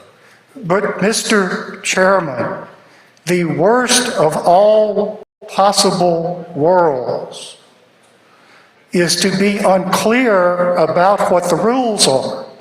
And the advice I got from the state auditor's office dealing with a private entity, just like the private businesses that got money through the CARES Act, was that for expenditures of less than $5,000, listen to this carefully, they should put a note in their files saying they had determined that this expenditure was less than $5,000 and therefore not subject to any further requirements. I understand what you're saying, and I think that's something that's, again, tangentially related to this. It's not completely related. This is a line item on appropriations, and I understand exactly what you're getting to, but I think that may be for another bill. If we want to pass a bill or amend a bill to say that private entities are not required to go through the state public bid laws, I'm fine with that. But that's what the state public bid laws say. Should we reenact in all caps the existing law? Mr. Chairman, I'm not trying to be difficult, but I am frustrated beyond words. I've been here for almost 40 years, and I've never dealt with a situation so inane, so insane, so insipid, so infuriating as not to be able to get a simple explanation of what the rules are. People will play by the rules if they understand them. But it's just, I don't know where to turn. And upon asking, pleading, every way in the world, what are the rules? Where do the lines draw? Why does it apply in this situation, but not in this other situation? I can't get an answer. Mr. Chairman, it's as though you ask, why does a legislative district, in terms of population, vary only by 10%? And the response you got was because of the 14th Amendment. And that's the only answer you can extract from them, is because of the 14th Amendment. It's due to the 14th Amendment, but it's a bit more sophisticated than that. And so my question is, I don't understand where this starts and where it stops, and I think it's in everyone's best interest to make it clear. Well, I just want to say, I understand your frustration with the bid process. This is not a bid process law. It does contain that one piece of language back in section or subsection 6 that says that it does not comply if it's under a competitive award process. However, I think you're kind of meshing two different ideas. This is a new piece of legislation that deals with transparency and accountability on the line items, making sure that the dollars are well spent. And also, I think another thing it does, it's going to keep them on their toes. One, I think the agencies that may be requesting this to go through a line item, some don't necessarily request it, but we determine as a legislature, we think it's good for there to be some operation out there. We don't always do everything the best here in state government. There may be a private entity that does something better. So we can better utilize the funds and save money for that particular item through that entity. We just want to make sure they're accountable and they're doing everything they say that they're going to do with those dollars, those public dollars that are being spent through them. And then you've got the separate issue that's your concern, and I don't say that I disagree with that, the clarity issue on what falls under the competitive award process. Again, I haven't looked at all the opinions on this, but I think your argument is not unreasonable that whether or not private entities should be subject to the public bid laws if it comes through a state public agency. I don't know the answer to that, and maybe that's something we need to take up in a bill in another matter. But, Mr. Chairman, you keep referring to appropriations to a state agency, but practically all of our appropriations are to a state agency, are they not? We have used the DFA appropriation bill as an opportunity just to make grants. So when there's discussion about a state agency being involved, that's really everything, isn't it? Practically all of that. I mean, there may be some things, I can't recall if this would go through, if this would capture, I need to look at through the, let's say a finance bill or a capital expense project. It may not go through that process, but most things, I concur with you that most things are going to go through some particular agency. Well, Mr. Chairman, again, my plea is for consistency in everyone knowing what the rules are up front, and I don't think we're any closer to this than when I started. Thank you, Senator. Senator Norwood, for what purpose you seek recognition? Need to cut his mic on, please. Question, Mr. President. Will you yield for question, Senator? I yield. Please proceed. Thank you, Mr. President. Thank you, Chairman Hobson. Would this replace the performance measures that would be put into the appropriation legislation, or would this be addition? This would be additional. The performance measures are going to be for the agencies themselves to make sure that they're following through with all the various items that we expect for them to do. This would be only for the pass-through agencies. And I'll make it, the easiest example would be probably the Department of Education. We have determined, I think as a state, that we want our students to do better on the ACT. Use that as an example.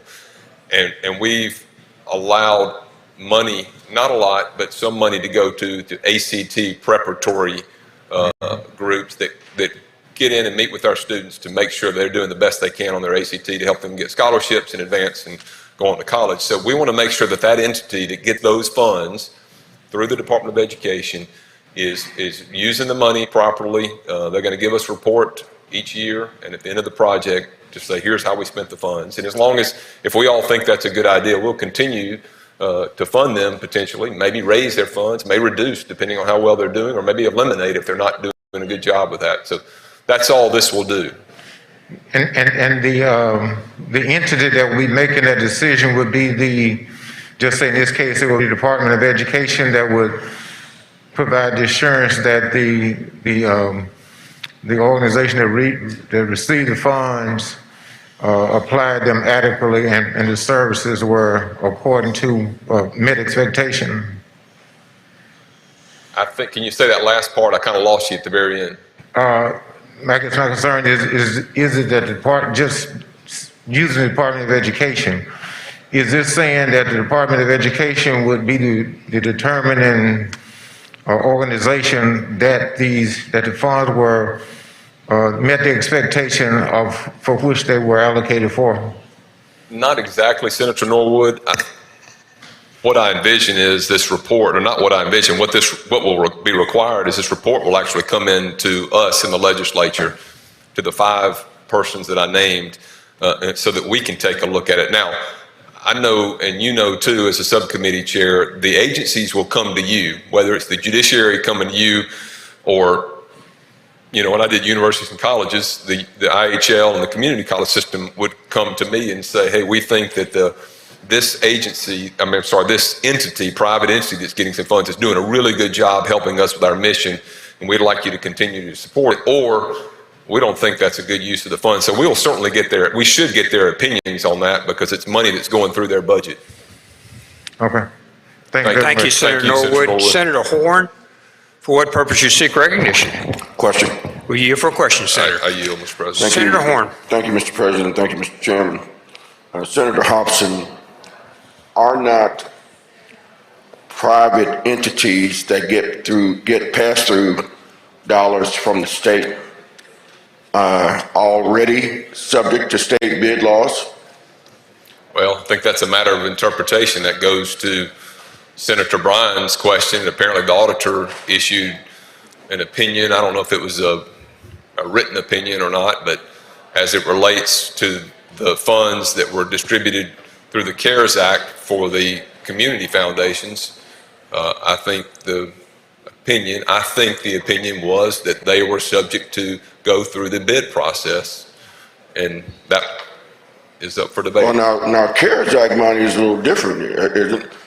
Because most of the CARES Act money, I would think, were not subject to state bid laws or regular bid laws because of the emergency nature of what was going on. But in most cases, I believe that most private entities that get monies as a pass-through from the state are subject to the same state bid laws as state agencies are. I'll give you an example. A few years ago, the B.B. King Museum got $200,000 or $300,000 from the state. And they had to follow, they were instructed by DFA to follow state bid laws as it relates to expenditures in excess of $75,000, which require written bids. Under that, if I'm correct, I believe you get $5,000 to $75,000, you're allowed to get 2 quotes.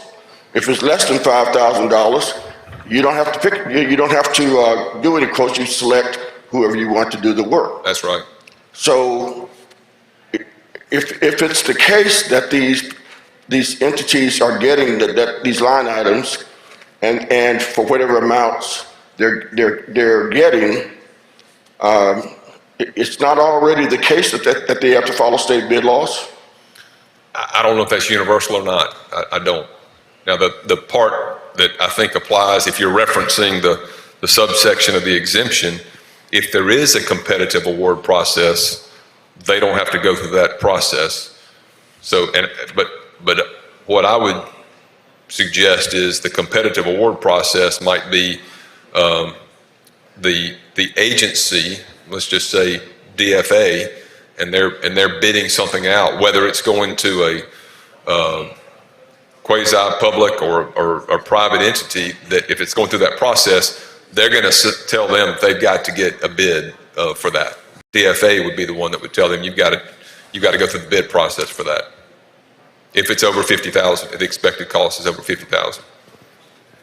So it is 50,000, not 75. It's 50. I'm almost positive it's 50, unless it's changed recently and I'm not aware of it. But why would it sounds like we're putting more restrictions and requirements on these private entities than we are on state agencies. We are. Well, not on more than the state agencies. We're putting more restrictions on them. But Senator Horn, I don't think it's going to be that complicated. It may be difficult if you had one of these private entities that was spending lots of money on a lot of different things, but I can't imagine how hard it's going to be. For instance, using the symphony example to put down, we spent $3,000 going to Pascagoula to put on the symphony show. We spent $2,000 going to Amory. We spent $1,000 going to Mound Bayou. We spent $8,000 doing this or that. I can't imagine how difficult that's going to be. Well, I'm thinking about a child care center, for example, that gets PPE support. They make a request for PPE. They're funded for PPE. And now they have to submit a report saying, we spent this money on PPE. Isn't that pretty much what we're talking about here? Well, the only thing I don't know if PPE would be something that would be in any, if we put it into the budget, if that's what it's for, into our appropriations budget, that this agency's getting it for this particular thing, or, then yeah, they would have to go through that process. Say they spent $5,000 on PPE. Isn't that a bit redundant? Well, you say it's redundant, but I would like to know that they're following through with what they say they're doing. I'd like to get a report that lets me know they're spending it on PPE and not find out when we're embarrassed when the newspaper calls us and say, do you know that such and such private entity to which you gave $50,000 just went out and took a trip to the Bahamas? But wouldn't you agree that that's an exception more so than usual behavior? I would say that's Thank you, Mr. Chairman. hopefully Thank you, Mr. rarely, President. if ever happens. Thank but- you, Senator Horn. Senator Seymour, for what purpose you seek recognition? Question, Mr. President. You for a question, Senator. One, please Mr. proceed. Chairman, would this also apply to some of the federal pass-through money that we have, that we appropriate in appropriation? You know, like a little nest egg we found this past spring. It's state money. Technically, it becomes state money when the feds send it to us. Well, no, that's not necessarily true because a lot of the money doesn't come through us. It may go straight to the agency because it's federal funds or some kind of grant funds. We give them authority in the bill to spend the money. But the state money definition in this is that it's owned, held, or administered by the state agency and derived from state fees or tax revenues. Okay, thank you. Thank you. Thank you, Senator Seymour. Any other questions? Any other questions? Seeing none, Senator, we're ready for your I move motion. adoption. Senator Horn, For a question? for you for a question, yield. please. Thank you, Mr. President. Thank you, Mr. Chairman. One final question. Was this bill requested by anybody? Me. So the Appropriations Chairman is who requested? Okay. I did. Thank you very much. Thank you. Thank you, Senator. Any other questions? Any other questions? Seeing none, now we're ready, Senator, for your motion. I move adoption by use of the morning roll call. Senator moves for adoption by use of the morning roll call. Anyone object to the procedure? Anyone wish to be recorded as voting no? Horn. Anyone else? Anyone else? Present. Bill passes by use of morning roll call, one exception. We'll move to Chairman Tate. Passes 66, 67, 68. Retained and placed on the calendar. Chairman Simmons. Passes 69, retains and placed on the calendar. Chairman Johnson. Passes, retains and placed on the calendar. Chairman Wiggins. Chairman Wiggins recognized. We're at number 71.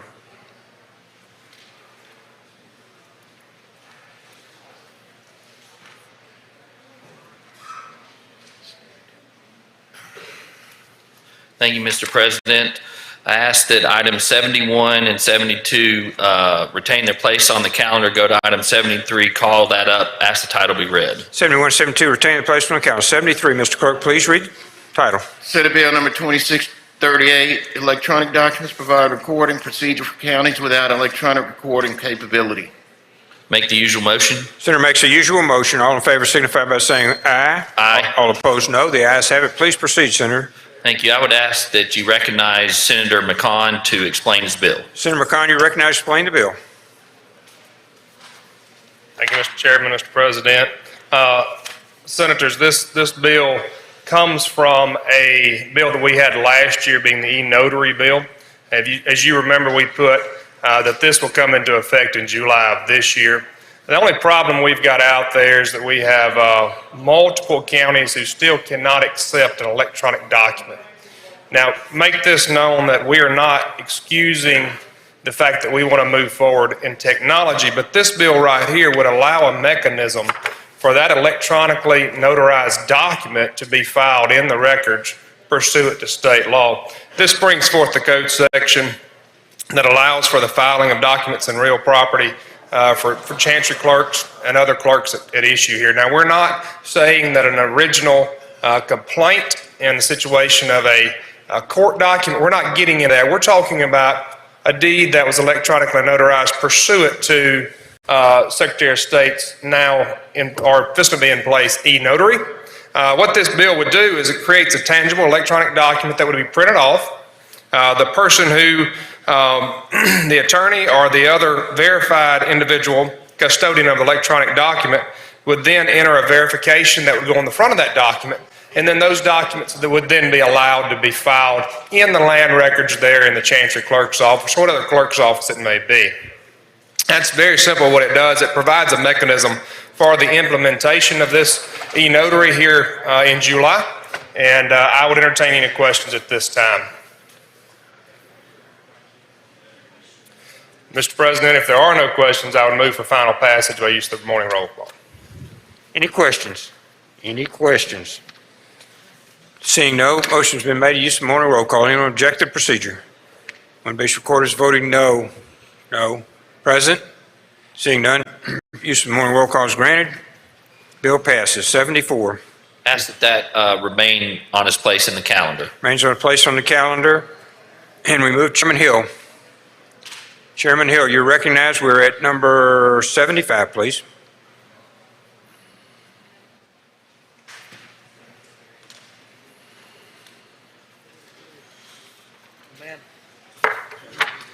Thank you, Mr. President. I'd ask that, call that item up and ask the title be read.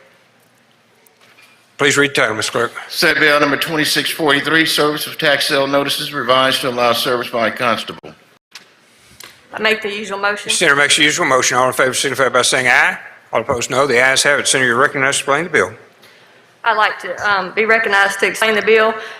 This is the same bill that we passed last year to allow constables to also serve tax notices. Now deputy sheriffs are the only people that statutorily can serve tax sale notices. And this will allow constables to also be able to serve these tax sale notices, and there's been a backlog of these notices in a lot of counties that have not been served. So that's the impetus of the bill, is to give an additional entity the authority to serve these tax sale notices. And the language on 11, 12, and 13 basically says that the Board of Supervisors would have to approve before a county could allow the constables to be able to serve the notices, and that the supervisors, if there was any updates to their computer system to where they have to separate those payments out between the constables and the sheriffs, that they would take care of that up front if they choose to do that. And I also have an amendment to the bill. We have to adopt the bill first, Senator. Pardon me? It's not a committee sub. Oh, I'm sorry. I apologize. I'd like to be recognized to explain amendment. You're recognized to explain please. the amendment. Is it up on the, it's up on the screen. On line 15, after the word sheriff, we need to add the word or constable. That was just left out right there.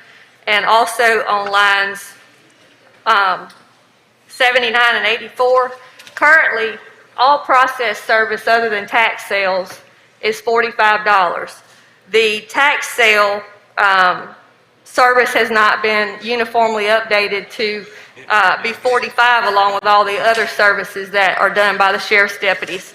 So what lines 79 and 84 would do would replace 35 with 45, and that fee is either paid at the tax sale or during the land redemption. So that would just make that uniform across all their services that they give out. Any questions on the amendment? Questions on the amendment? Seeing none, we're ready for your motion. I move adoption of the amendment. Senator moves adoption of the amendment. All those in favor signify by saying aye. All opposed, no. The ayes have it. Please proceed to the bill. There are no other questions. I'd ask for passage on the morning roll call. Senator, move passage and use of morning roll call. Anyone object to the procedure? We wish the court is voting no. No. Present? None. Use of morning roll call is granted. Bill's passed. Simmons, pass. Blackwell, Senator Blackwell.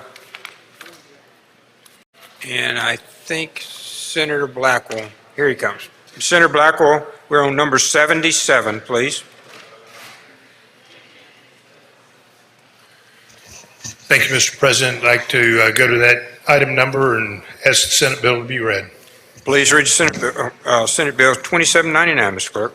Senate Bill number 2799, Mississippi Medicaid Program, make technical amendments to reimbursements and administration. Mr. President, I make the usual motion. Senator makes the usual motion. All in favor signify by saying aye. Aye. All opposed, no. The ayes have it. Please proceed, Senator. Thank you. I'd like to adopt the committee sub in lieu of the original bill. Committee substitute, you're recognized to discuss and explain the committee substitute. Thank you, Mr. President. This is really actually a very simple bill. In fact, it's so simple, I think we ought to skip everything and go right to passage by the use of morning roll call. I think that's a no. Well, I think first you can finish your explanation first, Senator.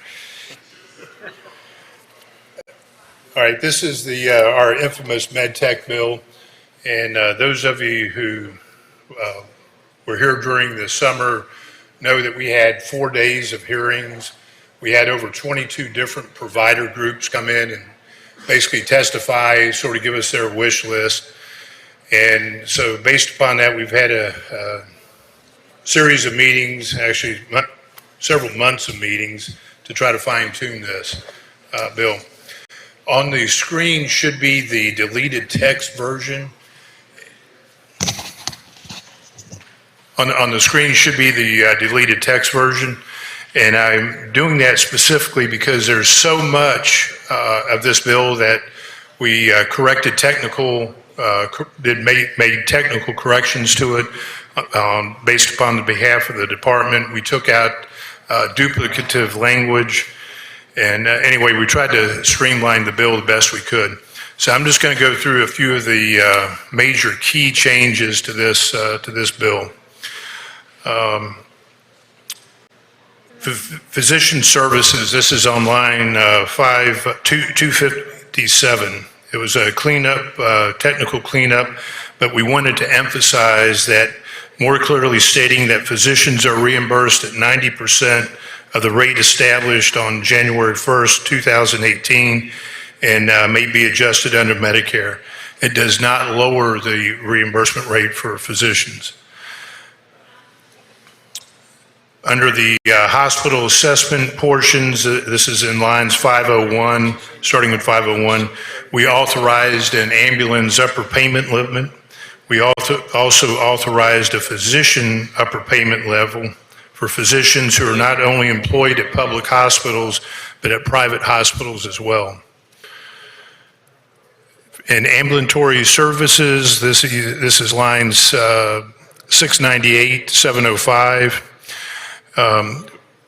Rural health clinics, and basically we added new language that would require the division to recognize FQHCs, RHCs, and local health department clinics as both an originating site for providing and a distant site provider for telehealth communications. Inpatient psychiatric services. This was an area in which we did expand services in a number of areas, basically to help us with our Department of Justice concerns. But this specifically relates to lines 726. This adds new language that would ensure that the division is able to reimburse for services provided by a licensed free psychiatric hospital to recipients who are over the age of 21 in a manner consistent with the waiver program. Vaccines in lines 968, 971, we're added language to requiring that the division and the Department of Health to notify OBGYNs, providers that the Vaccines for Children program is available to providers free of charge. This came up as OB-GYN was testifying that they had a 16-year-old patient that they were taking care of but couldn't yet give vaccines to them. But we did, after we looking into it, we found out this program does exist. Bariatric surgery, it's a service that we've never provided before. We're one of 2 states that do not provide bariatric services. So we added in lines 972 to 73 that bariatric surgery is going to be a covered service. Postpartum coverage, lines 974 to 985. If you attended the hearings, this was a resounding comment that came from OB-GYNs, nurse practitioners, other physicians. Our current program is that we expand coverage for postpartum care for 60 days. This expands it to a year. Right now, under the COVID pandemic, we're under an undetermined amount of time, but when we come back out from it, our coverage will go for a year. 5% assessment removed, lines 986 to 1027. This deletes the 5% assessment on providers that the current law requires the division to reduce the reimbursement rate by 5% of the allowed amount for that service. So community mental health centers, DME providers, ambulances, dentists, ambulatory surgery centers are all going to get an immediate 5% increase.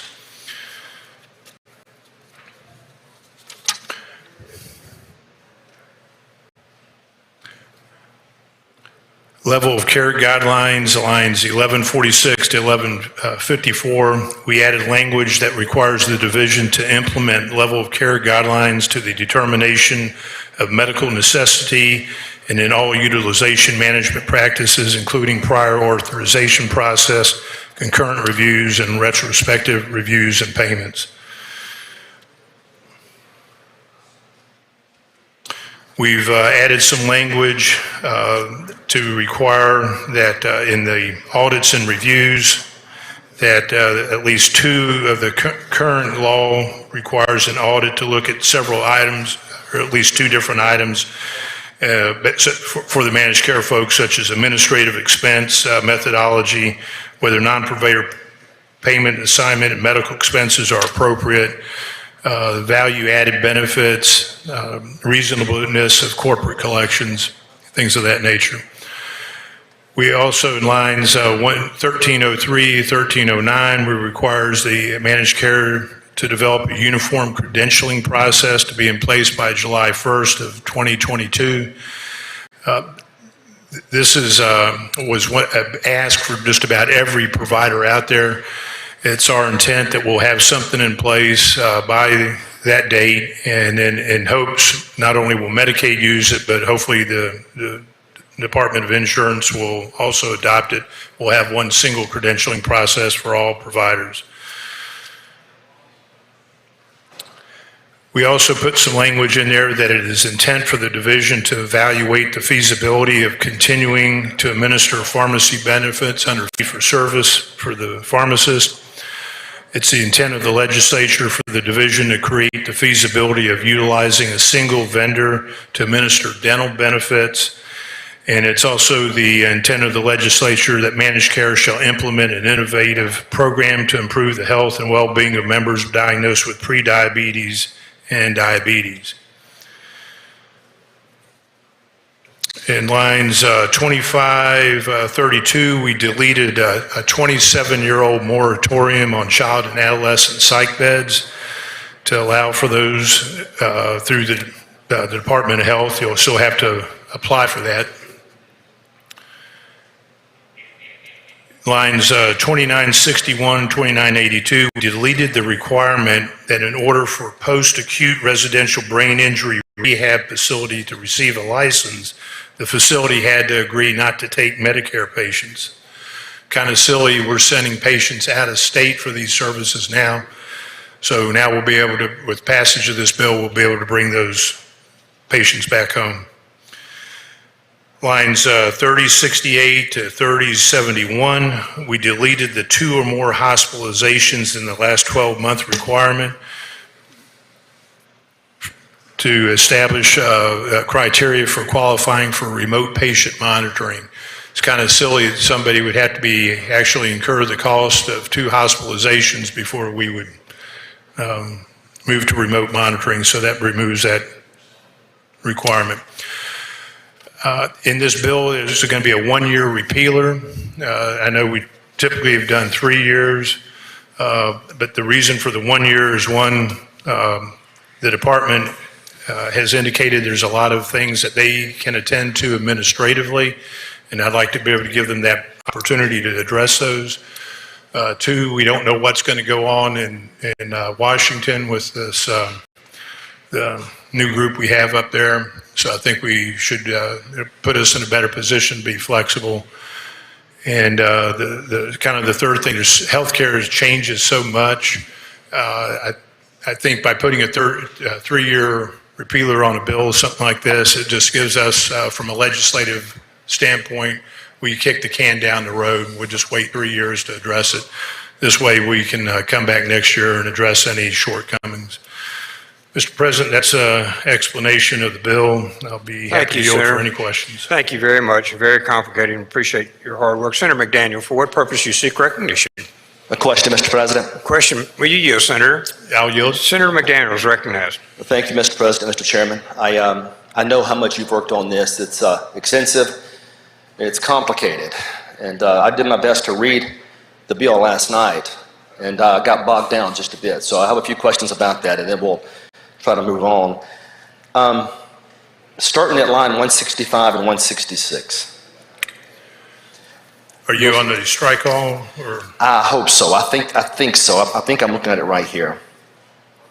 It's the added language. It begins with "for the purposes" on line 165. Is it line 165? Yes, sir.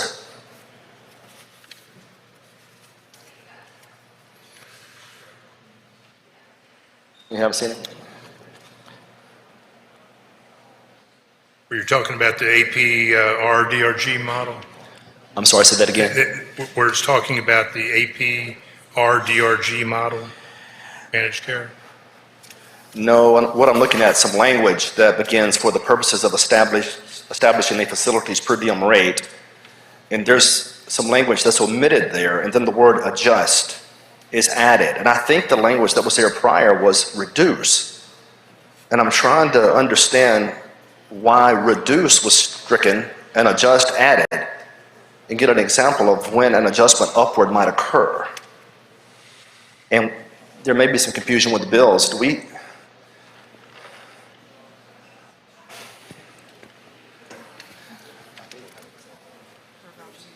I'm on the right computer bill. I'm looking at the language.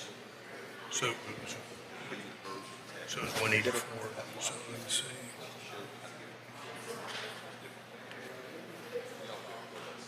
Yeah, correct. The word was "reduce," and this language came at the request of the department. Yes, sir. I'm trying to understand, instead of "reduce," it's now "adjusted," and that must only mean adjusted upward. And I'm trying to understand an example of when a payment would be adjusted upward.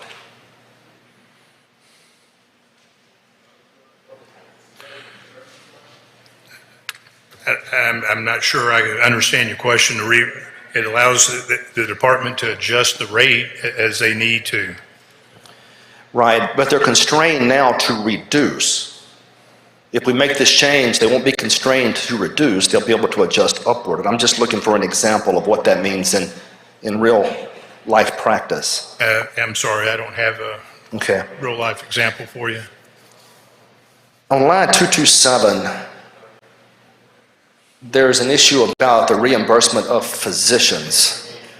And it says the physicians are reimbursed here at 90%. Are we reimbursing physicians at a rate lower than 90% now? No, we're not. All we did was change the wording to make it clearer. Okay, gotcha. With that in mind, do you know what percentage of physicians in our state refuse to accept Medicaid patients? I do not. Okay.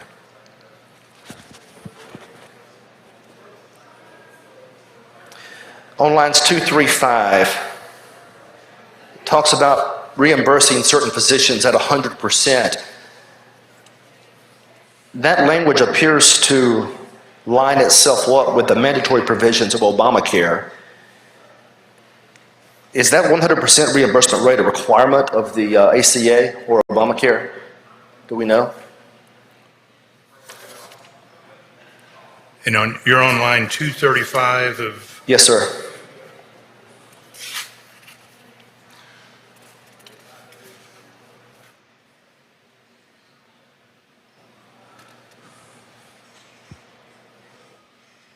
Yes, that's in accordance with Medicare. Which is basically the adoption of mandates from Obamacare? I'm sorry, I missed your reference to Obamacare.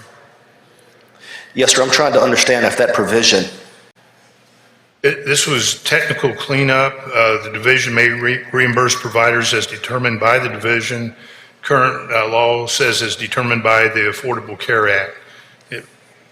Gotcha, okay. Makes sense. I'm trying to understand line 361 and 365 as well, Senator. And I know these are detailed questions, and there's so much, and I apologize for that. These are just the red flags that came up when I was looking through the bill. Looking at 361, for example. there's been a change. I think the word full was omitted and partial was added. And I'm trying to understand if there's going to be some sort of cost determination involved there, or some cost to the state. Line 361 through 363. Yeah, that deleted duplicative language. It deletes that the division shall allow physician administrator drugs to be billed and reimbursed as a medical claim or pharmacy point of sale. Okay. The language is also in the paragraph before.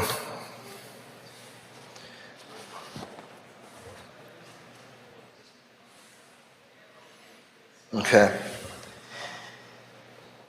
Now I'm not sure if this is the right term, but we are enhancing a couple of services here, right? In other words, providing services in the future that we presently do not provide. Is that accurate? Bariatric services is something that we have not offered in the past, and we're expanding on. The postpartum care, we're expanding the time frame, but those are services that we have offered. And is that from 2 months to a year? I'm sorry? From 2 months to a year? Yes, sir. Okay. Has there been a fiscal note conducted to determine how much that's going to cost to add those two services? All the changes that we're recommending in this are going to be an additional $19 million state cost. How much, 19? $19 million. And so that would be our percentage. What about total taxpayer dollars with total, federal and state? Do we know how much it will cost to add those two services? Well, we get a federal match, which would probably, that 19 probably would turn to closer to 78, 80 million. About 80 million? Okay. And here's the million-dollar question, so to speak, because we have $80 million here that we are about to spend, part of which is a state match. Where's that money coming from? Is there an assessment in this bill, a tax increase in this bill to pay? There's no tax increase. Okay. Is there any additional assessment at all? None. Okay. So this money is coming from, the 17 million is coming from money that presently exists in our budget. Well, there's no additional revenue being created by this bill. That's correct. There's no addition, there's no expansion, if that's what you're trying to get at. Yes, sir, not so much the expansion. I have a feeling that amendment might be coming here in a moment. My concern is just this bill standing alone, whether or not there's going to be an additional assessment. And when I first looked at it, it looked like ambulance providers may be assessed an additional fee that they're not presently paying. They've requested to have an additional fee assessed so that they could participate in the upper payment limits. Okay, so what's happening there, the ambulance providers, they say tax us. Correct. We do tax them, so there is an additional assessment. The feds then match that assessment times 3 or 4, whatever the case may be. And from the ambulance provider's standpoint, that enables them to recoup cost.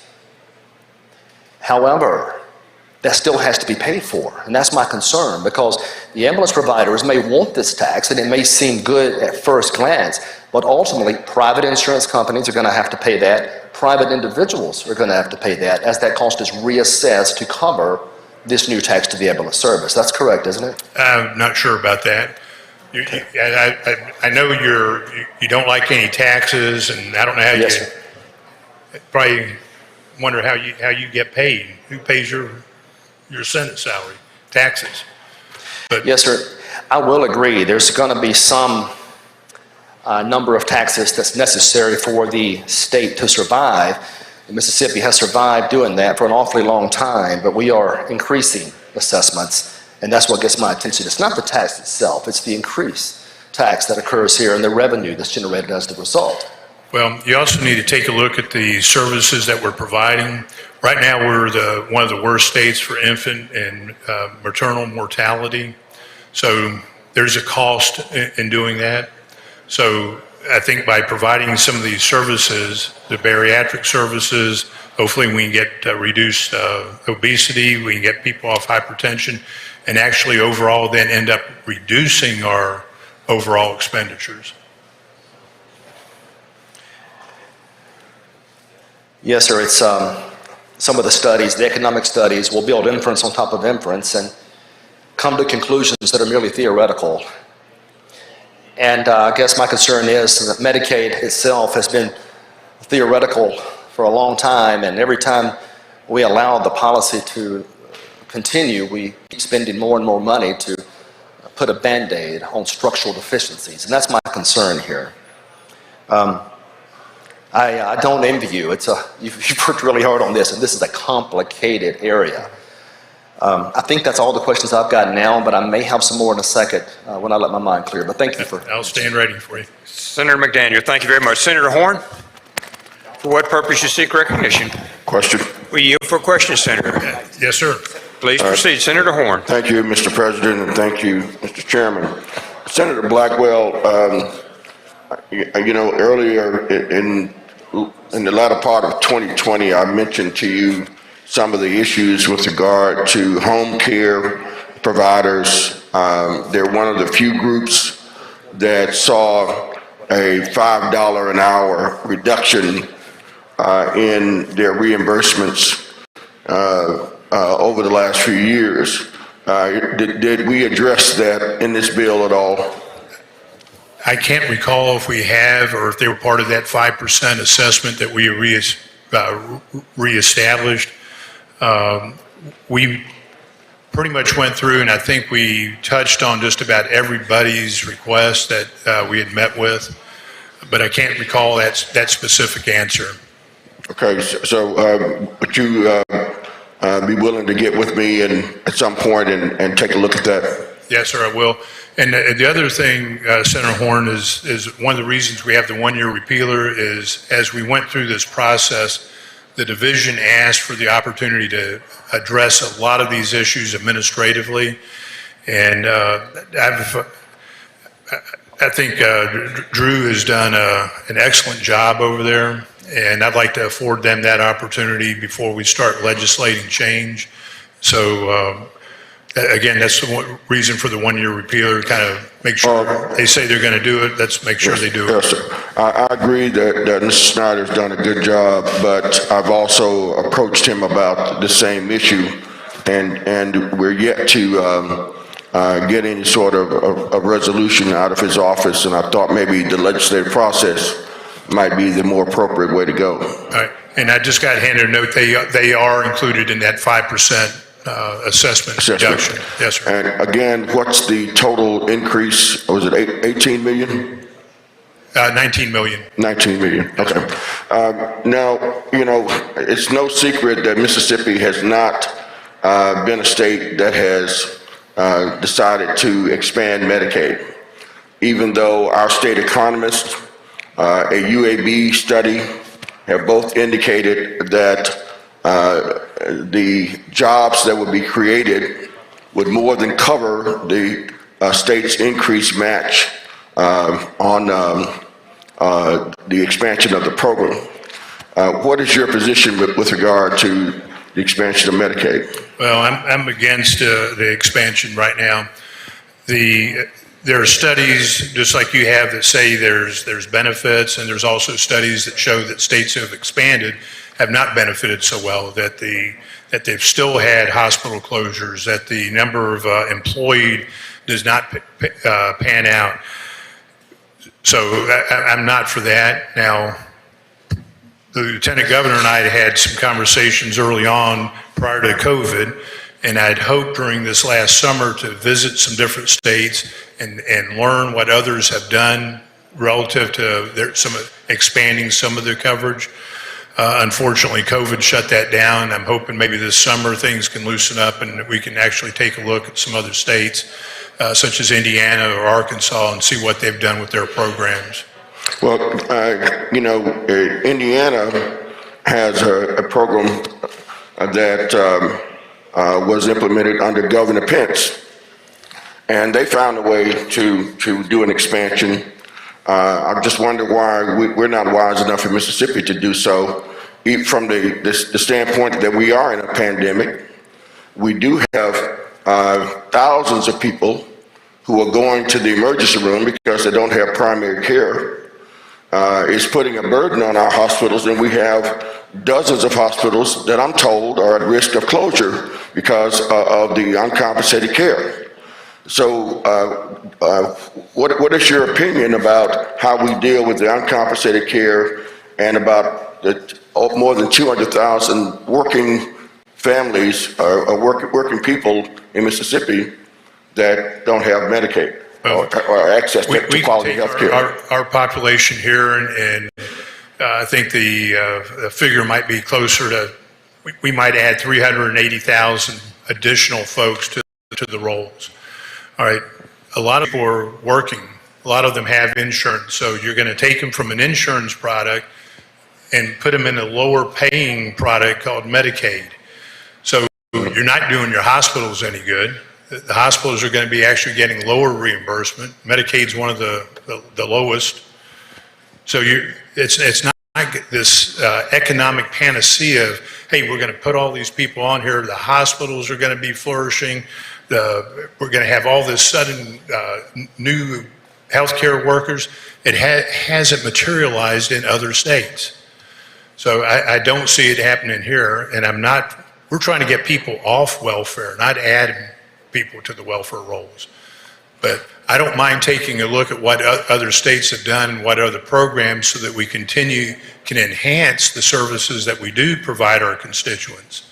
Mm-hmm. Well, hospitals made proposals to tax themselves and also do a $20 a month premium on those new recipients. Yes. And most of those recipients that you mentioned are not covered by any kind of health care. They're in jobs where the employers can't afford to provide them health care, and they don't have health care. And this is an opportunity for us to help get our population a little bit healthier than they are now. We're the poster child for what ails America. And yet, here we sit, not doing anything to address that serious need. My question to you is, what's the alternative? What alternative do we have to address the needs of folks who are working but who cannot afford health insurance, is not provided for them on their jobs, and they're using the emergency room as their doctor? Well, I'm not sure that we can wave a magic wand and take care of everybody. I don't have a specific answer for you. All I can tell you is, Chairman of Medicaid, I'll continue to take a look at how we provide services and try to make sure that the services that we do provide are more than adequate for our constituents. Would you say that the more than 20 million people who have health care as a result of the expansion of Medicaid nationwide are better off having the expanded Medicaid than not? I couldn't tell you, sir. Not those states. Thank you, Mr. Chairman. Thank you, Mr. President. Thank you. Senator Simmons, for what purpose you seek recognition? Amendment at the appropriate time, Mr. President. Okay, please come forward. Senator Turner, for what purpose you seek recognition? Same here, Mr. President. I have an amendment to offer at the appropriate time. Please proceed forward. We're on the committee substitute, I believe. And Mr. Chairman, we're ready for your motion on the committee substitute. Chairman Black. Oh, sorry, Mr. President, I move to adopt the committee sub. Chairman's moved to adopt the committee substitute. All in favor signify by saying aye. Aye. All opposed, no. The ayes have it. We're ready for the amendments. Senator Simmons, you were first. Thank you, Mr. President. Members of the Senate,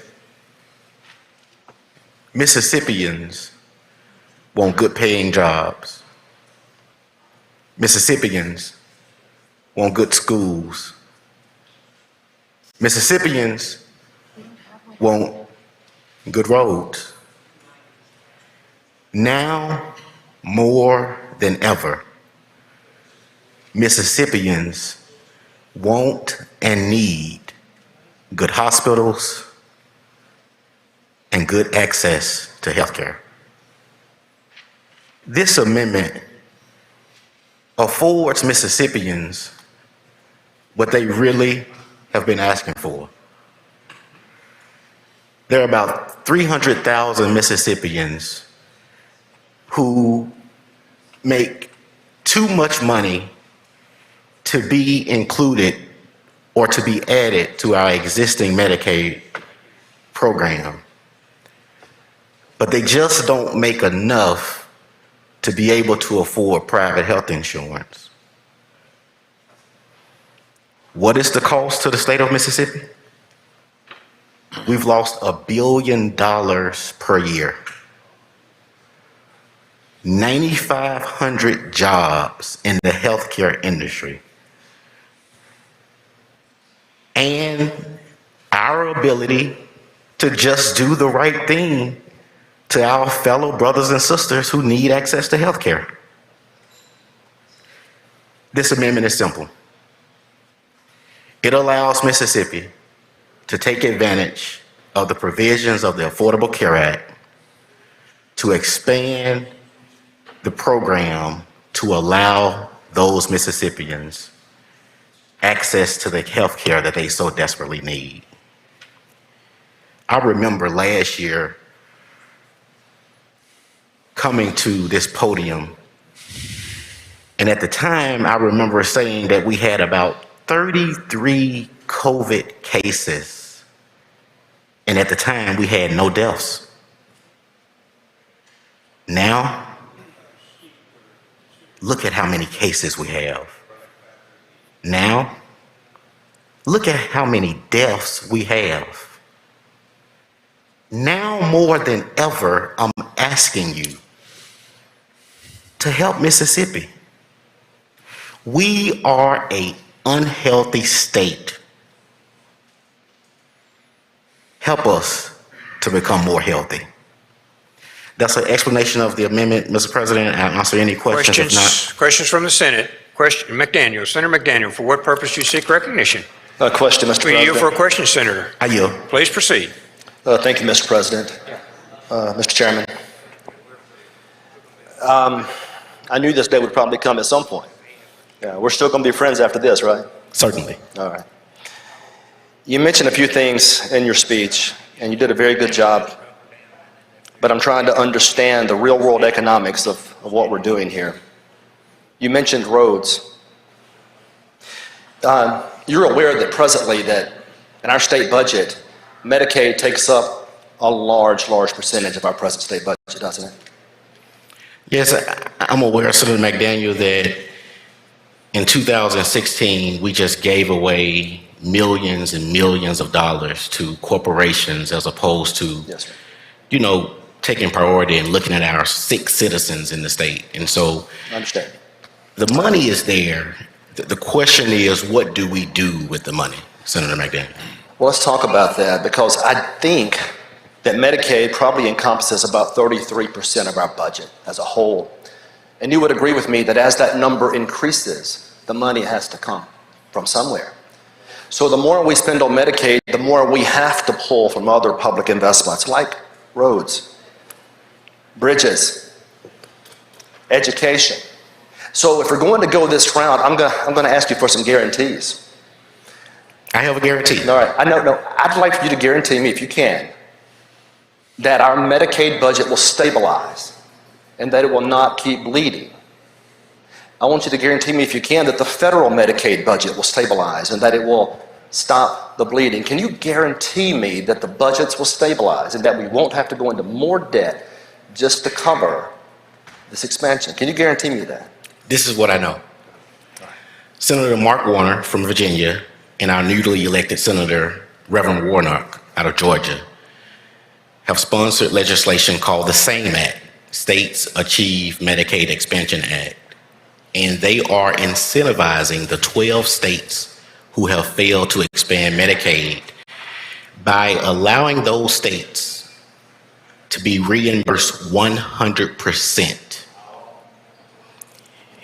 As you recall from the legislation under the Affordable Care Act, it was 100% for about 3 years, and at no point in time would any states who expanded Medicaid would have to pay more than 10%.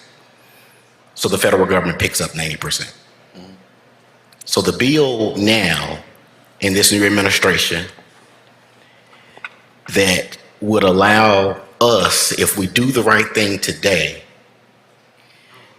the federal government would actually foot the tab 100%. And Mississippi is not foreign to the federal government footing the tab. Yes, sir. You know, you're a lawyer, right? I am. You know, have you ever objected a deposition as to a non-responsive question? Let's go back for a moment. Can you guarantee me that the federal budget will not continue to bleed if we take this approach? Can you guarantee me our state budget will not continue to bleed if we take this approach? If you can guarantee me that, we can find some common ground. Can you guarantee me that? I can't make any guarantees, Senator McDaniels, to answer your question. Okay. But I certainly will say this is the right thing to do. Let me ask you and I this. need your support. I'm sorry. Let's talk about some other guarantees, because as I understand the present state of the legislation, the federal government will agree to pay 90%. Mississippi still is on the hook for the 10%, and there have been some suggestions that there might be a way to bridge that gap, so to speak. Can you guarantee me, as the federal budget continues to suffer, and as we continue to bleed, we continue to spend more and more money, can you guarantee me the feds won't come back in subsequent years and change that 90% number? Can you guarantee me they won't decrease it to something far less? I can't make any guarantees, but I will tell you that at no point in time, from the information I've read from the Kaiser Foundation, the state of Mississippi would pay about $100 million, but we would generate about $1.2 billion a year if we expand Medicaid. So again, we are netting about $1 billion. So as far as the cost to the state of Mississippi, it will not be any cost. The concern would occur, though, of course, if Congress were to change its position in some subsequent year. And as you know, Congress certainly does that all the time. If there's a new administration, if things change, those numbers may not come to bear. If they don't come to bear, then Mississippi's taxpayers, Mississippi's budget will be left to handle the entire brunt of that, would it not? Perhaps. Let's talk a little bit about Medicaid as a whole, because it's really confusing, and people sometimes confuse it with Medicare. But it's not Medicare. In fact, when Medicaid was first adopted back in '65, it dealt primarily with children in poverty, pregnant women, severe disabilities, and elderly people that were impoverished. Since then, the program has expanded, right? Greatly over the years, and the costs have expanded as a result. Have you seen the studies that demonstrate that enrollees in Medicaid just aren't happy with the services that are being provided? They don't feel like they're getting good health care. Have you seen that data? And what's the question? Well, they don't feel like they're getting good health care. I wanted to know if you had seen those studies, because enrollees don't appear to be very happy with Medicaid. I'm not familiar with those studies. And the reason for that is, in Mississippi, you may already know this, a large percentage of our doctors won't even accept Medicaid patients, will they? A large percentage of our doctors will not? Yes, sir. I mean, I don't know the numbers of the percentages of doctors who do and who do not accept Medicaid patients, but certainly it's a form of healthcare coverage, and I would want Mississippians to be in a position to, at least if they need to be seen or treated, that they are covered as far as healthcare. The problem recipients, enrollees are having is doctors aren't accepting Medicaid. Many aren't. And so they have a hard time finding health care. Because bear in mind, you would agree, Medicaid is not health care. It's a service that can provide health care, assuming you can get treatment. And it turns out that a lot of doctors just aren't accepting Medicaid patients. If we add 300,000 more people to the roll, how do the doctors that remain, the ones that are accepting Medicaid, how do they handle that increased work burden? Does that make sense? I mean, it does, but my position is adding those Mississippians, those working Mississippians, those Mississippians who pay taxes, those Mississippians who want to be healthy for their families. This is the right thing to do, and the state has failed or neglected on that obligation. I understand. Mr. President, for the sake of time and brevity, What I'll do is I'll cease my questions at this time. Thank you for your patience with me. Thank you. And I would ask to speak on the amendment at the proper time. Speak on the amendment at the proper time. Senator McDaniel, any other questions? Any other questions on the amendment? Okay, we're ready to call for the amendment. Make your motion, Senator. Okay. Senator Bryan, did you want to speak on the amendment or Senator McDaniel? Senator Bryan, you're first. Speak on the amendment, Senator Horn? Okay, Senator Bryan, you're first. I'd like to explain how the issue of Medicaid expansion ever got before this legislature in the first place. And in doing so, I need to describe how the Affordable Care Act was intended to work. It's not my intention to argue for or against the Affordable Care Act. I've always taken the position, and I continue to take the position, whatever they do in Washington, they're going to do in Washington, and I don't have any control over that. But after whatever they do in Washington has been done, in my opinion, Mississippi needs to look at the choices we have and make choices that are best for Mississippi. So all I'm trying to do at this point is explain how we got where we are. Generally speaking, one of the major problems in healthcare in the United States is the problem of people who are uninsured.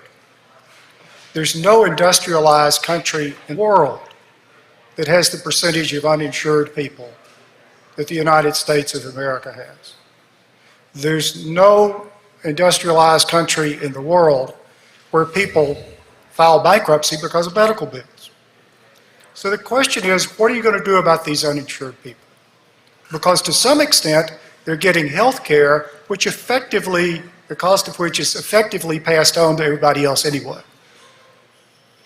The doctors at the hospital who are treating those who are uninsured have to be compensated, and that compensation comes out of the bills everybody else pays.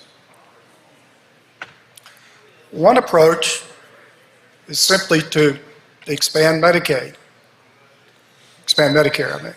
And just make everybody eligible for Medicare, a single payer system. The other possibility is to try to take the existing healthcare structure and build upon it. And that was the choice of the Affordable Care Act. The main way that health insurance would be provided under the Affordable Care Act is through insurance companies, like it is now. The difficulty is insurance companies would not cover pre-existing conditions because they would know that they were taking on, in some cases, hundreds of thousands of dollars of liability in exchange for a premium of several $1,000s. And they wouldn't willingly do that. So because unlike any other industrialized country, health insurance is connected to employment. You have people frozen in their current job, which is economically not good, because they've got health insurance. And if they leave that job and get a better job with another employer, they won't be able to get coverage for their pre-existing condition. And so what the Affordable Care Act did is it says, okay, if we're going to work through insurance, first of all, we've got to solve that problem, and we've got to have something approaching universal coverage. So, as was done in Massachusetts, as was sort of the Republican approach to this, they set up a healthcare exchange where large numbers of people would participate, there would be competition, insurance policies would be offered to large groups of people, and that would solve the problem of uninsured people getting insurance at the last moment. It would create a large enough pool that the prices would be competitive, and by having insurance available to everybody, you could then do away with the problem of pre-existing illnesses, by requiring coverage for those. So you have a healthcare exchange, And there are going to be people who do not have enough money to pay the going price for health insurance. So what the solution was for some people to provide a subsidy. And there are a large number of people who, if they buy insurance today through the healthcare exchange, get a subsidy. In some cases, either all or practically all, the complete subsidy. What's the time, please, ma'am? But for people who did not have enough income to even reach that level, there was simply going to be an expansion of Medicaid. Senator, we have a 5-minute requirement here. Do you request additional time? Additional time for the, can you please raise your hands for if you agree to additional time?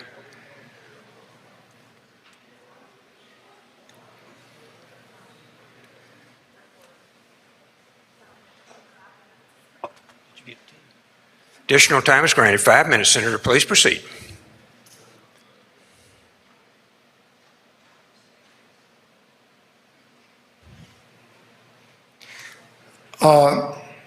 So for people who are even unable to participate in the exchange, there was to be an expansion of Medicaid. The state's contributions were to be 10% for the expanded population. Basically, the expanded population has such a positive economic impact on the states that the 10% was basically to prevent a windfall to the states from the program. So the way things developed with the Supreme Court decision, which was unanticipated, there was a group of people in the expansion population who the Supreme Court ruled states didn't have to cover. So what that means is there is this odd group of people who cannot go to the exchange because the way the Affordable Care Act is written, they don't have enough income to qualify for the exchange. But also the way the Affordable Care Act is written, they're ineligible for Medicaid because they do have some income or they do have some assets. So there's this odd group of people who, because if they made less money and had less assets, or made more money and had more assets, they would essentially have free health care. But now they have no health care. It makes no sense at all. The state contribution to this would be 10%. But the state itself funds much of our Medicaid match from a tax on providers, hospitals, nursing homes, other people.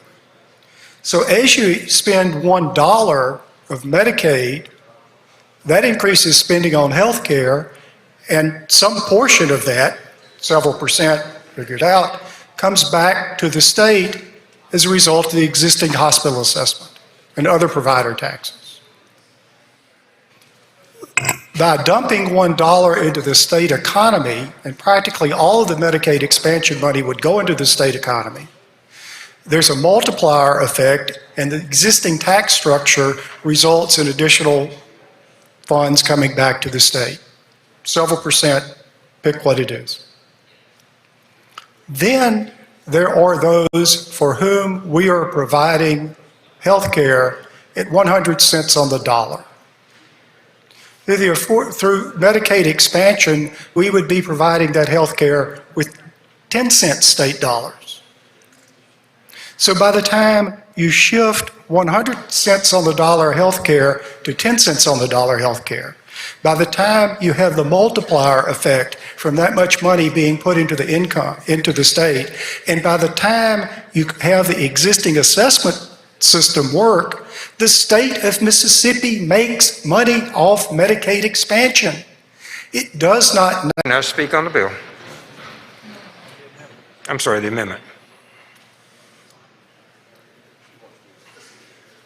Senator McDaniel, you recognize to speak on the amendment? All right, Senator Horn, you recognize to speak on the amendment. Thank you, Mr. President. You know, the comment was made that there are no guarantees. Well, a few years ago, under the guise that it was going to create all sorts of new jobs. We eliminated the franchise tax. We eliminated the inventory tax, which took $740 million out of our state coffers. There was no guarantee on that, but we did it. We've already kissed $7 billion goodbye. The question for us is, are we going to kiss another $13 billion goodbye? We have over 300,000 of our citizens who are not looking for a handout. They're hardworking people. We call them the working poor. And they don't have employers who offer them health insurance, nor are they able to afford health insurance on their own. And they have to make the choice, do I eat or do I go see the doctor? Do I pay my rent or do I go see the doctor? Do I take care of my children's basic needs or do I go to see the doctor? And when they finally do break down and go see the doctor, it's the emergency room, which results in a whole bunch of uncompensated care that is killing our hospitals. It's killing them. Now, the hospitals have offered a solution regarding the 10% match. Everybody says, oh, the reason that we don't expand it is because of that 10% match. The hospitals have voluntarily come up with a plan. And the plan is that they will tax themselves and they will put a $20 premium on the Medicaid recipients so that we can take care of and deal with the 10%. Now, if you were running a company and somebody told you that I'm going to give you 90% of the money to do a new initiative. All you have to do is come up with the 10%, and you got somebody who's willing to come up with the 10%. You would get fired if you didn't do that. You would be summarily dismissed if you couldn't figure out a way to do it. Now, as we travel through this pandemic, the burdens on our hospitals is not getting better. It's actually getting worse. The burdens on our population are not getting better. They're getting worse. Person doesn't have insurance. They get COVID. They wind up going to the hospital. They walk out of there with a $73,000 bill. Mississippi is the #1 state where citizens have unpaid medical bills. It's at 41%. It's double the national average. We have an opportunity, and it is an economic development opportunity if you can't see it any other way. Look at it as an economic development opportunity. The impact that our state economists told us 6 or 7 years ago is that by expanding Medicaid, the jobs that will be created, which would in turn generate income tax and other revenue for the state, would more than cover the 10% match. The University of Alabama at Birmingham has essentially said the same thing. This is a no-brainer. Expanding Medicaid makes good business sense if for no other reason. If you don't care about the people, if you don't care about the hospitals, look at it as an economic development opportunity because of all the jobs that will be created. Senator, your 5 minutes has expired. Would you like to close? Or would you like for an extension, Senator? I'm almost finished, Mr. President. Why don't you finish then? All in favor of, say aye. Oppose? Nay, the ayes have it. Listen, thank you, Mr. President. the uncompensated care that our hospitals are suffering from is going to kill off a lot of our rural hospitals. Now, we just did a bill the other day for Hattiesburg that allows Hattiesburg to consolidate and join forces with smaller clinics and hospitals around the area. That made good business sense. This also makes good business sense. It's an economic development opportunity. The hospitals are volunteering that they will tax themselves. We can do a $20 premium to be paid by the recipients. It makes all the sense in the world. Now, as I close, I believe it was back in 1968, John Bell Williams was governor, and that Medicaid program reared its head up. And he hired 3 men, he assigned 3 men, one of whom was Dr. Alton Cobb, who probably was one of the best medical state health officers we've had. I think he was actually the first official state health officer. And they came back, he said, look at this program, I don't want it. I don't think Mississippi needs it, but y'all look at it. And you come back and tell me what you think. They came back and said, well, Mr. Governor, we can't afford to have this program. That could be one of our responses. But moreover, they said, we can't afford not to have this program. It makes all the sense in the world. It's the best thing for Mississippi. And here we are in 2021, and we've got a similar opportunity. We cannot afford not to do this. I urge support of the amendment. Thank you, Senator Horn. Senator McDaniel, you recognize to be on the bill.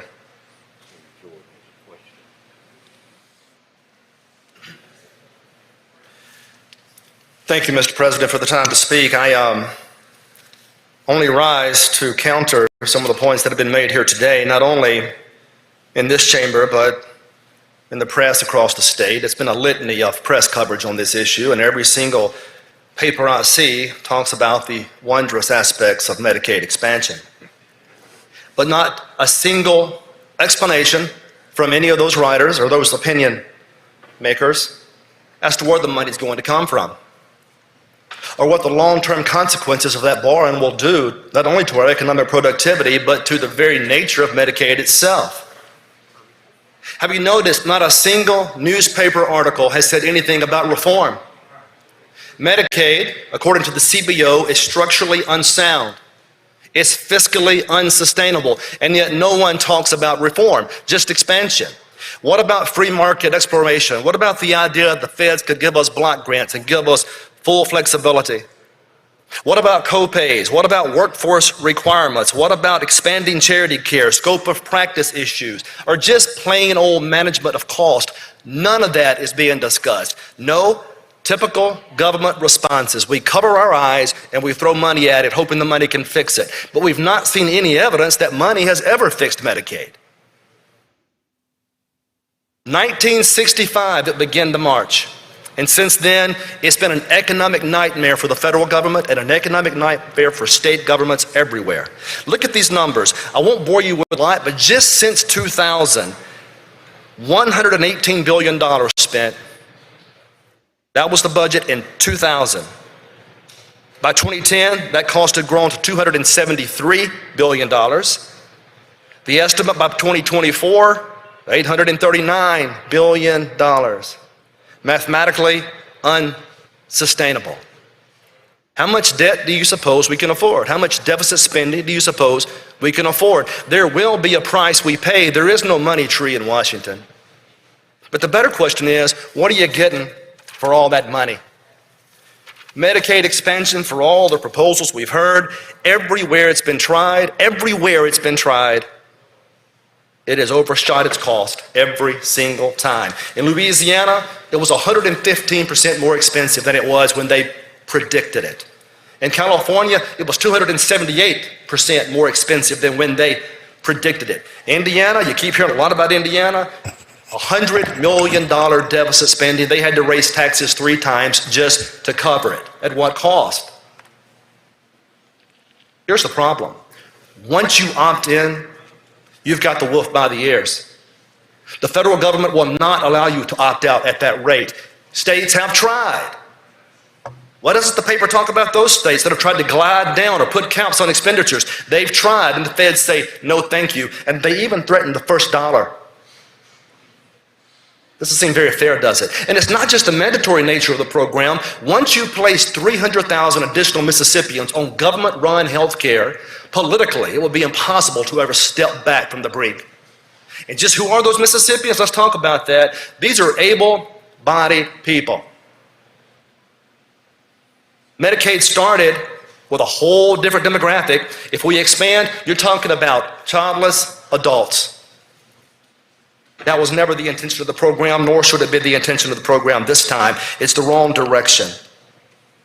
I know my time is almost up, but I asked Senator Simmons about some guarantees. Senator Simmons is my friend, but he didn't give me the guarantees I was seeking. The feds say they'll pay 90%. Will they? Look, the Congressional Budget Office has already said Medicaid is unsustainable. Reforms are coming. They have to come. What best way to handle the reforms than to cut that reimbursement rate? And if they do, we are left holding every one of those extra dollars. And it's coming. We know it's coming because the growth is unsustainable and reform has to occur. Just a few more points. I'm sorry to bore you guys. I promise I am, but this Medicaid thing is really on my mind. This is the biggest vote we're going to cast this session. The biggest vote we're going to cast this session. And what does all that money give us? Medicaid enrollees are not happy. Why aren't they happy? Because doctors don't like to treat Medicaid enrollees. Why? A myriad of options and problems the federal government passed down. One study went so far as to say, you cannot make this up, that you are better off in your healthcare outcome if you are uninsured than if you go there on Medicaid. Senator McDaniel, do I hear a motion to expand his time? Motion, all in favor say aye. All opposed, no. Senator McDaniel. All that money, all those bad results, and absolutely no reform whatsoever. I've never understood why we would expand a program that has failed so many people without first trying to repair it, without first trying to correct it. I'm not seeing that here, and that's the problem. Listen, I can't think of a single person that doesn't want to help the less fortunate. But as we go about trying to help the less fortunate, how about we really help the less fortunate? And we can't do that by expanding the scope of Medicaid, stretching the budgets even thinner, constraining healthcare providers more than they already are, and then think that we're actually helping those poor people that need our help more than ever. Is that quick enough? I have so much more to say, but time is short. I'm going to ask you to vote no on this. This is the biggest budget impacting vote that you will cast as a senator. And for the sake of our children, for the sake of the federal government's budget and ours, I ask you to vote no. Senator Jordan, do you have a question? I have a question. Yes, sir. Senator McDaniel, do you yield to Senator Jordan for it? Thank you. Thank you. Senator Jordan. Mr. President. Senator McDaniel, where's your compassion? Senator Jordan. Do you have any compassion at all? Yes, sir. You're going to let me answer? Carry on. You're going to let me answer? Let me ask you this, Senator Jordan. Where's the compassion and charity when the government forcefully takes money from one person and gives it to another, especially when the program it seeks to uphold is failing the intended beneficiaries? That's not compassion, it's lunacy. That's not compassionate. Have your way with your terminology, but you know Mississippi ranks what in the nation? Where does she rank? In which respect, Senator? Against all the other 49 states. Where do we rank? Are we number 5, number 6, number 7, or are we number 49, or are we number 50? Yes, sir. Specifically in which respect? In all respect, generally. Well, I think we're number 1 in generosity. I think we have the most charitable people on the planet. We have a lot of positives in this state. In which respect do you reference? What I'm saying, if somebody gave you 90 cents and you put 10 cents with each dollar, I consider that as a gain. But now if the federal government is going to pay 90% to help poor people who worked all their lives, and you got the audacity to stand there and debate that we're wasting money to help the poor, the rejected, the downtrodden. Are you seriously suggesting that a federal government that's $28 trillion in debt, that's $28 trillion in debt, is giving anybody money that they possess? They don't. This is not anybody. These are people. It is borrowed money, and it's reckless, and it's dangerous, and it will bring our economy down. It's just a matter of time. The spending has to stop, Senator Jordan. I understand that. I've been broke many times. I'm not now. That's why I understand that there should be some compassion. Now to sit here and say that you got dying people and hospitals are closing on the poorest state in the union, and here you don't want to take. It is not compassionate to burden our children with debt they can't repay. It is not compassionate to place so much economic downturn with this economy that will never recover based on these types of expenditures. That's not compassion. That's reckless, and it's dangerous, and it's short-term thinking, and that's the problem right now with every politician in D.C. They can't seem to think 20 years down the road. They're too busy trying to get reelected. Do you know? It's a dangerous fiscal policy. Senator McDaniel, do you know some of those people that will die early because of what you are trying to do and what you may be able to do? No. May I finish? You can. Wrong premise, but you go. And there are a lot of those people worked all their lives for nothing. And the innocent folks. Some of us were able to break out of that poverty and be right here with you. But many of them will die because people like you don't seem to think, don't seem to understand what it means to help the poor. Now, I don't care how much you pray. I met a man once with his knees out where he was praying, and he turned around and crawled a toe behind. He's backsliding. Mr. President, Mr. President, point of order. I don't mind asking or answering his question. I know, but excuse my emotion, but I just reject. First, let's have order. And first off, your time is up. Sorry, Mr. Chairman. Mr. Chairman. And the point of order. You have a question. My question is, how much money have we rejected from the federal government on expanding Medicaid? How many millions? How many billion? We have a motion to extend the time. All in favor say aye. Aye. Opposed, no. Senator Jordan, continue. How many billion of dollars have we lost in adjacent states right around us have taken that money that Mississippi rejected? You mean the borrowed money? Yeah, the money that the feds has put, that was designated for Mississippi that she did not get because she rejected. How many billion? The $28 trillion of borrowed money, you're asking me how much we did not receive. Money that's not even rightfully ours because we can't balance a budget. That's what you're asking me. Yeah. How many federal dollars have we received on Medicare that other states have? You might as well be asking me where the monopoly money is, Senator Jordan. It's going to be worth about the same at this rate. It's borrowed money. We're $28 trillion in debt, and the solution that you're suggesting is just to blindly throw money at it. I haven't heard a single word from you about reform, not a single word from you about how to structurally correct Medicaid deficiencies. You just want to cover your eyes and throw money at this problem. No, I don't. That's not going to fix it. It didn't fix it in Indiana. It didn't fix it in Arkansas. It didn't fix it in California. I live in Mississippi. It's the same I live in Arkansas. From a demographic standpoint, it's very similar to us, and they're struggling just to pay their bills right now. 6 years after the fact, they're struggling just to get by. Every state that's tried this has gotten upside down, Senator Jordan. Is that what you're suggesting we do? Because if it is, that's a reckless policy. I suggest that we accept money that the federal government allow for the poor in Mississippi. We're just going to disagree on that. And I know we're different, but how can you be a Christian? I assume you are one, and not care for the rejected and the downtrodden and the poor. Many of these people worked all their lives, and they're old now, and they're dying in mountain numbers simply because they cannot afford to get Medicaid. And here you debate here as though Kentucky, wherever they print resources, cannot print more resources. They print money. We waste money and many other things less important. We're talking about human lives. Senator Jordan, I respect you very much. I respect you too, sir, but I don't understand you. Hold on, to the point though, to the point. The idea that it somehow is unchristian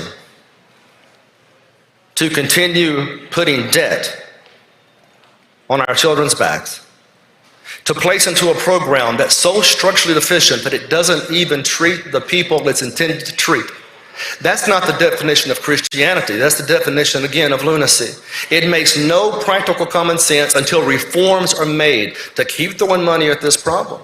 None whatsoever. You make reforms first, you correct the structural problems in the program, then you think about how we touch people out there and make a difference in their lives, not just by blindly throwing money their direction. That's not a Christian thing at all.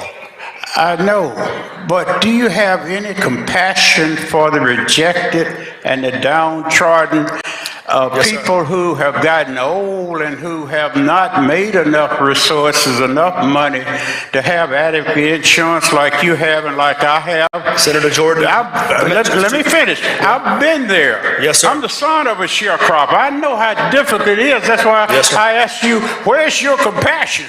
I'm not no sharecropper now, but I've come from that area.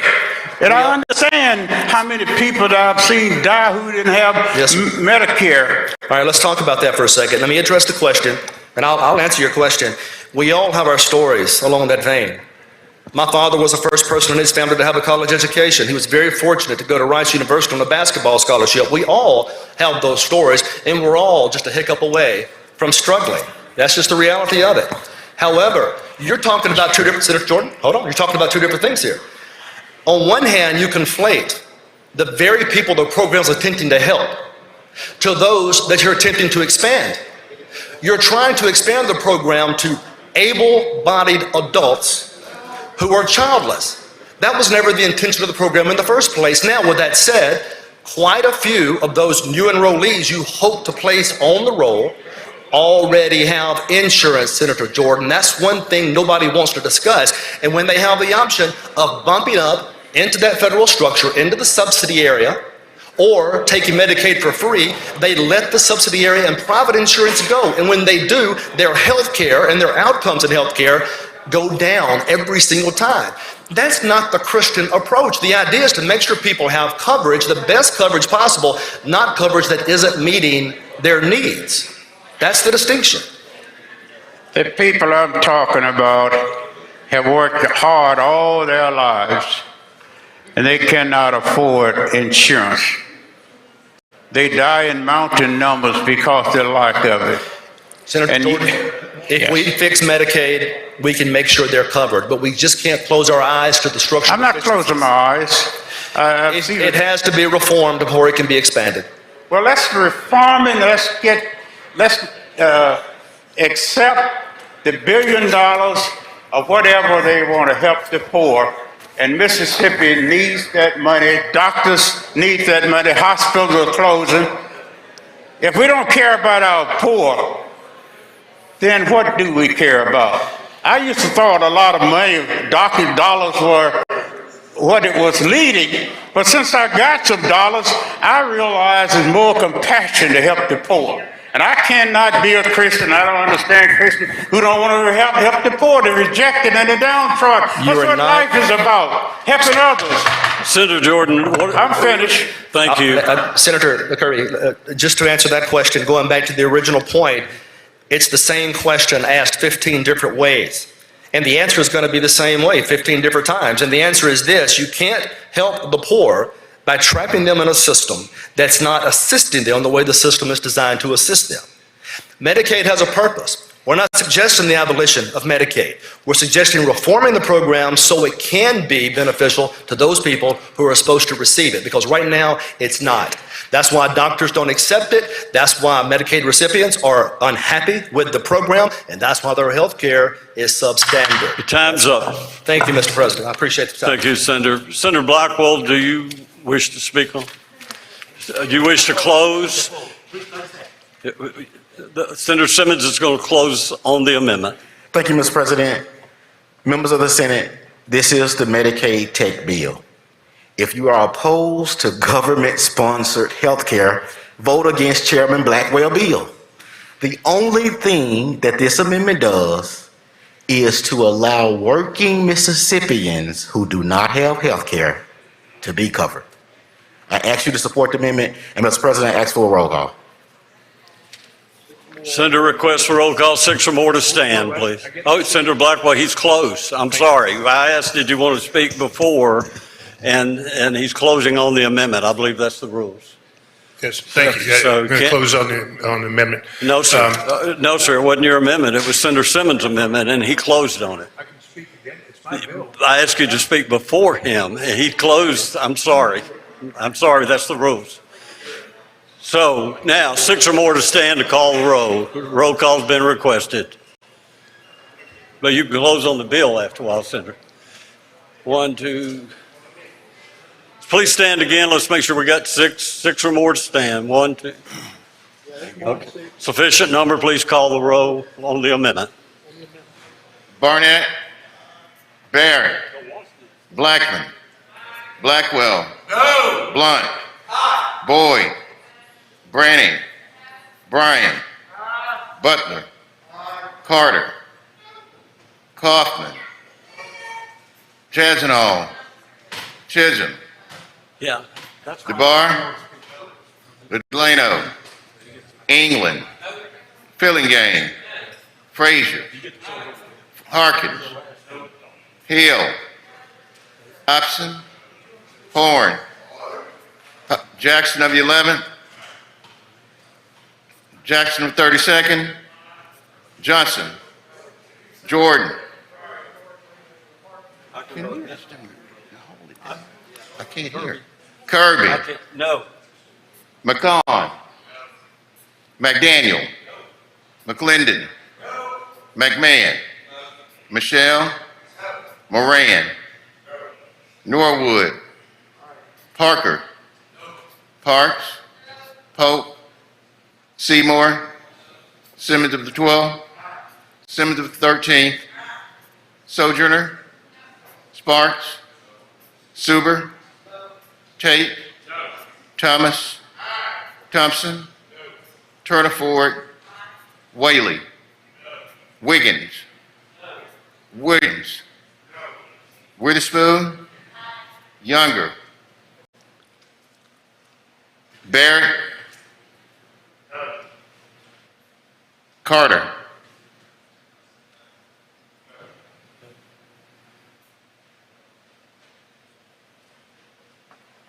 Pope,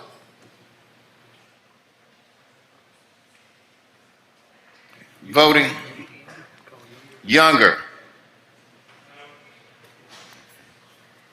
voting yes or yay, Barnett, Blackman, Blunt, Bryan, Butler, Frazier, Horn, Jackson of the 11th, Jackson of the 32nd, Jordan, Norwood, Simmons of the 12th, Simmons of the 13th, Thomas, Turner Ford, and Witherspoon.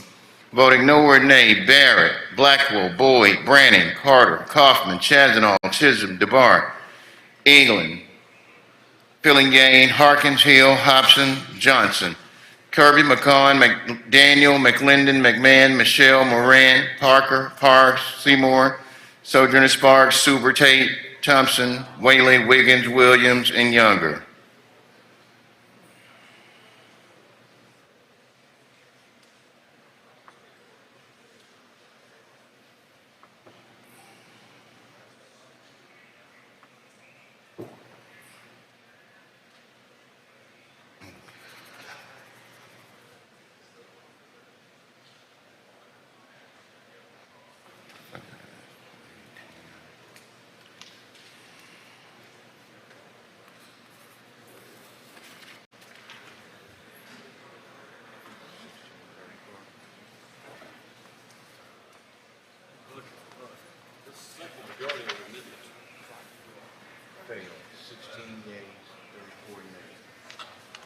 The amendment is failed, 16 ayes and 34 noes. Senator Blackwell, you want to close on the bill? What? I'm sorry, we have another amendment. I did not know that. Senator Turner Ford.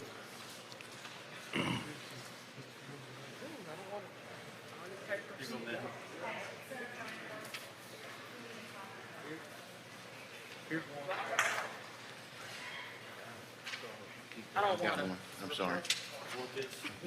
Just look at it and make sure I'm good.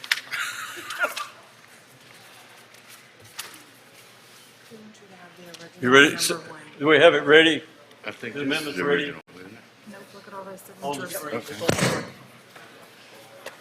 Okay, Senator Turner Ford, you're recognized for an amendment. Thank you, Mr. President. Ladies and gentlemen, the amendment that I'm proposing is slightly different than that which was proposed by Senator Simmons, and I signed on the previous amendment. But I think that's regarded as the hospital plan. The amendment that I'm presenting is more of an expansion of eligibility, and it does not have the restriction of the previous plan to coordinated care services by a provider-sponsored health plan. And in presenting the amendment, and I've heard, we've heard all of the arguments that have been presented up to this point. I think I'm asking for what I would call a full court press. We're asking that that Medicaid be expanded according to the Affordable Care Act model. There are approximately 12 states that have decided that they did not want to expand Medicaid. But studies show that states that have expanded Medicaid are better suited to handle COVID-19 and recessive conditions economically. What I propose, just based on some limited research that I've conducted, it's been stated that where the savings are not sufficient to offset the cost, and at the outset they may not be, states have used assessments on providers, health plans, cigarettes, and alcohol to generate the state dollars needed to support expansion. In the case of provider and plan assessments or fees, these are often existing sources of tax revenue that increase as providers and plans realize increased revenue by serving more insured patients and enrollees.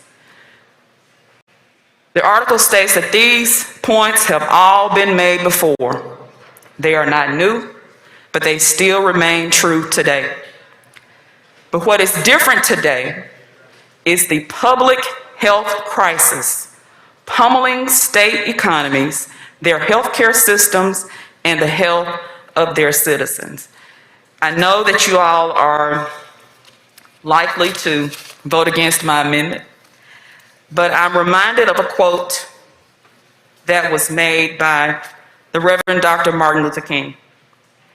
In the end, we will remember not the words of our enemies, but the silence of our friends.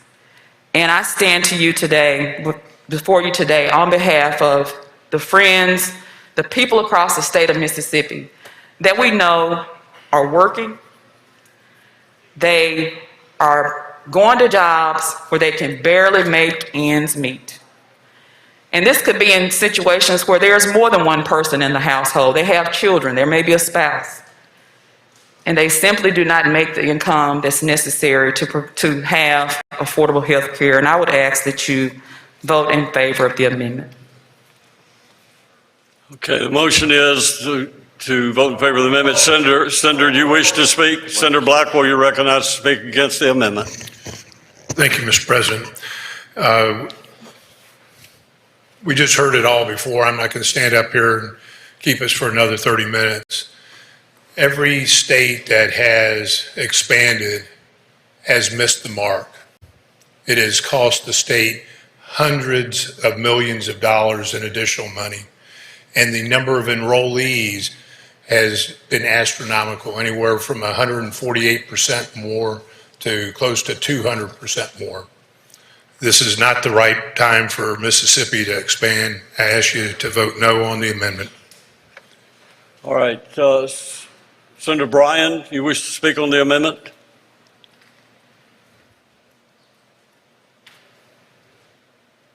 Mississippi will make money if we expand Medicaid. There will be more money in the state treasury if we expand Medicaid than if we don't. And for the 16th zillionth time, this is why. Under our existing structure, let alone what we could get from the Hospital Association and others, under our existing structure, we have provider taxes. So when we pay this dollar, we get revenue that comes back to the state. We have a multiplier effect from putting a dollar into the economy, which we discuss every time we discuss anything about economic development. By putting a dollar into the economy, we collect sales taxes and we collect income taxes that work their way back to the general fund. There are numerous ways that we can take people who we are now paying health care for 100 cents on the dollar and shift them to the Medicaid program. The one example of that is a bill that's been discussed at this session, which is to take prisoners who are in parchment, whose health care we're paying for with 100 cents on the dollar, and put them in a nursing home or a personal care home, as the case may be, if their medical condition is what it is, severe enough. I'm having trouble talking, it's been a long day. But if they're in a nursing home, at least 2/3, or in the case of the Medicaid expansion population, 90% of it, money will be paid for by the feds, and so we'll save the 90 cents on the dollar that we're now paying for health care for individuals who are in parchment.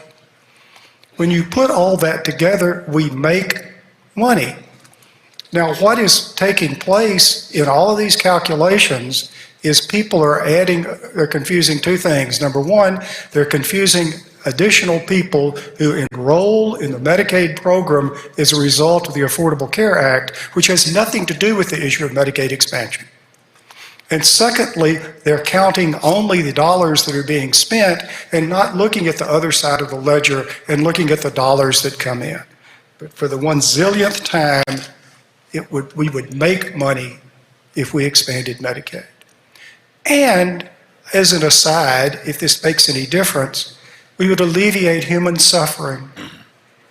Not only would we provide additional health care for the expansion population, who have access to health care who haven't had it before, but by having those additional dollars going into the healthcare system, you help keep alive doctors' offices,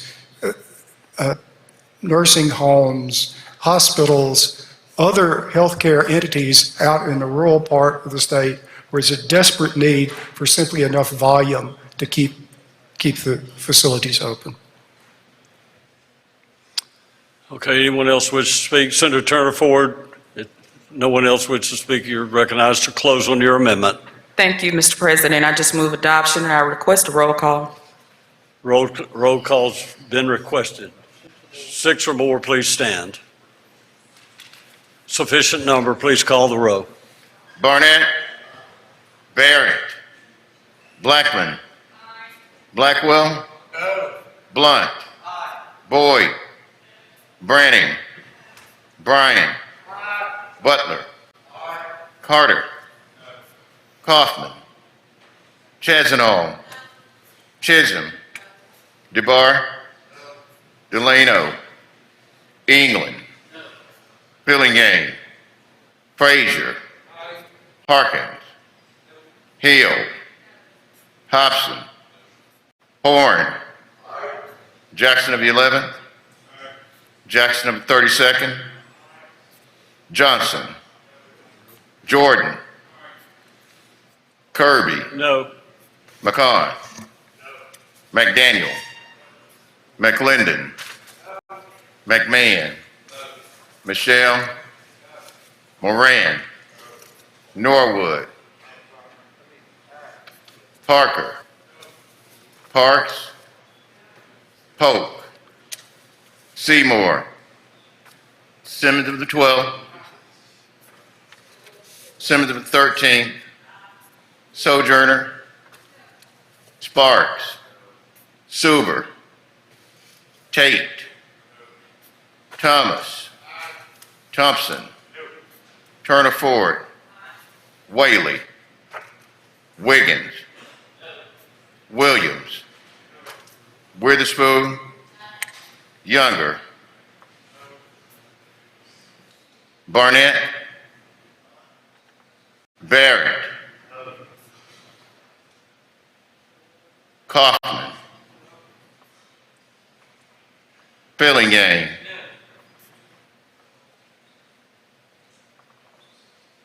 Polk. Suber. He said no. Yeah. Voting yes or yay, Barnett, Blackman, Blunt, Bryan, Butler, Frazier, Horn, Jackson of the 11th, Jackson of the 32nd, Jordan, Norwood, Simmons of the 12th, Simmons of the 13th, Thomas, Turner Ford, and Witherspoon. Voting no or nay, Barrett, Blackwell, Boyd, Branning, Carter, Kaufman, Chazanall, Chisholm, DeBar, England, Fillingham, Harkins, Hill, Hobson, Johnson, Kirby, McCon, McDaniel, McLendon, McMahon, Michelle, Moran, Parker, Parks, Seymour, Sojourner, Sparks, Suber, Tate, Thompson, Whalen, Wiggins, Williams, and Younger.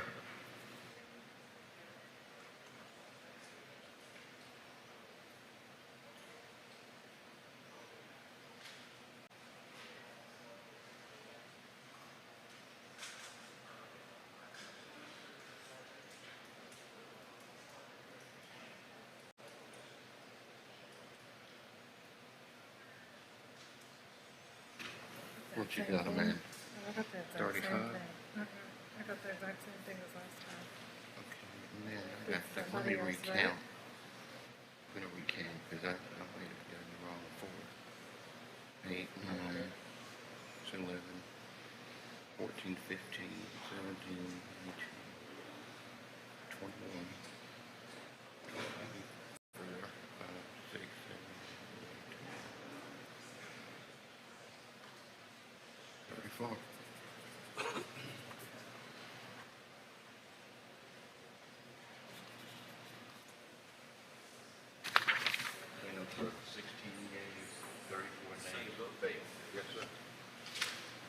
By a vote of 16 ayes and 34 noes, the amendment has failed. Senator, you're recognized to close on the bill.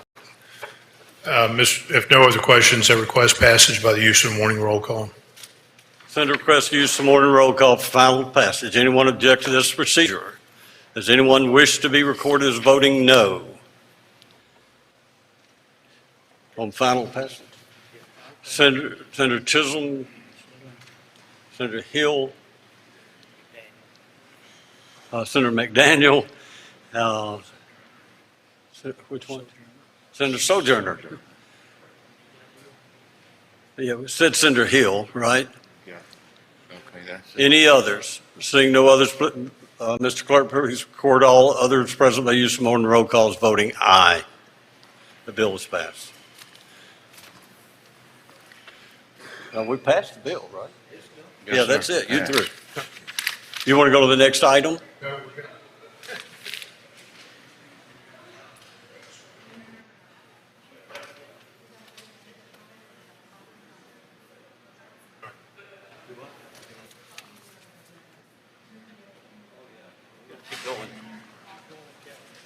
All right. Thank you, Senator Blackwell. I would have probably looked at motion at this time, but we're going to keep going for a while. Okay. Item 78 through 82. Does anyone wish to bring up any of those items? Senator Fillingham, which item? 80? 82. Oh, it is 80. Okay. Senator Fillingham, item 80, Senate Bill number 2572. Thank you, Mr. President. Let's go to item go to item number 80. Senate Bill 80, I'm sorry. 2107. Call it up and have the title read. Okay, my bad. Please read the title. Senate Bill number 2107, Firearms, prohibit local governments and state agencies from restricting possession. Make the usual motion. Senator makes your usual motion. All in favor say aye. Aye. All opposed, no. Senator Fillingane. And I move that we Ayes have adopt. it.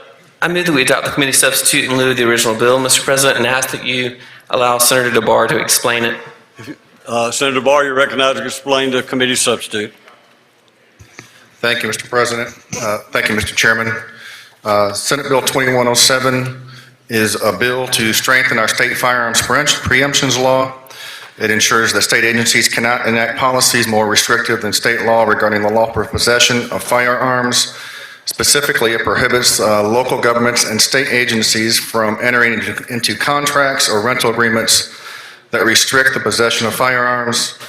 It also prohibits state agencies from adopting posted written notice, rules, regulations, orders, or policies, or entering into any agreement that restricts the possession of firearms. It also establishes a remedy for any person adversely affected by the violation of this section.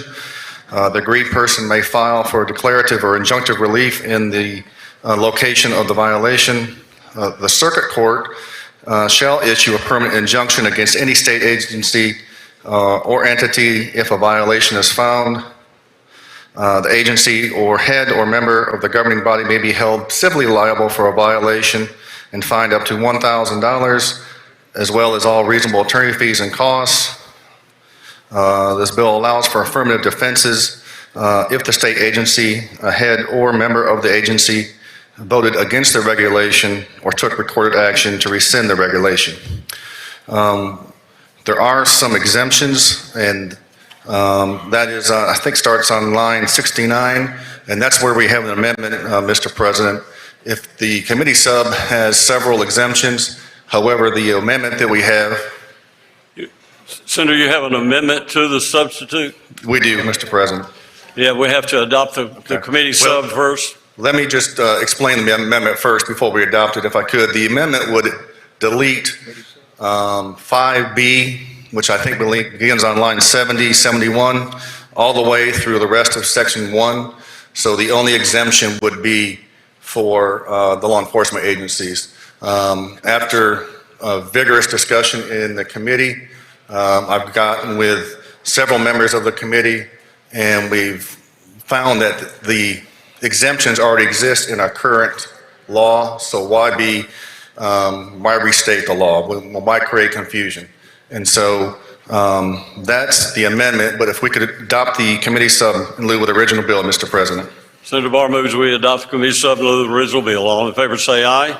Aye. All opposed, no. The ayes have it. Now on the amendment to the committee sub. Okay, the amendment is up on the screen. You can see the members I communicated regarding the amendment with Senator Seymour and Hill. We've basically deleted everything after pair 5A, beginning on line 69. And so there is clearly no reduction in our enhanced carry laws that's going to be protected. And we think this amendment will do that. I'll yield for any questions on the amendment. Are there any questions? Senator Hobson has a question. You yield, Senator Hobson. Yes. Senator Hobson, you're recognized. Thank you, Mr. President. Thank you, Senator DeBar.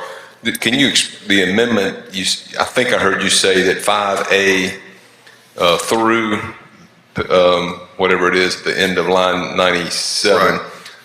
All of that's existing law? Well, 5A will stay, beginning with 5B on line 74. That will be deleted. Everything else is in existing law in our current enhanced carry law. Okay, so all of those other subsections are in existing law, and therefore you don't need them in this bill. Is that correct? That's correct. Okay, thank you.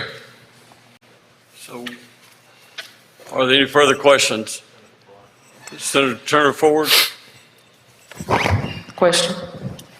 You yield to Senator Turner Ford? Yes, I yield. Senator Turner Ford.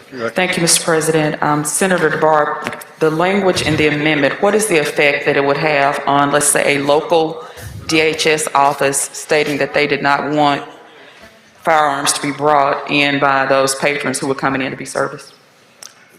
the local DH office, is that what you said?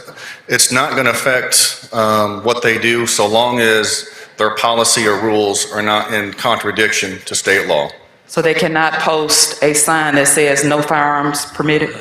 If the person that comes into their building is lawfully carrying a weapon, they cannot prohibit it, yes. Thank you. All right, let's limit our questions to the amendment to the substitute. If there's no more questions, move for adoption of the amendment. Senator Blunt, you have a question? Not on the amendment. Not on the amendment. Thank you, Senator Blunt. The senator moves adoption of the amendment. All in favor say aye. Aye. All opposed, no. The ayes have it. The amendment's been adopted. Now back to the committee substitute as amended. Senator DeBar. I'll yield for any questions, Mr. President. Senator Blunt, do you have a question? Thank you, Mr. President. Thank you, Senator DeBar. On line 26 through 30, if the state agency that is in charge of this building adopts a policy regarding people carrying firearms into this building, would that be prohibited under this bill? If they adopt a policy that's in contravention to our concealed carry laws, it would be, yes. So anyone who has a concealed carry permit would be able to bring a weapon into this building, and the law enforcement agency in charge of keeping this building safe would be prohibited by law from keeping that person from doing so. Is that, if this bill becomes law, is that correct? If the person that comes in that building has a lawfully obtained concealed carry permit, enters that building, they can enter that building, and it does not violate the state law. And so any state agency that adopts a policy in contravention of that would violate the law. And so if the Capitol Police, which is charged with the protection of this building and the people who work here, adopted a policy that said you can't sit up in those galleries up there with a weapon, they would not be able to adopt that policy regarding people who have a concealed carry permit. Is that correct? The Capitol Police control this building, you're correct. However, the Rules Committee establishes rules on that as well. So the policy is you can carry your weapon, whether it be at the Capitol or DHS or MDOT. So yes, that is correct. Okay, thank you for your explanation. Okay, any further questions? So we're moved, Senator DeBar, you move for adoption of the... If there are no further questions, move for adoption of the committee sub by use of the morning roll call. All in favor? Well, first do the committee sub, then we'll do the morning roll. We've already done the committee sub. Okay, we've done so much I couldn't remember. So the use the morning roll call is requested. Anyone have any questions? Anyone object to this procedure? Senator, anyone else have any questions? Anyone object to this procedure? Seeing no, okay, all in, well, you, Senator? Move for adoption by use of morning roll call. There you go. Final passage. Okay, adoption of the use of morning roll call has been requested. All in favor say aye. Aye. All opposed, no. Anyone object? I did say a while ago, anyone object to this procedure? And no one wished to be recorded voting no, right? Oh, I'm sorry, we do have some no's. I thought I said that. I didn't think I had that much support on this. I thought you were strong. My bad, I just lost my place. So we got Senator Thomas. Yeah, please raise your hand. We'll start here. Senator Bryan, Senator Blunt, Senator Turner Ford, Senator Butler. Who now? Oh, Senator Horn, Senator Barnett, Senator Robert Jackson, Senator Derek Simmons, Senator Joseph Thomas, Senator Witherspoon. I'm going too fast. I'm sorry. Senator Blackman. Senator Jordan. Senator Rita Simmons. Sarita Simmons, sorry. That's Senator Sampson Jackson. Senator Norwood and Senator Frazier. Anyone else? Please read off those voting no.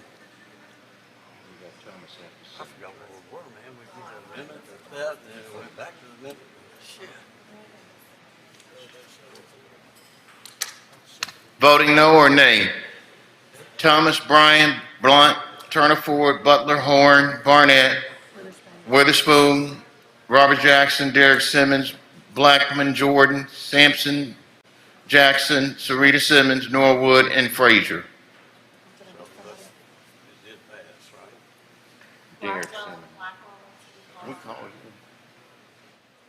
Senator Blackwell, do you have a question?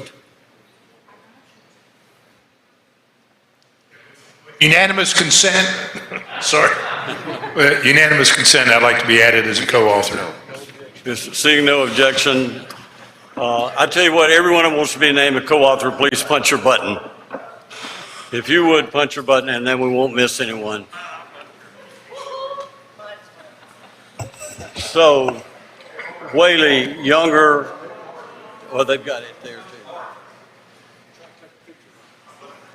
Oh, okay. All right, let's start again. Senator Whaley, Bryan, did he wish to vote that way? Yeah. Younger, Blackwell, Branning, Parks, Chazanall, Kaufman, Harkins, Fillingane, McMahon, Williams, Sparks, Michelle, Kirby, Carter, Seymour, Suber, Hill, Tate, and McCon. Senator Bryan, did he wish to vote that way?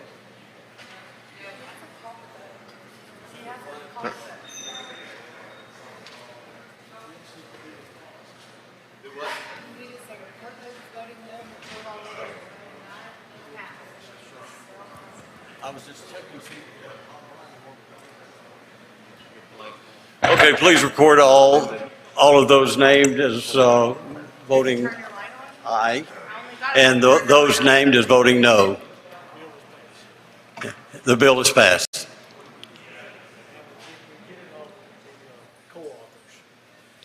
All right, how about co-authors now? Have anyone that hasn't brought up front that wishes to be named as a co-author?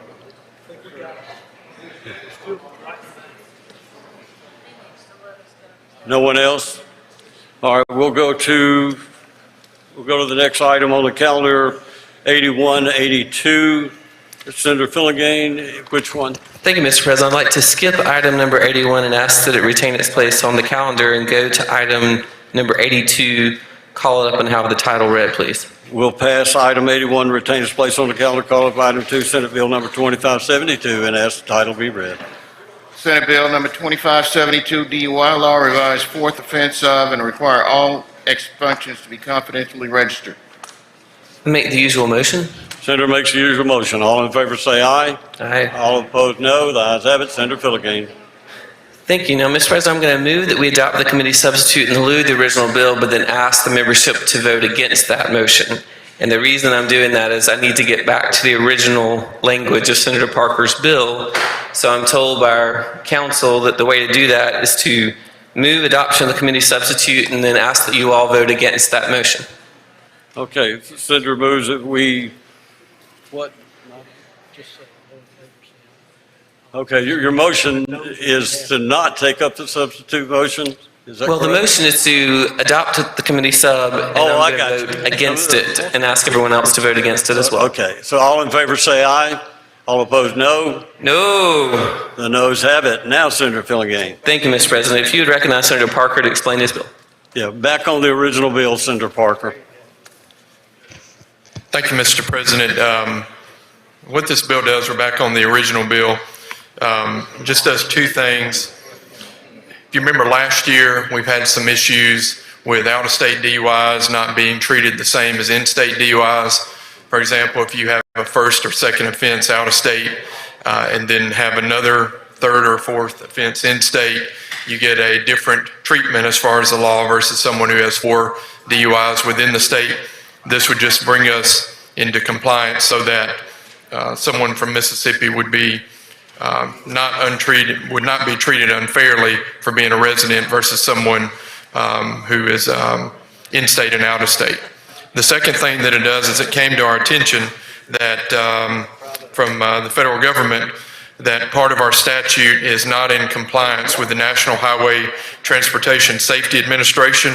I've gotten letters and I've gotten correspondence from Senator Wicker and Senator Hyde-Smith's office, along with the National Highway Transportation Safety Administration, stating that we will lose roughly $12 million in federal aid highway funding based on existing Mississippi law not being in compliance. The Attorney General issued a formal opinion on this issue to delay the decrease in funding to the state. As part of that agreement in the letter, the agreement stated that the Attorney General and Department of Transportation agreed to pursue legislative remedy during this session. So what this bill does, in addition to the out-of-state issue I mentioned before, is it clarifies that all expunctions for DUI offenses, including any granted in an intervention court, must be granted in compliance with Section 631130, which is our DUI statute. This limits such expunctions to one on a first offense under certain circumstances and requires the expunction to be included in the DPS confidential registry to prevent multiple expunctions. Those are the two things the bill does. I'll be glad to answer any questions. We have a few questions, Senator Parker. Senator Wiggins, you have a question?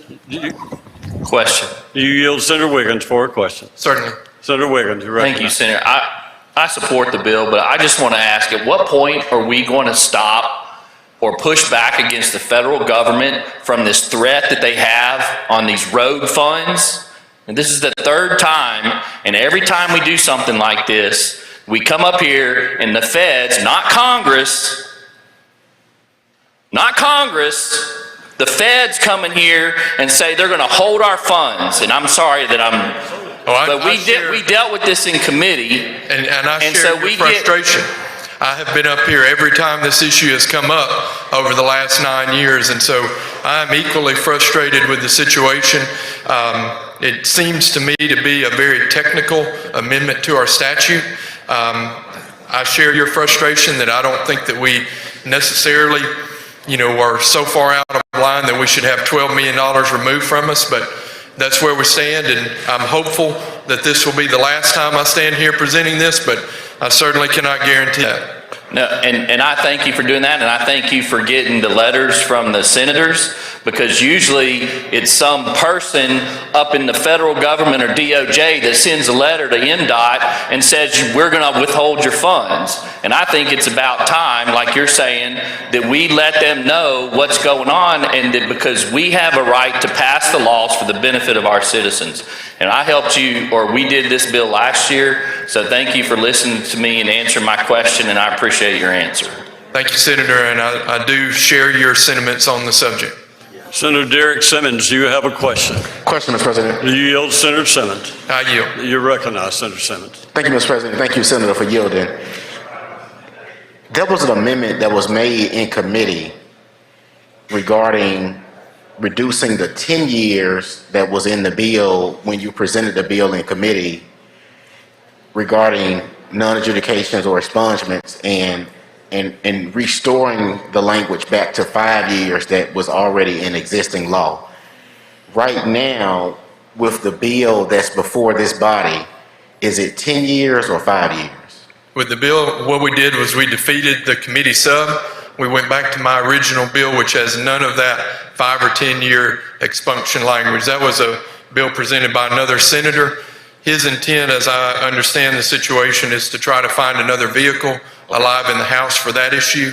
And we have gone back to just the simple road funds and to the fourth offense parity that was in my originally bill that I introduced. So that issue is not in what's in front of you now, Senator. Thank you, Senator. Thank you, Mr. President.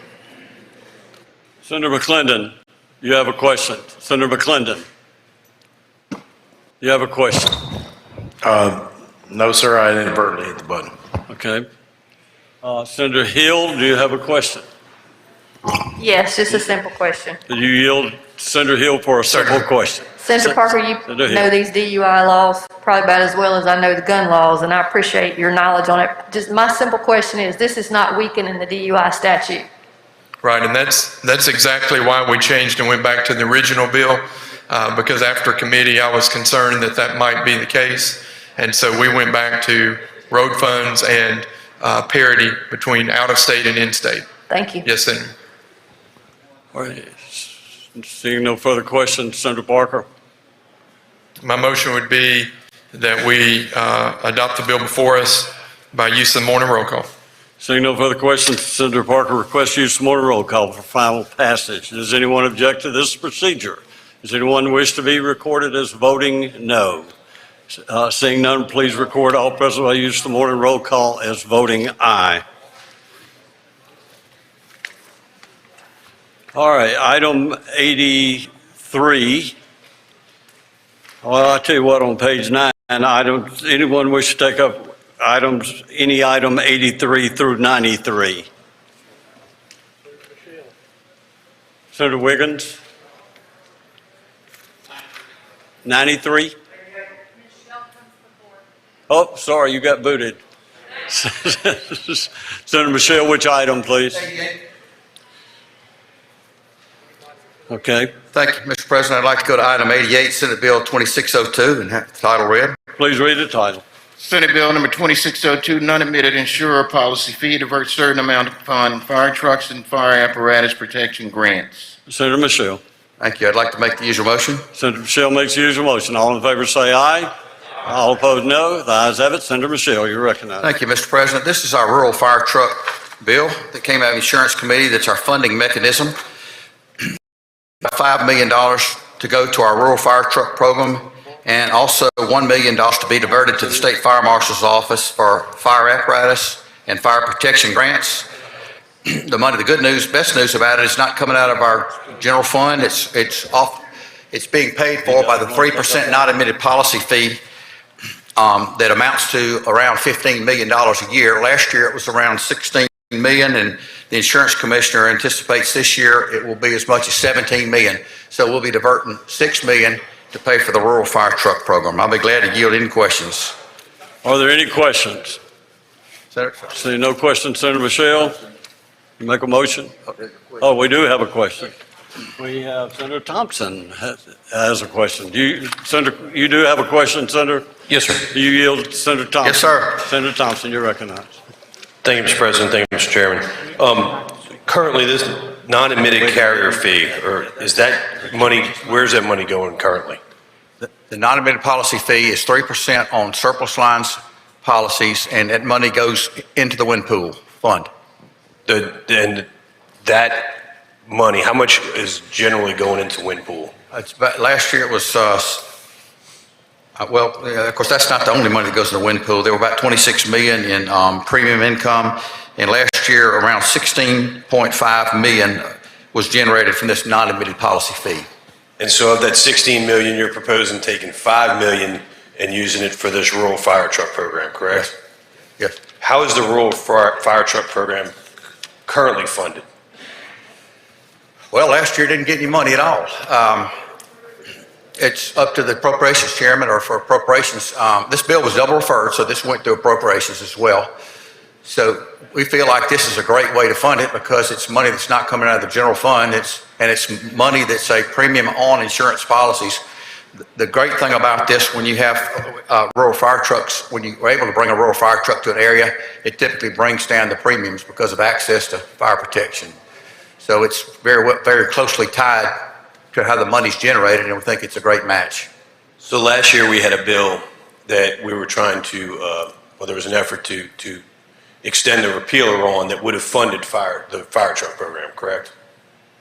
For fiscal years 18 and 19, I believe, it was somewhere around $2.5 to $3.5 million that the fire truck program received. I'm sorry, I don't know the answer to that question. Okay. This particular funding mechanism would be $5 million directed towards the fire trucks. Okay, so of that $5 million that would be coming out of wind pool for this, have you consulted with the windstorm board to see how that $5 million being diverted from wind pool could possibly affect ratepayers that are in the wind pool? Yes, sir. We had hearings this summer, and we had the insurance commissioner testify. We had the director of the wind pool. We had the ratings bureau head testify as well. The fund right now, the most recent figure we have shows that there's $328 million in assets in that fund right now. And what we'd be doing, last year the bill failed, so there was no diversion last year. The non-admitted policy fee amounted to about $16.5, and this year it's expected to be about $17. So out of roughly $33 million in fees, we're hoping to divert this $5 million to the fire truck program and $1 million to the fire apparatus grants. The bill did not pass last year. It also had some money in it for the mitigation program that we talked about in a previous bill. We extended that repealer. And I was at the hearing this summer, and what my understanding of what the director of wind pool, his testimony was along the lines, or his comments were along the lines that any diversion of funds from the wind pool could result in a rate increase because of the way the actuaries on the reinsurance side of wind pool, the way they look at those reserves that wind pool holds on to. So is it your position right now that this $5 million diversion from wind pool would not result in any rate increase for wind pool? I've not heard anyone say that's the case. The program, the way the program was set up, it's doing its intended purpose. The premium income in the year 2010, as an example, was around $80 million. And of course, the goal is to get people in the normal insurance pool and to get them less dependent on this fund. And then this year, the premium income, it went from $79 million to $26 million. The reinsurance has gone way down also. At one point, we were spending $70 million a year on reinsurance. Now our reinsurance is $23 million. As an example, last summer, we had a very active hurricane season on the Gulf Coast, and the insurance commissioner valued the total loss at about $90 million. But it did not cost the wind pool but about $15 million because of the main reason being the deductibles. And some of the losses for people that were below their deductible obviously did not take a single penny out of the wind pool. That's correct. But you said something a minute ago that the reinsurance premiums that wind pool's paying have been going down. Yes. Is that in part because the wind pool reserves have been going up? Could be. Could be, or it is? I don't know. It's my understanding that they've got insurance of about $750 million with the reinsurance and the About access. $750 million in reinsurance in layers. I understand that. But typically when an actuary is looking, an actuary like that works for the reinsurers is looking at writing a policy, one of the things they consider is the reserves that the insured, in this case wind pool, holds, correct? How liquid that entity is. Yes. And so this diversion of funds from wind pool would decrease wind pool's liquidity, or could. I don't know how it would decrease the liquidity. The assets have increased. The amount of assets could decrease. I'm sorry? The amount of assets that wind pool currently has would decrease by at least this $5 million if this bill were to pass. Yes. Well, the good news is for your constituents on the coast is their fire insurance could go down because of the accessibility of fire premiums. The non-admitted policy fee is written in all 82 counties. So this is a fee that is typically on surplus lines. It's on things that are not real common, like casinos. Casinos are big use of these policies. Hotels, skyscrapers, large office buildings, risk like oil and gas, drilling, construction, higher risk. And so the the fees were generated from all 82 counties. And so this is a way we could benefit all 82 counties with fire trucks and hopefully have their premiums come down. And I understand the intent of the bill. Spread the wealth.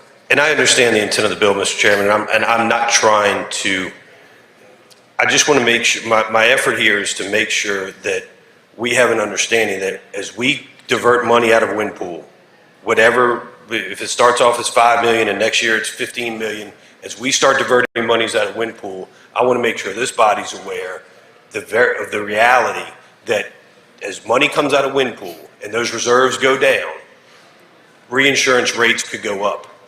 Would you agree with that? Sounds logical. And if those reinsurance rates go up, then the rates being paid by the wind pool ratepayers are also going to increase. Yeah, one thing also to consider is this non-admitted policy fee has a repealer in it. It expires next year. So this time next year, we'll be discussing whether we want this 15 to 16 million annuity to continue to go 100% to the wind pool. As I mentioned, when we had that mitigation bill, that we might want some of it to go into the hurricane mitigation bill, we may want to set up an annual annuity for our fire truck program. That's all the things we want to consider. Okay, so that was my question I was asking my desk mate. This does have a repealer in it? Yes, sir. Okay. Thank you, Mr. Chairman. That's all. Not this particular bill. The legislation has a repealer in it. Okay? This bill does not have a repealer. No, sir. The legislation for the non-admitted policy fee stands repealed next year if we do not renew it. And so this could very well possibly be the last year that this non-admitted policy fee goes to the wind pool. Understand. Could be if we choose not to, if this body chooses not to renew the repealer next year, extend the repealer. Thank you, Mr. Thank you. Okay, seeing I no move further, final passage by use of the morning roll call, Mr. President. seeing no further questions, Senator requests use of morning roll call for final passage. Any senator object to this procedure? Does any senator wish to be recorded as voting no? Got a few. Yeah. Senator Thompson, Senator Chisholm, Senator England, Senator Wiggins, Senator Carter, and Senator Moran. Anyone else wish to be recorded as voting no? Senator Sampson Jackson. Senator Jackson. And Senator Sarita Simmons. Anyone else? Senator David Jordan. Senator. These are no votes. These are no votes we're talking about. No votes? What do you mean no votes? Voting no. Yeah, this is not co-author. This was a no vote, Senator. All right, let's start over. Let's start over. You got the Coast guys all excited, Senator.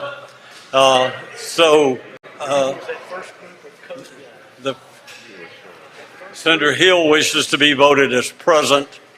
Senator Carter, yeah, you're no. Senator Wiggins is no. England, no. Thompson, no. DeBar, no. Present. Senator DeBar, present. Senator Moran is no. Now, we'll read those off, and let's make sure we have everyone, because a lot of people wanted to co-author, I think, and got a little ahead of themselves. Voting no or nay. Thompson, England, Carter, Wiggins, Chisholm, Moran. Voting present, Hill, DeBar, and Seymour. Okay. Well, no, we need to pass the bill first. Okay, so the motion was to use the morning roll call for final passage. Other than those named, all others by use of the morning roll call be recorded as voting aye. And the bill is passed. Now let's do the co-authors. So, wow. You want to do the button again? Let's just call them out. Start over here. Okay, Senator Sparks, Senator Boyd, Senator Parker. Put your hand down when we say. Yeah, Senator Boyd, you can put your hand down now. Senator Williams. Williams. Kaufman. Oh, I'm sorry. Can't hear. All right, let's have order, please. After Senator Kaufman, Senator Williams, that's correct. Senator McMahon, Senator Whaley, Senator Blackwell, Senator Younger, Senator Harkins, Senator Branning. We have Kaufman already. Senator Chazanall. Senator Fillingane. I didn't see his hand. Turn her forward now. Put her hand. Senator Turner Forward. Now let's go over here. Okay. Senator Weatherspoon, Senator McClendon, Senator Thomas, Senator Derek Simmons, Senator Robert Jackson. I didn't say Carter.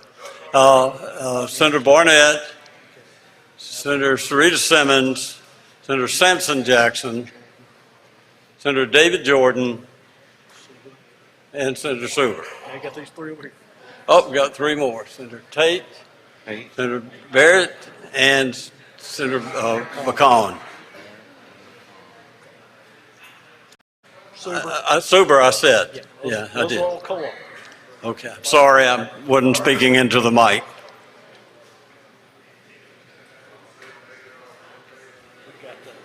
You got that? All right, we'll go, that bill's passed. All right, we'll go to the next item, go down to item 92. I think Senator Blackman, no one wished to bring up one before that. So Senator Blackman, recognized for item 92. Thank you, Mr. President. I'd like for the title to be read. Please call that item as title be read. Senate Bill number 2389, Domestic Violence Shelters Revised Eligibility for Funds. Senator Blackman. I make the usual motion. Senator Blackman makes the usual motion. All in favor say aye. All opposed no. The ayes have it. Senator Blackman. Thank you, Mr. President. I'd like to yield to Senator Witherspoon to explain the bill. Senator Witherspoon, you're recognized to explain the bill. Thank you, Mr. President, and thank you, Madam Chair. This bill is requested by the Mississippi Coalition Against Domestic Violence. And what this bill does, it deletes the 25% matching requirements. State law now requires that the shelter program obtain at least a 25% additional funding match to the state's domestic violence fund granted by the Mississippi Department of Health Office Against Interpersonal Violence.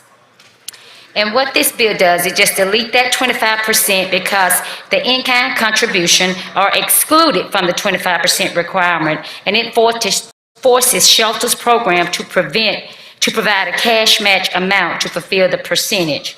And currently, shelters program provide matches fund for match fund up to 20 to 25% of federal grant. So relieving this help the shelter program to fund the programs and better service in our community. And I just want to add, right now there are 12 domestic shelters in the state of Mississippi, and the Mississippi Coalition Against Domestic Violence provide technical assistance and training to all 12 of them. That concludes the summary of the bill. I answer any question. Are there any questions? Senator, you're recognized for a motion. At this time, is there no question? I'm sorry, we do have one question. Senator Hill, do you have a question? I do. You yield Senator Hill for a question? Yes, sir. Senator Hill, you're recognized. Thank you. What does this do differently than what's in the current law on the domestic violence? Because I know we moved them from Department of Public Safety to the Health Department, and I'm just not up to speed. What's the crux of the bill? What's the purpose of what it's doing? Okay, the current law now states that they have to have a 25% match.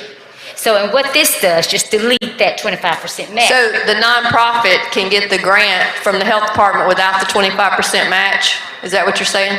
They can apply for the grant through the Department of Health. That's correct. From the Department of Health, but they don't have to put any match in it now. They just can get a... Now they have to match. Now, okay. This bill deletes that. Okay, and the federal government is okay with them not having a match? Does that comply with the federal rules for the domestic violence grants? With the federal program, they still have to do the match. Mm-hmm. And the funding through the state, we just want to delete them because they can't use in-kind as donations. They only can use cash. And right now, cash is down. But aren't these domestic violence grants are not state funded? They're federal money, correct? That's correct. But they're funded through the Department of Health. That's what I'm concerned is, if the federal government's requiring a match, how can we delete the match? You can delete the match because these program is provided under Mississippi State Department of Health. It doesn't matter if it's provided through the Department of Health, it still has to meet federal grant guidelines. That's my concern. I'm not contradicting you, I'm just trying to understand. Right, I see. I don't want us to lose the money from the feds because we're not in compliance with what the grant says we have to do. So that's my confusion. Even though the health department's just a pass-through for these domestic violence grants, so they would have to comply. And this is only state money that they apply for. Okay, where is this state money appropriated from? I was not aware that we appropriated state domestic violence grants. Yes, it's appropriated through the Mississippi Department of Health Office Against Interpersonal Violence. Maybe Senator Hobson can answer that question. Do we provide general fund money into that? Could I? Senator Hobson, do you wish to comment? I think I can answer that question. All right, Senator Blackman. Senator Blackman. I'm just trying to understand. There's a domestic violence fund. Okay. That's a state fund that provides 13 shelter programs. And what we're trying to do is eliminate that 25% match for those 13 shelter programs. Because if they have to put up that 25%, that's $6,000 a piece, and that's money that could be going to be utilized to help these families as it relates to domestic violence. So these are through some type of fees on assessments is where the money's coming from to fund it? Yes. So through state assessments. Okay, that's what I was trying to find out. Thank you. Okay, if there are no other questions, we move adoption by use of the morning roll call. Senator requests use of morning roll call for final adoption. Anyone object to this procedure? Anyone wish to be recorded as voting no? Seeing none, please record all present. The use of the morning roll call is voting aye. Thank you. All right, we'll go to the next page. Items 94 through 104. Does anyone wish to bring up one of those items? Senator Parker, are you bringing one up? Oh, okay. All right, then on the last page, 105 through 108. Anyone wish to bring up one of those? I can't hear what they're saying.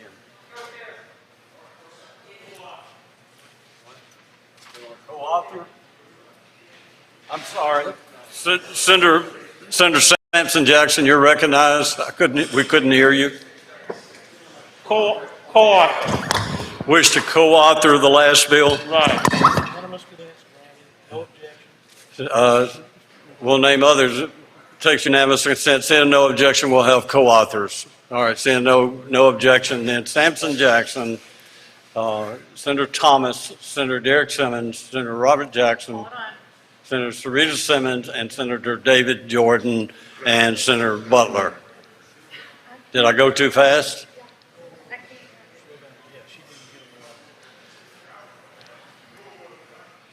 And then add Senator Noah Wood.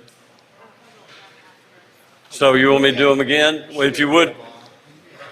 Yeah, well, read them off, and then anyone we don't call off will please raise their hand. Please. All right, let's start over. Raise your hand. I'm sorry, I talked too fast. I'm so sorry. So Senator Sampson Jackson, Sarita Simmons, Senator David Jordan, Senator Robert Jackson, Senator Derek Simmons, Senator. Slow down. I did again. I'm sorry.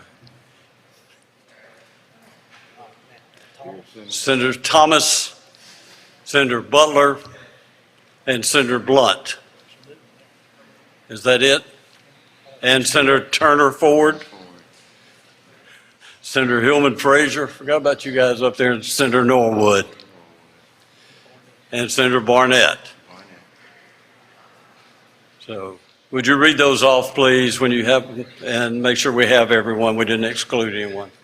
Unanimous consent to be co-authors: Sampson Jackson, Sarita Simmons, Thomas, Barnett, Derek Simmons, Jordan, Norwood, Robert Jackson, Butler, Blunt, Turner Ford, and Frazier. Anyone else? See no objection, all of those will be added as a co-author. Now we're on items 105 through 108. Anyone wish to bring any of those bills up? Seeing none, we'll now go to announcements. Senator McClendon, you have an announcement?